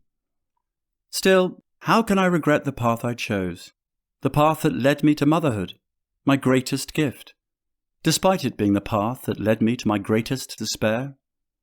Would that I leave all this behind me, the madness, the sadness, the persistent pain, and the ceaseless tears.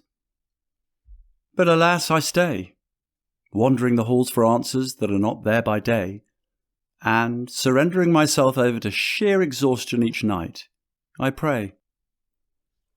Elizabeth leaned back in her chair and released a deep breath she did not even realize she was holding in. Even if she did not send the letter to her aunt, it was infinitely cathartic, just committing all her grief and pain to paper. But she did send the letter, and was relieved beyond measure upon receiving an answer to her letter as soon as she possibly could.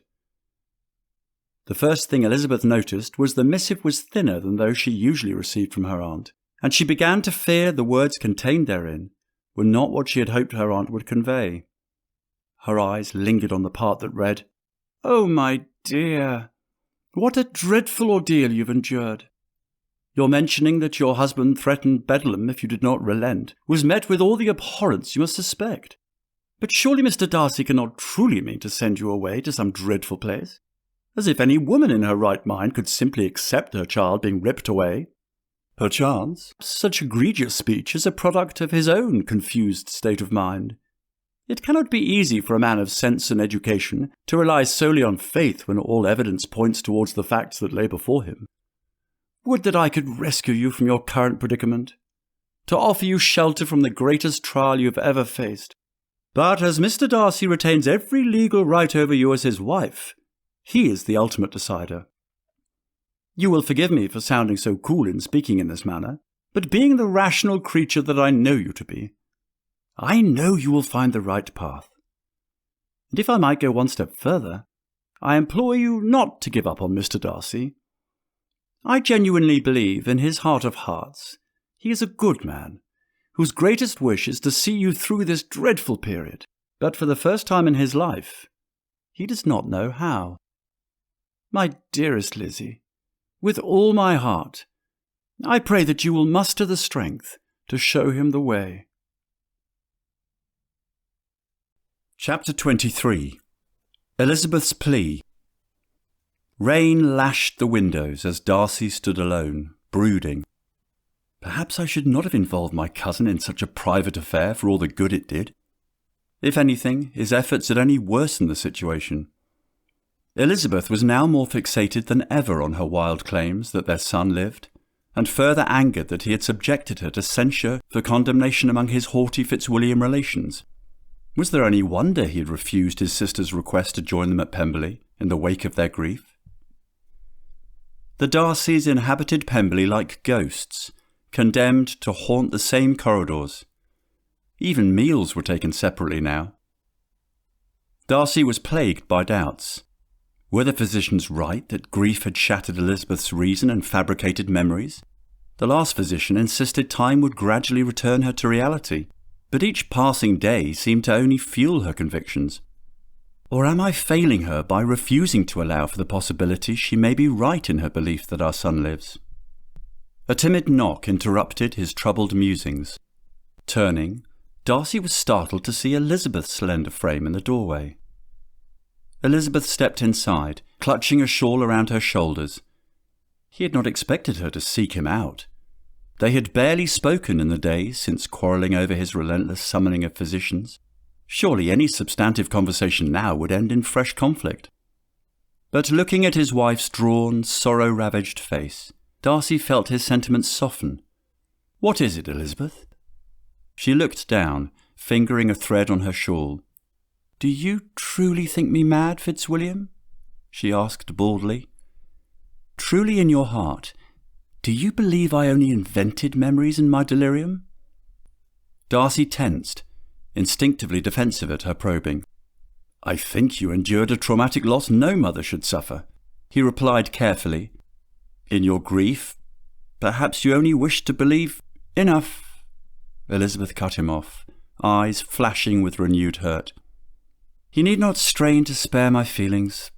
Besides, that is not my purpose in seeking you out." She stepped further inside the room. "Might I speak frankly with you?"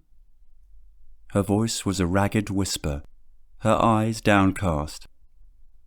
Taken aback, Darcy mutely gestured to a chair. Elizabeth approached on trembling legs.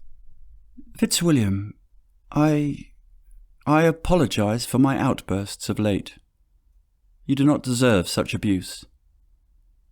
She pulled at the delicate strands of thread that wove through her shawl once more. Darcy waited silently for her to continue.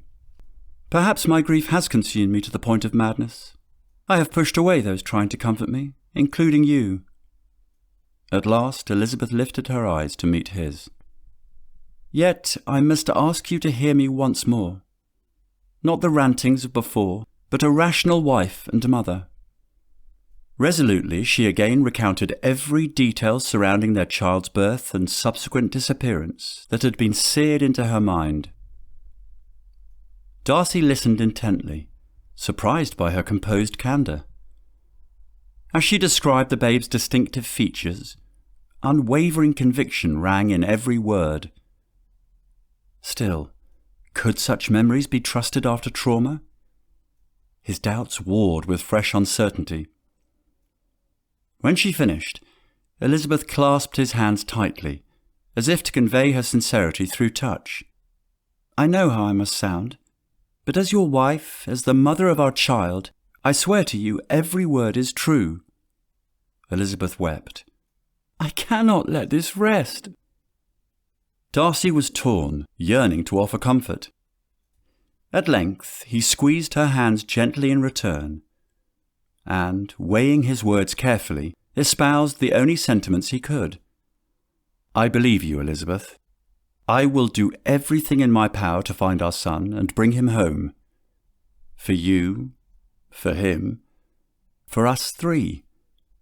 Reaching out, he dabbed her tears. "I have given endless thought to our situation." Here he drew in a deep breath before continuing. "Though I possess nothing but my love for you to trust, that must now be enough. I shall commence the search for our son. I shall leave no stone unturned." Elizabeth studied his face intently before replying, "Your words hearten me, sir. But I must know, do you believe we might find him? Or is your change of heart merely meant to placate my fits?" Darcy held her gaze. "I do not know what we shall find in the days ahead, but we must face it together as husband and wife." Chapter 24. Closing in. Bitter winds scattered drifts of leaves across Pemberley's grounds as Darcy gazed out of the study window, pondering their meagre progress. Nearly 2 months had passed since he committed to the search for his missing son. But despite extensive, discreet inquiries, he seemed no closer to finding answers.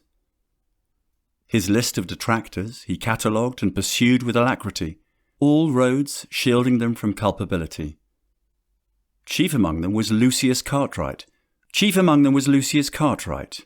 the nefarious busybody whose falsehoods had been the means of uniting Darcy and Elizabeth in the first place. The gentleman was abroad, and had been for nearly a year.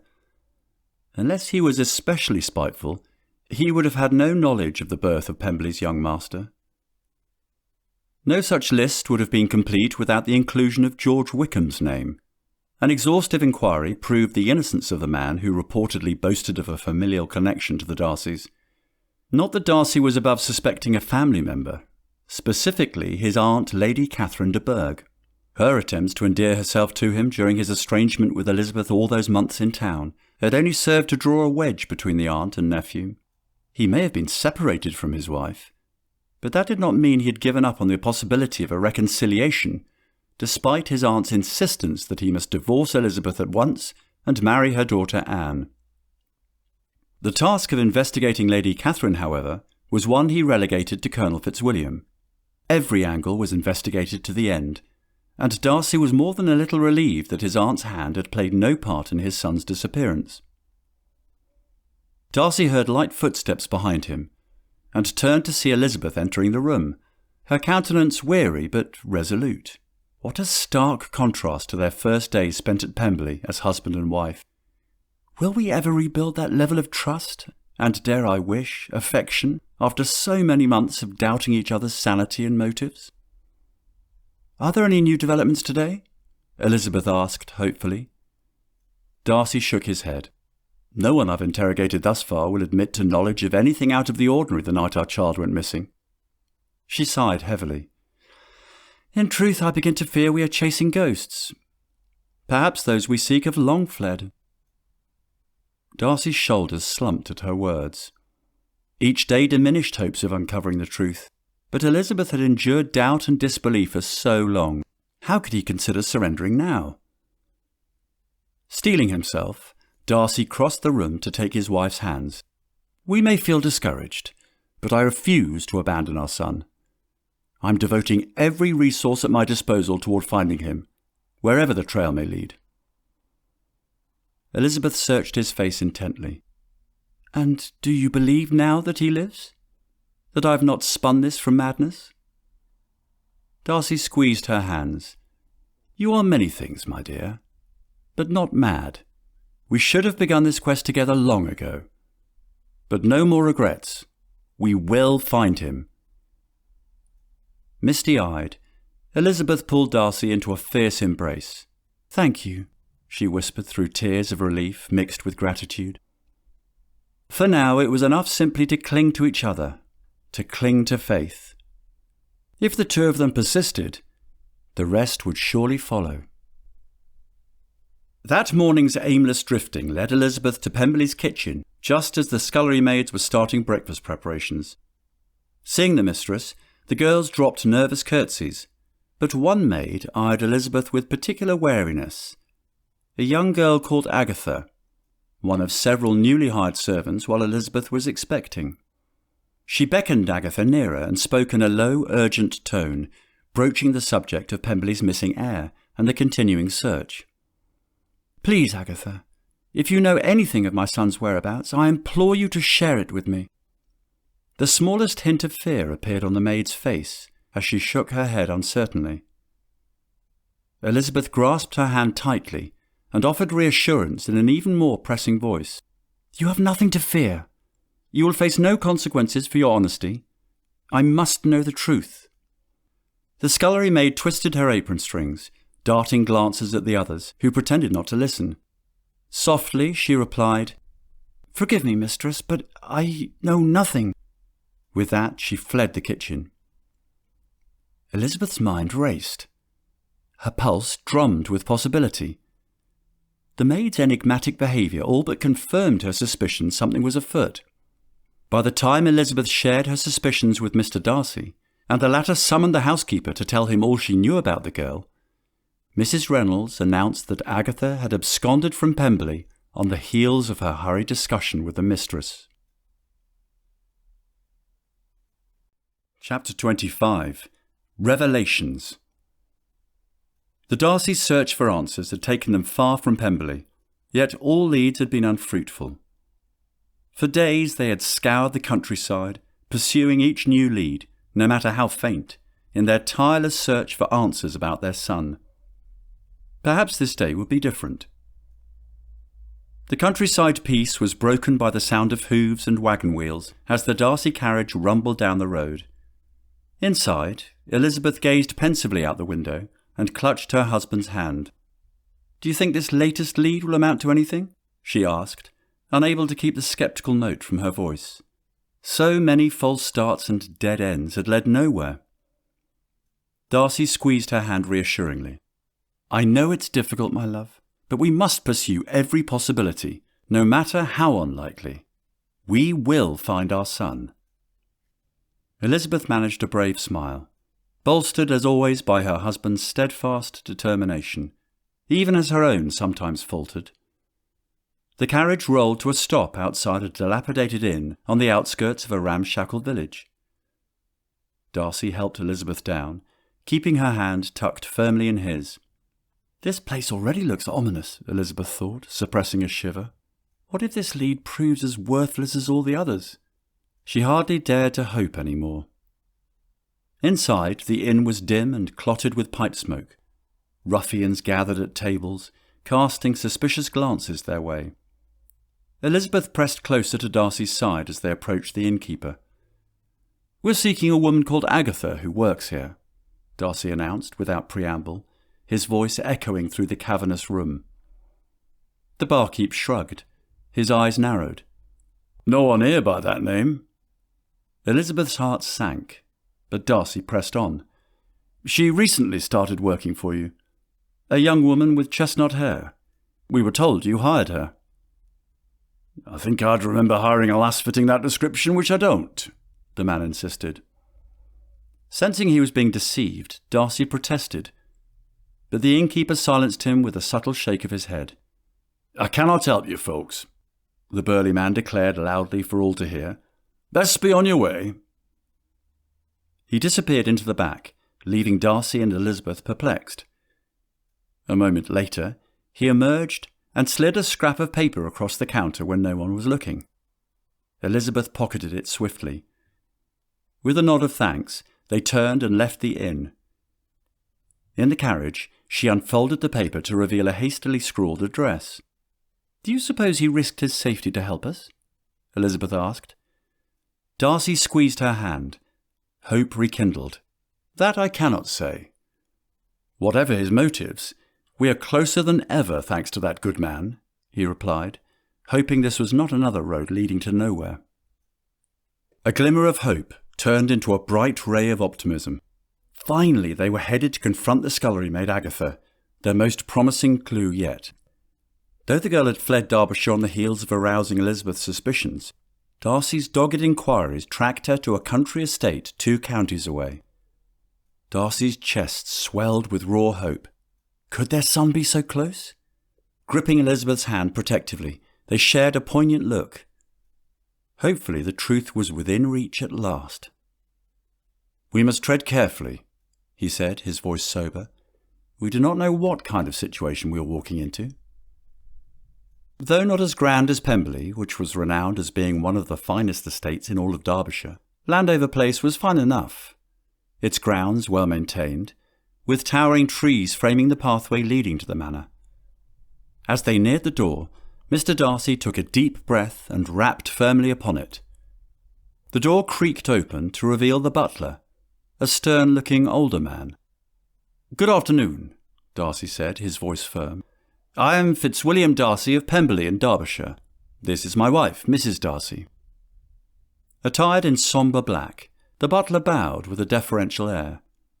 "Indeed, sir. Your reputation precedes you. Pray come inside, and I shall inform my master of your arrival."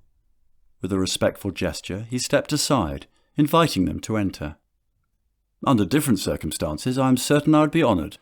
However, this is not a social call, and hence you need not disturb your master," Darcy said, stepping inside the foyer with Elizabeth by his side. "Oh," said the butler. "How, then, might I be of service?" "We are here to speak with a young woman who goes by the name of Agatha Green. I have reason to believe she recently sought employment at this estate." "Pray, Mr. and Mrs. Darcy, come right this way." The butler led them to the drawing-room. "I shall speak with the housekeeper about your inquiry. In the interim, shall I ring for tea?" "No," said Elizabeth.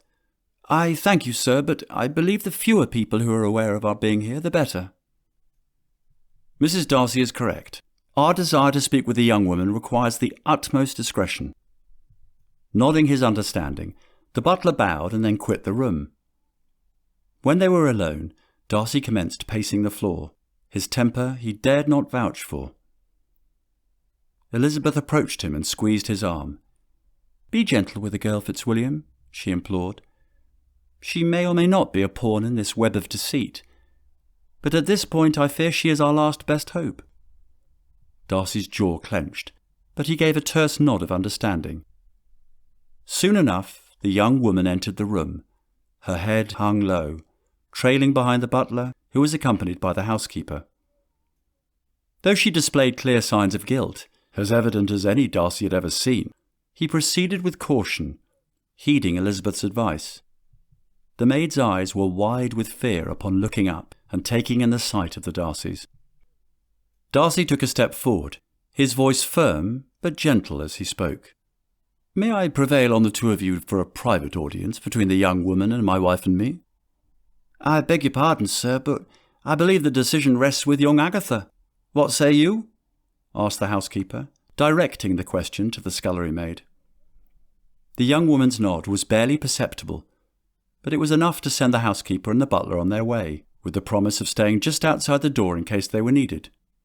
"Miss Green," Darcy said, his tone gentle, "we have been searching for answers about my missing heir. We believe that you may hold the key to unlocking this mystery."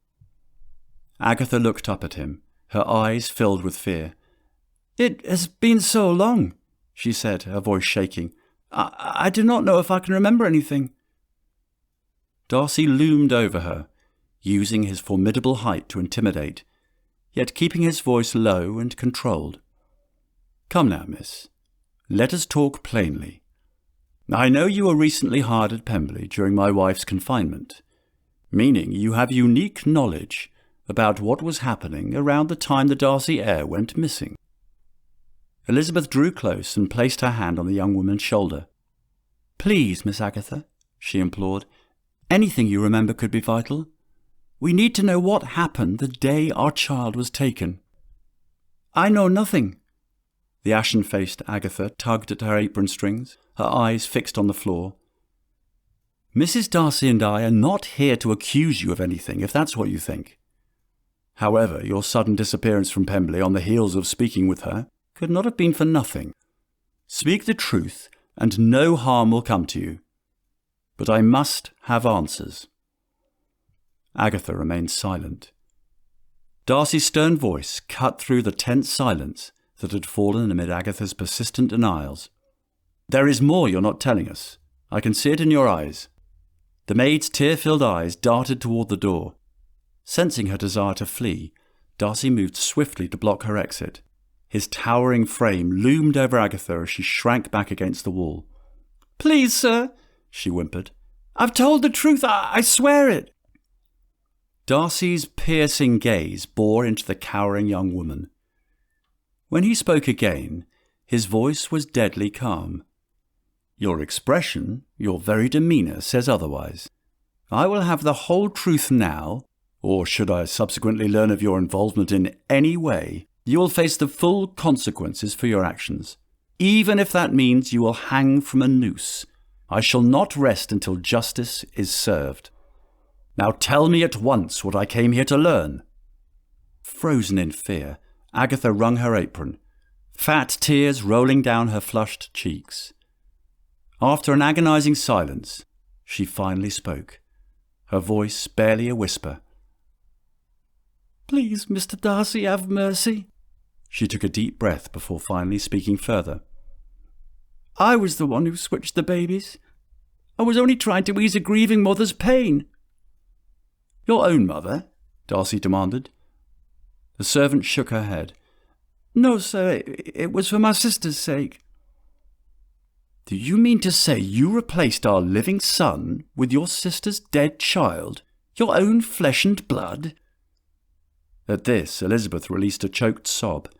Her hands flew to her mouth to cover her trembling lips. "Can it be true? Dare I trust this girl's words and allow fragile hope to take root in my heart?" The tumult in her mind robbed her of her composure as well as her voice. Agatha nodded. "Unbeknown to anyone other than myself, my sister, whom I often visited just outside of Lambton, went into labour the very same day as the mistress. It came on us so quickly, there was no time to fetch help. I had to roll up my sleeves and help her birth the babe myself, I did. My sister did not know her child was born still, having endured so much pain during labour and losing consciousness." Tears flowed freely down her cheeks as she recounted what had taken place. The young lady lifted her apron and used it to wipe them away. My sister's husband had just died fighting on the continent, and she so desperately wanted his child, someone to remember him by.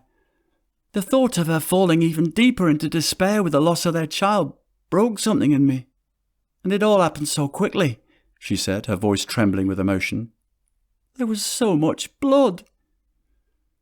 Agatha's eyes darted to Elizabeth, then back to Darcy. She swallowed hard. I do not know what I was thinking of, stealing into the Pemberley nursery in the dead of night, swapping one baby for the other. But by the time I came to my senses, it was done. Darcy was staggered by this admission, a tempest of churning emotions wrestling within him, a furious anger that his heir had been so easily stolen away. His eyes narrowed as he leaned in closer to Agatha, his voice low and dangerous. You thought to ease a grieving mother's pain by stealing my son, by deceiving us for months and causing us immeasurable anguish? Agatha sobbed as she nodded her head frantically. I never meant for any harm to come to him. I only wanted to help my sister. She clasped her hands together tightly. Please have mercy on me. Darcy's hands balled into fists at his sides as he contemplated this information. Someone else must have been involved in this deception. Mercy? After what you've done? You will face the consequences of your actions. But first, tell us everything. Who helped you? Who knew about this? Agatha took a deep breath, wiping away her tears. No one helped me. I swear, I acted entirely on my own, wanting to do what I thought was best for my sister. Enough of this. Where is your sister now? We need to find her. Agatha hesitated before finally answering. She has since started living with our mamma in a village in the county next over. But please, sir, do not bring her any harm. She does not know what I have done. Beside him, Elizabeth trembled, eyes luminous with vindication. Gently retrieving the maid's hand, she asked urgently, This other child, our child, he lives?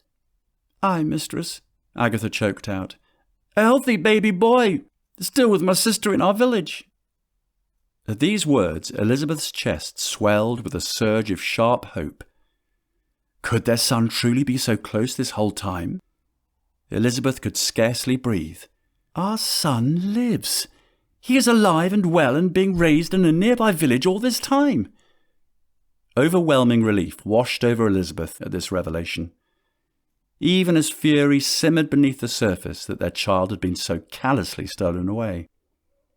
Wordlessly, Mr. Darcy gripped Elizabeth's hand as they shared a poignant look. The moment she had agonized over all those long, lonely months had arrived at last. Her son was finally within reach. Darcy's heart swelled with indescribable emotion. Relief, joy, and a sense of profound gratitude filled him as he gazed upon Elizabeth's tear-streaked face.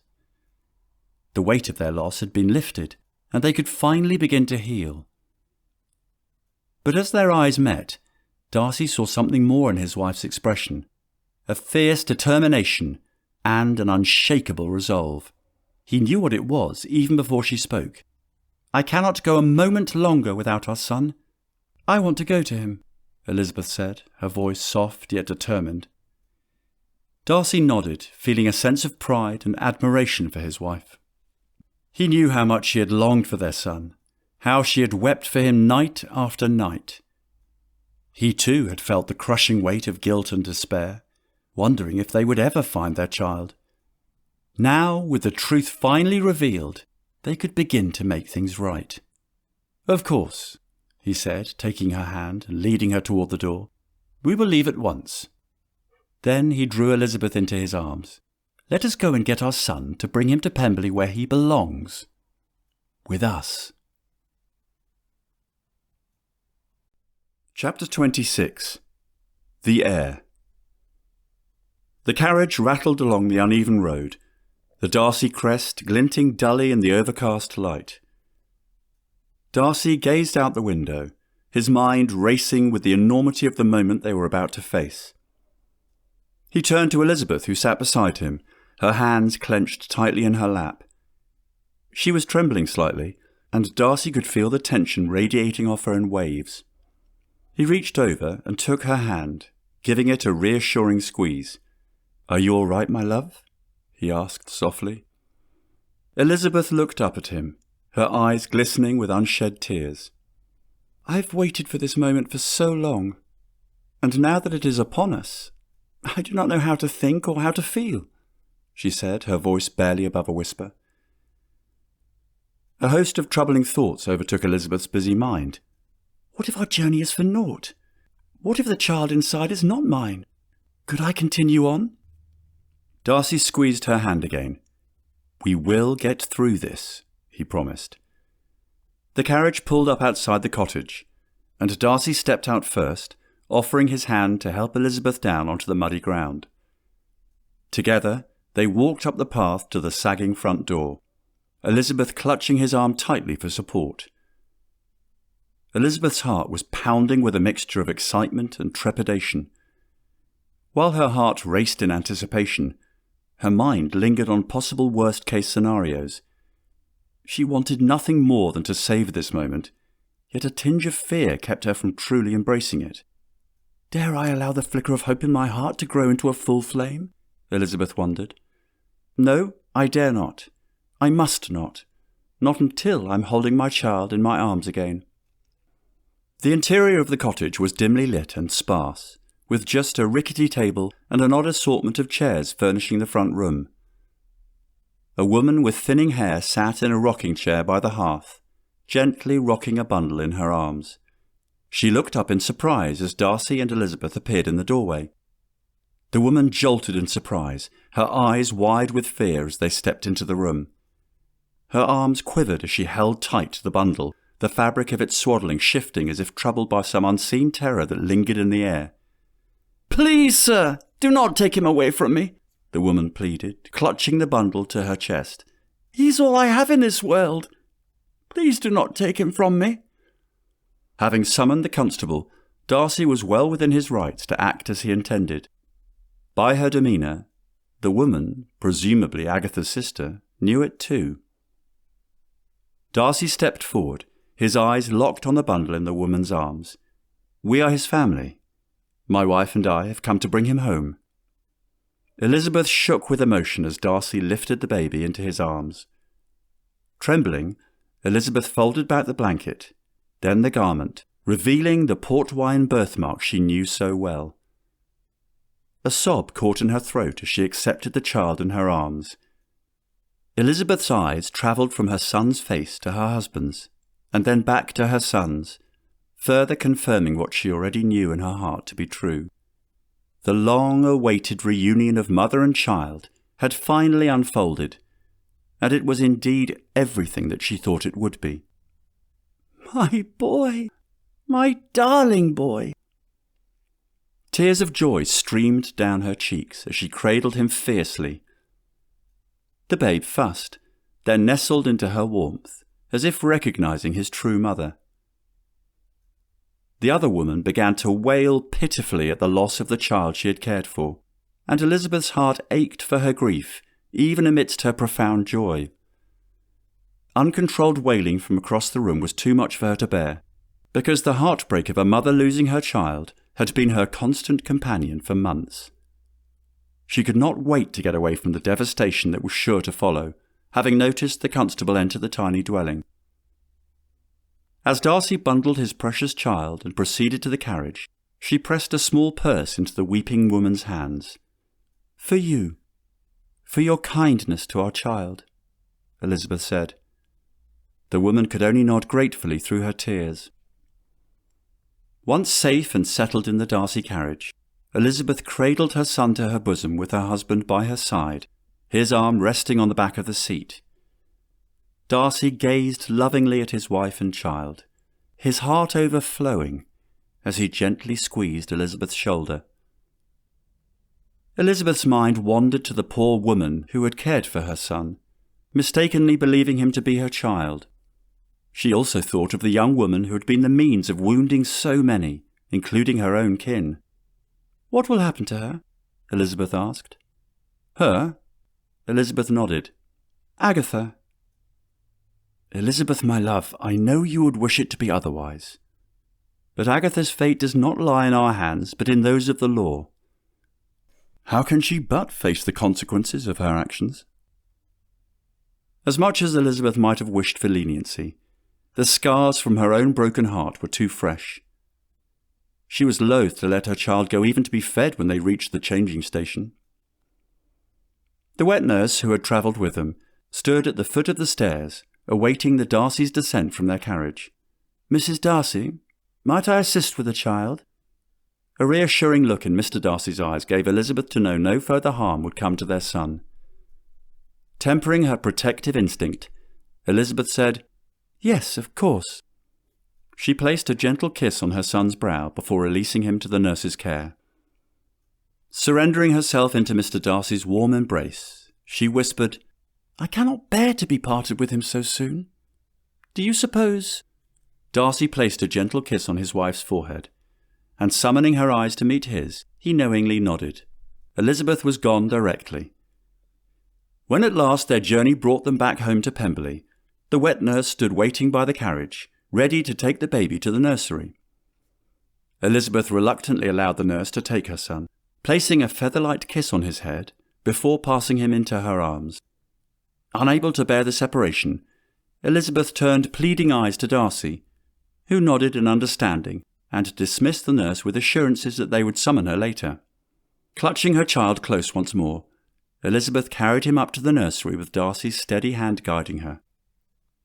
As they entered the nursery, Elizabeth could not help but marvel at the beauty that surrounded her, for the housekeeper had gone above and beyond to arrange for a different room to house the young master. It was spacious, with large windows that let in the warm afternoon sun, illuminating the delicate lace curtains and plush furnishings. The room was adorned with paintings and sculptures, and a beautiful crib, made of the finest wood and adorned with intricate carvings, stood in the centre, waiting to receive its occupant. "I hope you like it," Darcy murmured in her ear, his hands lingering on her shoulder from behind. Her eyes filled with emotion, Elizabeth turned to face him. "It is beautiful. Thank you, Fitzwilliam." Elizabeth settled into the rocking chair by the window, her son nestled contentedly in her arms. She softly hummed a lullaby as she rocked him. Darcy knelt beside them, one hand resting lightly on his son's back, his eyes shining with unrestrained joy as he took in the sight of his wife and child reunited. He could not help but feel grateful for the moment. A gentle rapping at the door announced the arrival of the wet nurse, but Elizabeth could not yet bring herself to part with her son. Sensing his wife's trepidation, Darcy once again sent the nurse away, with the reassurance that they would call when needed. As time wore on, Elizabeth's arms began to ache from holding the baby, yet she was unwilling to lay her slumbering child in his crib. Sensing her fatigue, Darcy tenderly removed the child from her arms, before cradling him in his own, and placing him into the little bed, tucking him in tightly. Despite her exhaustion, Elizabeth pulled a chair over to the cribside, unwilling to leave the nursery even to rest. "Just a quarter-hour more," she promised. But Darcy knew better. He reached for a nearby blanket and tenderly draped it over her shoulders, resolving to stay by her side. "Let us both remain," he whispered, and then placed a gentle kiss on Elizabeth's cheek. Together they would keep a loving watch over their precious bundle, knowing that he was safe and where he belonged. Entwining themselves in a warm embrace, they hovered protectively over the sleeping bundle of joy. His soft breaths and peaceful slumber brought a feeling of comfort and contentment, signifying all was precisely how it was meant to be. Chapter 27. A Family Reunited. Warm sunlight filtered into the nursery at Pemberley, softly illuminating the face of the slumbering infant. Elizabeth sat nearby, her knitting forgotten in her lap, as she simply observed her son, the child she had fought so fiercely to recover. It had been nearly a fortnight since that miraculous day when they found him, and still Elizabeth often woke believing it all a dream, but the steady rhythm of his breathing always reassured her this was real. With quiet footsteps, Darcy slipped into the room and stood behind his wife's chair. He placed a gentle hand on her shoulder. "How fares young Master Darcy today?" Elizabeth tilted her head back to smile up at him. "He is perfectly content, though I confess I have done more staring than knitting with my time. I still cannot quite trust he will remain if I glance away." Darcy gave her shoulder a reassuring squeeze. "Our son is home, thanks to you. Your perseverance gave me faith when I faltered. You were the heart of this family, Elizabeth." Elizabeth felt tears prick her eyes. The memory of their agonizing estrangement had receded but not fully faded. Each day their rapport grew stronger, yet remnants of the past still lingered. Sensing her change in mood, Darcy knelt before her. "What is it, my love?" Elizabeth worried at a loose thread in her gown, gathering her thoughts. "I find myself overwhelmed at times with all we endured. Those lost months can never be recovered." She placed Darcy's hand over her heart. "I know we must look forward now, but the past forever shaped us." Darcy bowed his head regretfully. "You speak rightly. I failed you when you needed faith most. We can only endeavour to rebuild what was broken." Lifting her hand, he kissed it solemnly. "I swear to you I will not waver again." Leaning in, he brushed a gentle kiss against her lips. Darcy took comfort in the prospect of a second chance, not just for their son, but for their family. The child stirred. Darcy lifted his son gently from the cradle and brushed a kiss over his tiny head before sitting beside Elizabeth. "I can scarcely believe so many months have passed since his dramatic arrival," he marvelled. Elizabeth smiled wryly. "And what eventful first months of life he has had." Smoothing the baby's fine hair, her expression grew thoughtful. "He will need a proper name soon. We cannot keep calling him only the babe or my son." Darcy nodded. "You are right, of course. Have you given thought to a name?" He watched fondly as his heir gummed his fist, cooing. "I confess I have not looked beyond the joy of having him safely returned," Elizabeth admitted. She studied her child, who gazed back with eyes as bright and lively as her own. He should have a strong name to fit his spirit, perhaps something that honours his paternal line, yet nothing too stiff, she teased. Darcy pondered her words carefully before suggesting, "Or perhaps his maternal line. What say you of Bennet?" He tested it out. "Young Bennet Darcy." Elizabeth could not help but recall a letter she received from her father, one that she had shared with her husband, and wonder if it had been the impetus of her husband's suggestion. She could recite it by heart. "My dearest Lizzie, what a blessing indeed that my grandson has been found. It is a miracle, and I am filled with joy that he has been returned to the bosom of his family. I can scarcely begin to express the relief I feel, knowing that he is safe and happy. But this blessed event has also made me reflect on my shortcomings as a father. I have failed to be an adequate guide for my daughters, and it has taken the return of my grandson for me to see how badly I have neglected their guidance and education. In light of this realization, I now strive to spend more time with Kitty and Mary, accompanying them on walks and engaging in meaningful conversations about their interests. I feel my past shortcomings resulted to the detriment of your husband as well. It pains me to think how quickly and harshly I judged Mr. Darcy, without considering his character or intentions. That is to say nothing of my failure to give him his proper due in recovering our Lydia and salvaging our family's reputation. My ignorance had blinded me from seeing the truth about him, that he was a gentleman of integrity and honour, who only sought the happiness of my daughter. I am deeply ashamed for mistreating the man who has brought such joy into your life. He has been undeserving of all the judgment I had levelled against him, How can I not but admire a gentleman who has brought such happiness to my favourite daughter's life? If only I'd seen it earlier.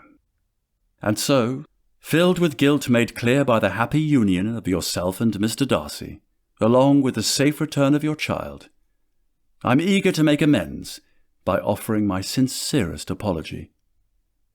I owe him much gratitude for having brought joy into my family's life, and it is nothing less than what he deserves." Elizabeth's smile blossomed. "Bennet Darcy. I quite like it." She lifted the baby playfully. "What say you, my sweet? Are you a Bennet?" The babe gurgled, eliciting chuckles from his parents. Darcy embraced his beloveds, feeling their presence infusing his soul with immeasurable joy. His son, Bennet, yawned in Elizabeth's arms, and Darcy's heart hummed with deep gratitude. This joyful bundle of innocence embodied such fortitude and strength. A new beginning. He marvelled at how idyllic it all felt. After the painful estrangement of the past, their easy companionship was such a blessing. Later that day, as the little boy dozed on his mother's chest, Darcy reached for Elizabeth's hand, his voice growing serious. "Thank you for this gift, for never surrendering to despair, even when I had given up hope when it mattered most." She squeezed his hand tightly. "We both faltered, but love prevailed, did it not?" Leaning her head on Darcy's shoulder, as their son slept peacefully between them, Elizabeth's spirit was overwhelmed with a sense of deep satisfaction. She had finally found the happiness she had always longed for, and nothing could take that away from her. In that quiet moment, with the sound of their son's soft breathing soothing their spirits, Darcy and Elizabeth knew that they were exactly where they were meant to be. With abiding devotion and dedication to each other, they knew that their little family would thrive, and they would continue to protect and cherish each other for evermore.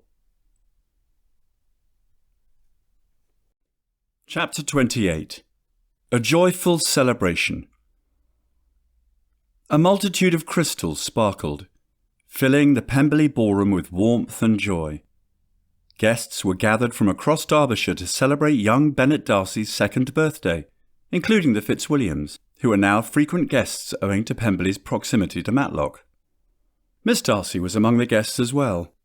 The Collinses travelled from Kent, thanks to Lady Catherine's benevolence in allowing them to journey in her caravan of fine carriages.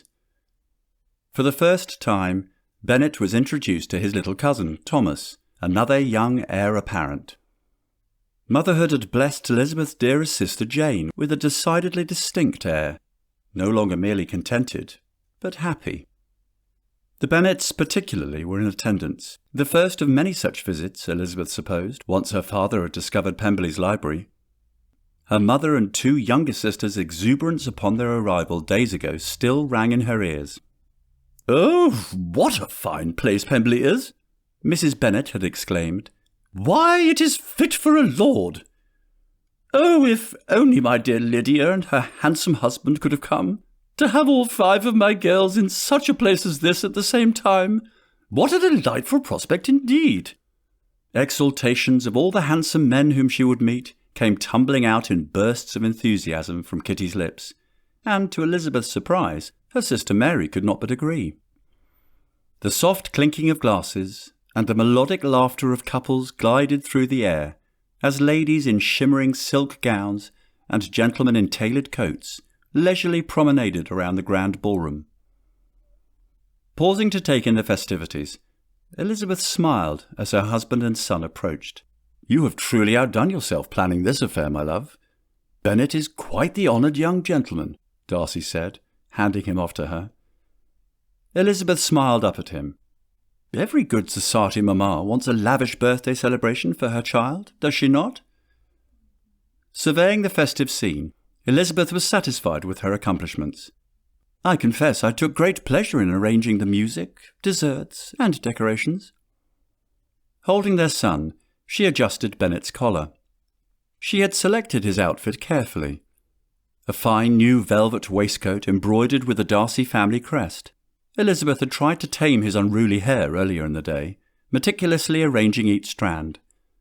Now, as she looked at him, she noticed how some rebellious locks had already escaped, giving him a charmingly dishevelled appearance. "But the true joy is having our son here to enjoy it," said Mr. Darcy. When Bennet scampered off again, Elizabeth and Darcy had a moment to themselves. Gazing tenderly at his wife, Darcy said, "I know how much you wish the Gardiners could be here." Elizabeth smiled wistfully. "Yes, but Mr. Gardiner's business affairs prevented it. Still, they were the first relations to visit Pemberley after Bennet's recovery. They already feel like part of Pemberley. I will always cherish their support after—" A shadow crossed her face. "Well, after everything that happened." Darcy squeezed her hand supportively. "The past is behind us now, thanks to you, my love." Moments later, Bennet returned to tug at his father's coattails. The quartet had struck up a lively tune, making Bennet bounce in time. "Dance!" he demanded, grabbing his parents' hands. Laughing, they swept their birthday boy into an impromptu spin around the polished floor, as the other dancers smiled indulgently. Darcy's strong arms cradled the boy while Elizabeth held his hands, all three moving in joyful abandon. In moments like this, their painful past seemed but a distant shadow. When the music concluded, Bennet wriggled to be put down, and immediately toddled off to examine the towering cake. He swiped a dollop of icing despite Elizabeth's gentle scolding, making Darcy chuckle as he drew her close. "You have brought me such joy," he told her earnestly. Darcy brushed his lips tenderly against her temple. "I never fathomed such happiness was possible," he murmured against her hair. "You have blessed me beyond measure, my love." Elizabeth curved her hand along his jaw, meeting his fervent gaze. "We have been blessed indeed." An impatient cough interrupted their tender reverie. They turned in surprise to see Lady Catherine standing stiffly behind them. Upon her arrival at Pemberley, each had wondered if the other had extended the invitation to her. But as she came all that way in the hopes of extending an olive branch, neither would complain. "Lady Catherine," Darcy said, "I pray you are enjoying the festivities?" Lady Catherine smiled awkwardly. "As much as I can, given that my invitation must have been waylaid. But if his own great-aunt is not present during such an auspicious occasion, what must the child think when he is old enough to comprehend the import of my place in his life?" Darcy nodded. "You are always welcome here." After a hesitant smile, Lady Catherine glided off to try to engage her young great-nephew, who had ceased his hectic pace long enough to sit and have cake with his second cousin Anne.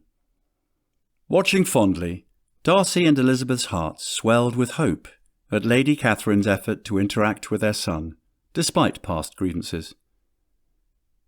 Their tender moment ended as Bennet scampered back over, face smeared with icing, eliciting warm laughter from his adoring parents and Aunt Georgiana, who had joined them seconds earlier. The loving family danced once more amidst the glittering celebration. As the party wore on, Elizabeth noticed Georgiana sitting alone, watching the dancers wistfully. Elizabeth brought over a plate of sweetmeats and sat beside her young sister-in-law. "Are you not enjoying yourself, dearest?" Elizabeth asked. Georgiana smiled shyly. "Yes, everything is marvellous. It is just—" She blushed and fell silent. Elizabeth knew Georgiana struggled to overcome her shyness and converse easily in company. Gently, she suggested, "Perhaps you could ask Colonel Fitzwilliam to dance?" Georgiana's blush deepened becomingly. Glancing across the room at the handsome colonel surrounded by admirers, she shook her head. "No, I could not possibly." Just then the musicians began to play a merry tune. Elizabeth looked at her younger sister-in-law, and, without thinking, grabbed her hand and pulled her toward the dance floor. She had spotted the colonel, who seemed surprised but willing to take the young girl's hand. Darcy watched approvingly, as his sister's initial hesitance transformed into a girlish smile as she danced with abandon, the colonel expertly guiding her through the steps. When the dance concluded, Georgiana curtsied breathlessly to her grinning partner. "Thank you, cousin. I have not enjoyed so much fun in ages." she exclaimed. As the afternoon turned into evening, the children grew weary. Elizabeth carried a sleeping Bennet up to the nursery and tucked him in tenderly. The sounds of laughter and conversation continued to echo from downstairs, but in the nursery all was calm and quiet. Descending the staircase some time later, she returned to the ballroom, where the last guests were taking their leave, and those visiting from afar were headed off to their quarters. There she found Darcy, and they shared a rare private moment. No words needed as they slowly swayed together, joy and love overflowing. As the last notes faded, Darcy and Elizabeth stood embraced in the steadily emptying ballroom. Elizabeth sighed contentedly, her head nestled against her husband's chest. "This was a wonderful day, my love," Darcy murmured, stroking her hair. "You truly outdid yourself planning this celebration for our son." Elizabeth tilted her chin up to gaze fondly at him. "I wanted everything to be perfect. Our sweet boy deserved nothing less." Darcy caressed her cheek. "You both deserve the world. I shall spend my life trying to give you everything your heart desires." "You already have," Elizabeth whispered. "Your love and Bennet's are the only things I need."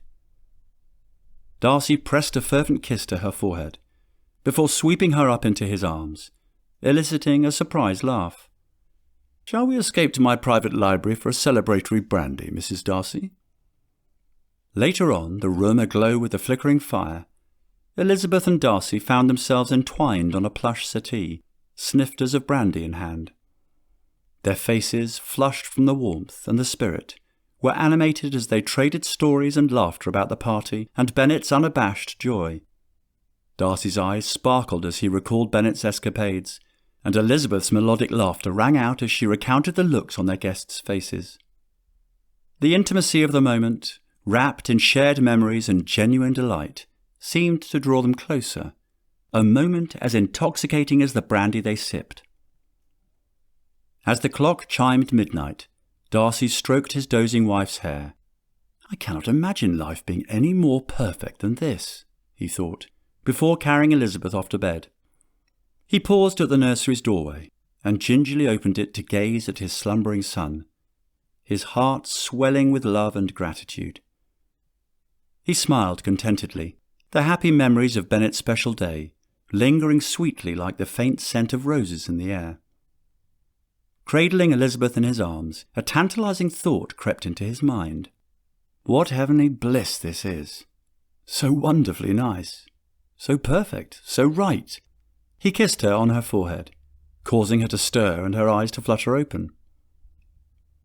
Elizabeth smiled up at him and touched his face with the tip of her finger. "May I tell you something, Mr. Darcy?" she whispered. Darcy settled his eyes upon her countenance with an air of profound admiration, and not a word escaped his lips. "I love you," Elizabeth said softly, the depth of her emotion resonating in her voice. "I do, with all my heart and soul." Chapter 29. A New Arrival. A year later. Sunlight streamed through the windows, casting a warm yellow glow on everything in its path. Elizabeth rested, propped against a mountain of pillows, her body depleted and sore from the rigours of childbirth. Yet joy sparkled in her eyes as she gazed down at the swaddled newborn nestled securely in the crook of her arm. After agonizing hours of contractions and pushing that felt as if they might rip her slender frame in two, the midwife had finally placed the infant on her bosom. The feeling of her daughter's slippery, warm body pressing against her own had eclipsed all the trauma and pain. Now, cleaned and swaddled, the baby's downy chestnut hair clung to her delicate scalp. Her wispy lashes fluttered against round cheeks, still flushed from her dramatic arrival into the world. Elizabeth studied her daughter's face with wonder, tracing the delicate curve of her mouth, which was drawn into a soft, natural pout. She marvelled at the miniature hands, each with perfect petite fingers, curled into tiny fists. The sight of this new life, so intimately connected to her own being, filled her with a profound sense of awe and enchantment. A soft knock sounded at the door, and moments later Georgiana's face appeared around the edge, her eyes wide and tentative as she peeked into the room. Now a resident of Pemberley, she seemed to carry a gentle hesitance with her, even in familiar surroundings. "The midwife said I may visit briefly. Are you well, Elizabeth?" Elizabeth's eyes were slightly sunken and heavy with exhaustion, but her face lit up when she saw Georgiana. She nodded and said in a gentle whisper, "Come, meet your niece." At Elizabeth's warm invitation, Georgiana perched carefully on the bed's edge. The young lady clasped Elizabeth's hand joyfully before looking down at the baby. "She is beautiful! A true gift!" Georgiana cried, her eyes shining as she took in the sight of her niece. Gently she reached out to stroke the baby's velvety cheek, overwhelmed with protectiveness and wonder toward this tiny being. "Have you chosen a name?" When Elizabeth announced Charlotte, Georgiana's eyes misted over. "How lovely!" she exclaimed. "Indeed," Elizabeth said. "She is named after my intimate friend from Hertfordshire, someone whom you have yet to meet. But hopefully that will be rectified soon. I wish for my daughter to possess my friend's strength and wisdom. A perfect choice." Baby Charlotte stirred then, yawning expansively to reveal her tiny tongue, nearly drawing a chuckle from the women. "And where is young Bennet?"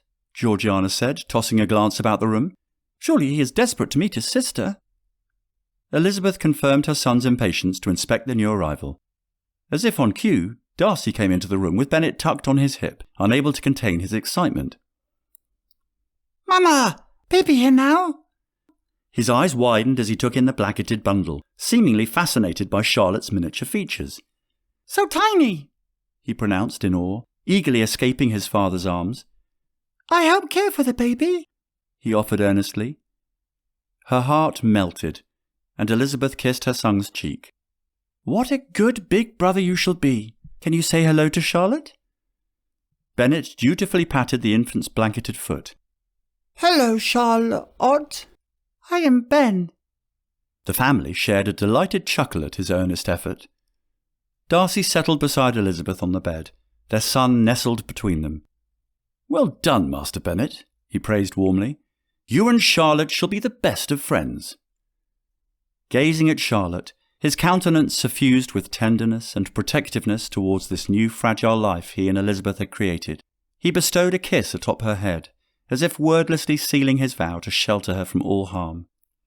Elizabeth's heart swelled, watching her husband and children bond. The rightness of this moment outshone all the trials that had come before. Each child was a precious gift, weaving this family together through enduring love. Charlotte began to fuss, her tiny mouth moving instinctively. Understanding the baby's cue, Elizabeth silently begged her family for privacy. Moments later, she gently eased down her nightgown to nourish her daughter. She gasped slightly at the tugging sensation as the infant latched on and began to nurse hungrily. Georgiana and Darcy respected Elizabeth's privacy by engaging young Bennet in distracting conversation in the sitting room, next to the apartment.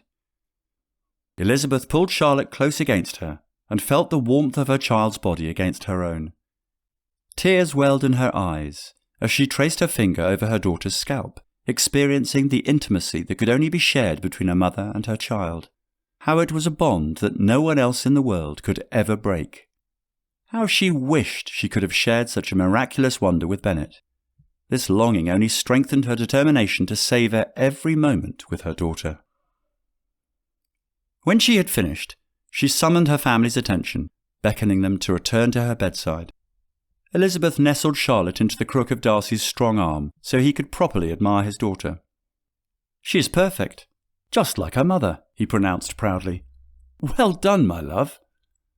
Handing the baby safely back to her mother, Darcy drew his family close once more. Elizabeth's heart swelled as she gazed at her husband, stalwart and devoted. Her eyes then shifted to their children, blossoming with promise. She smiled.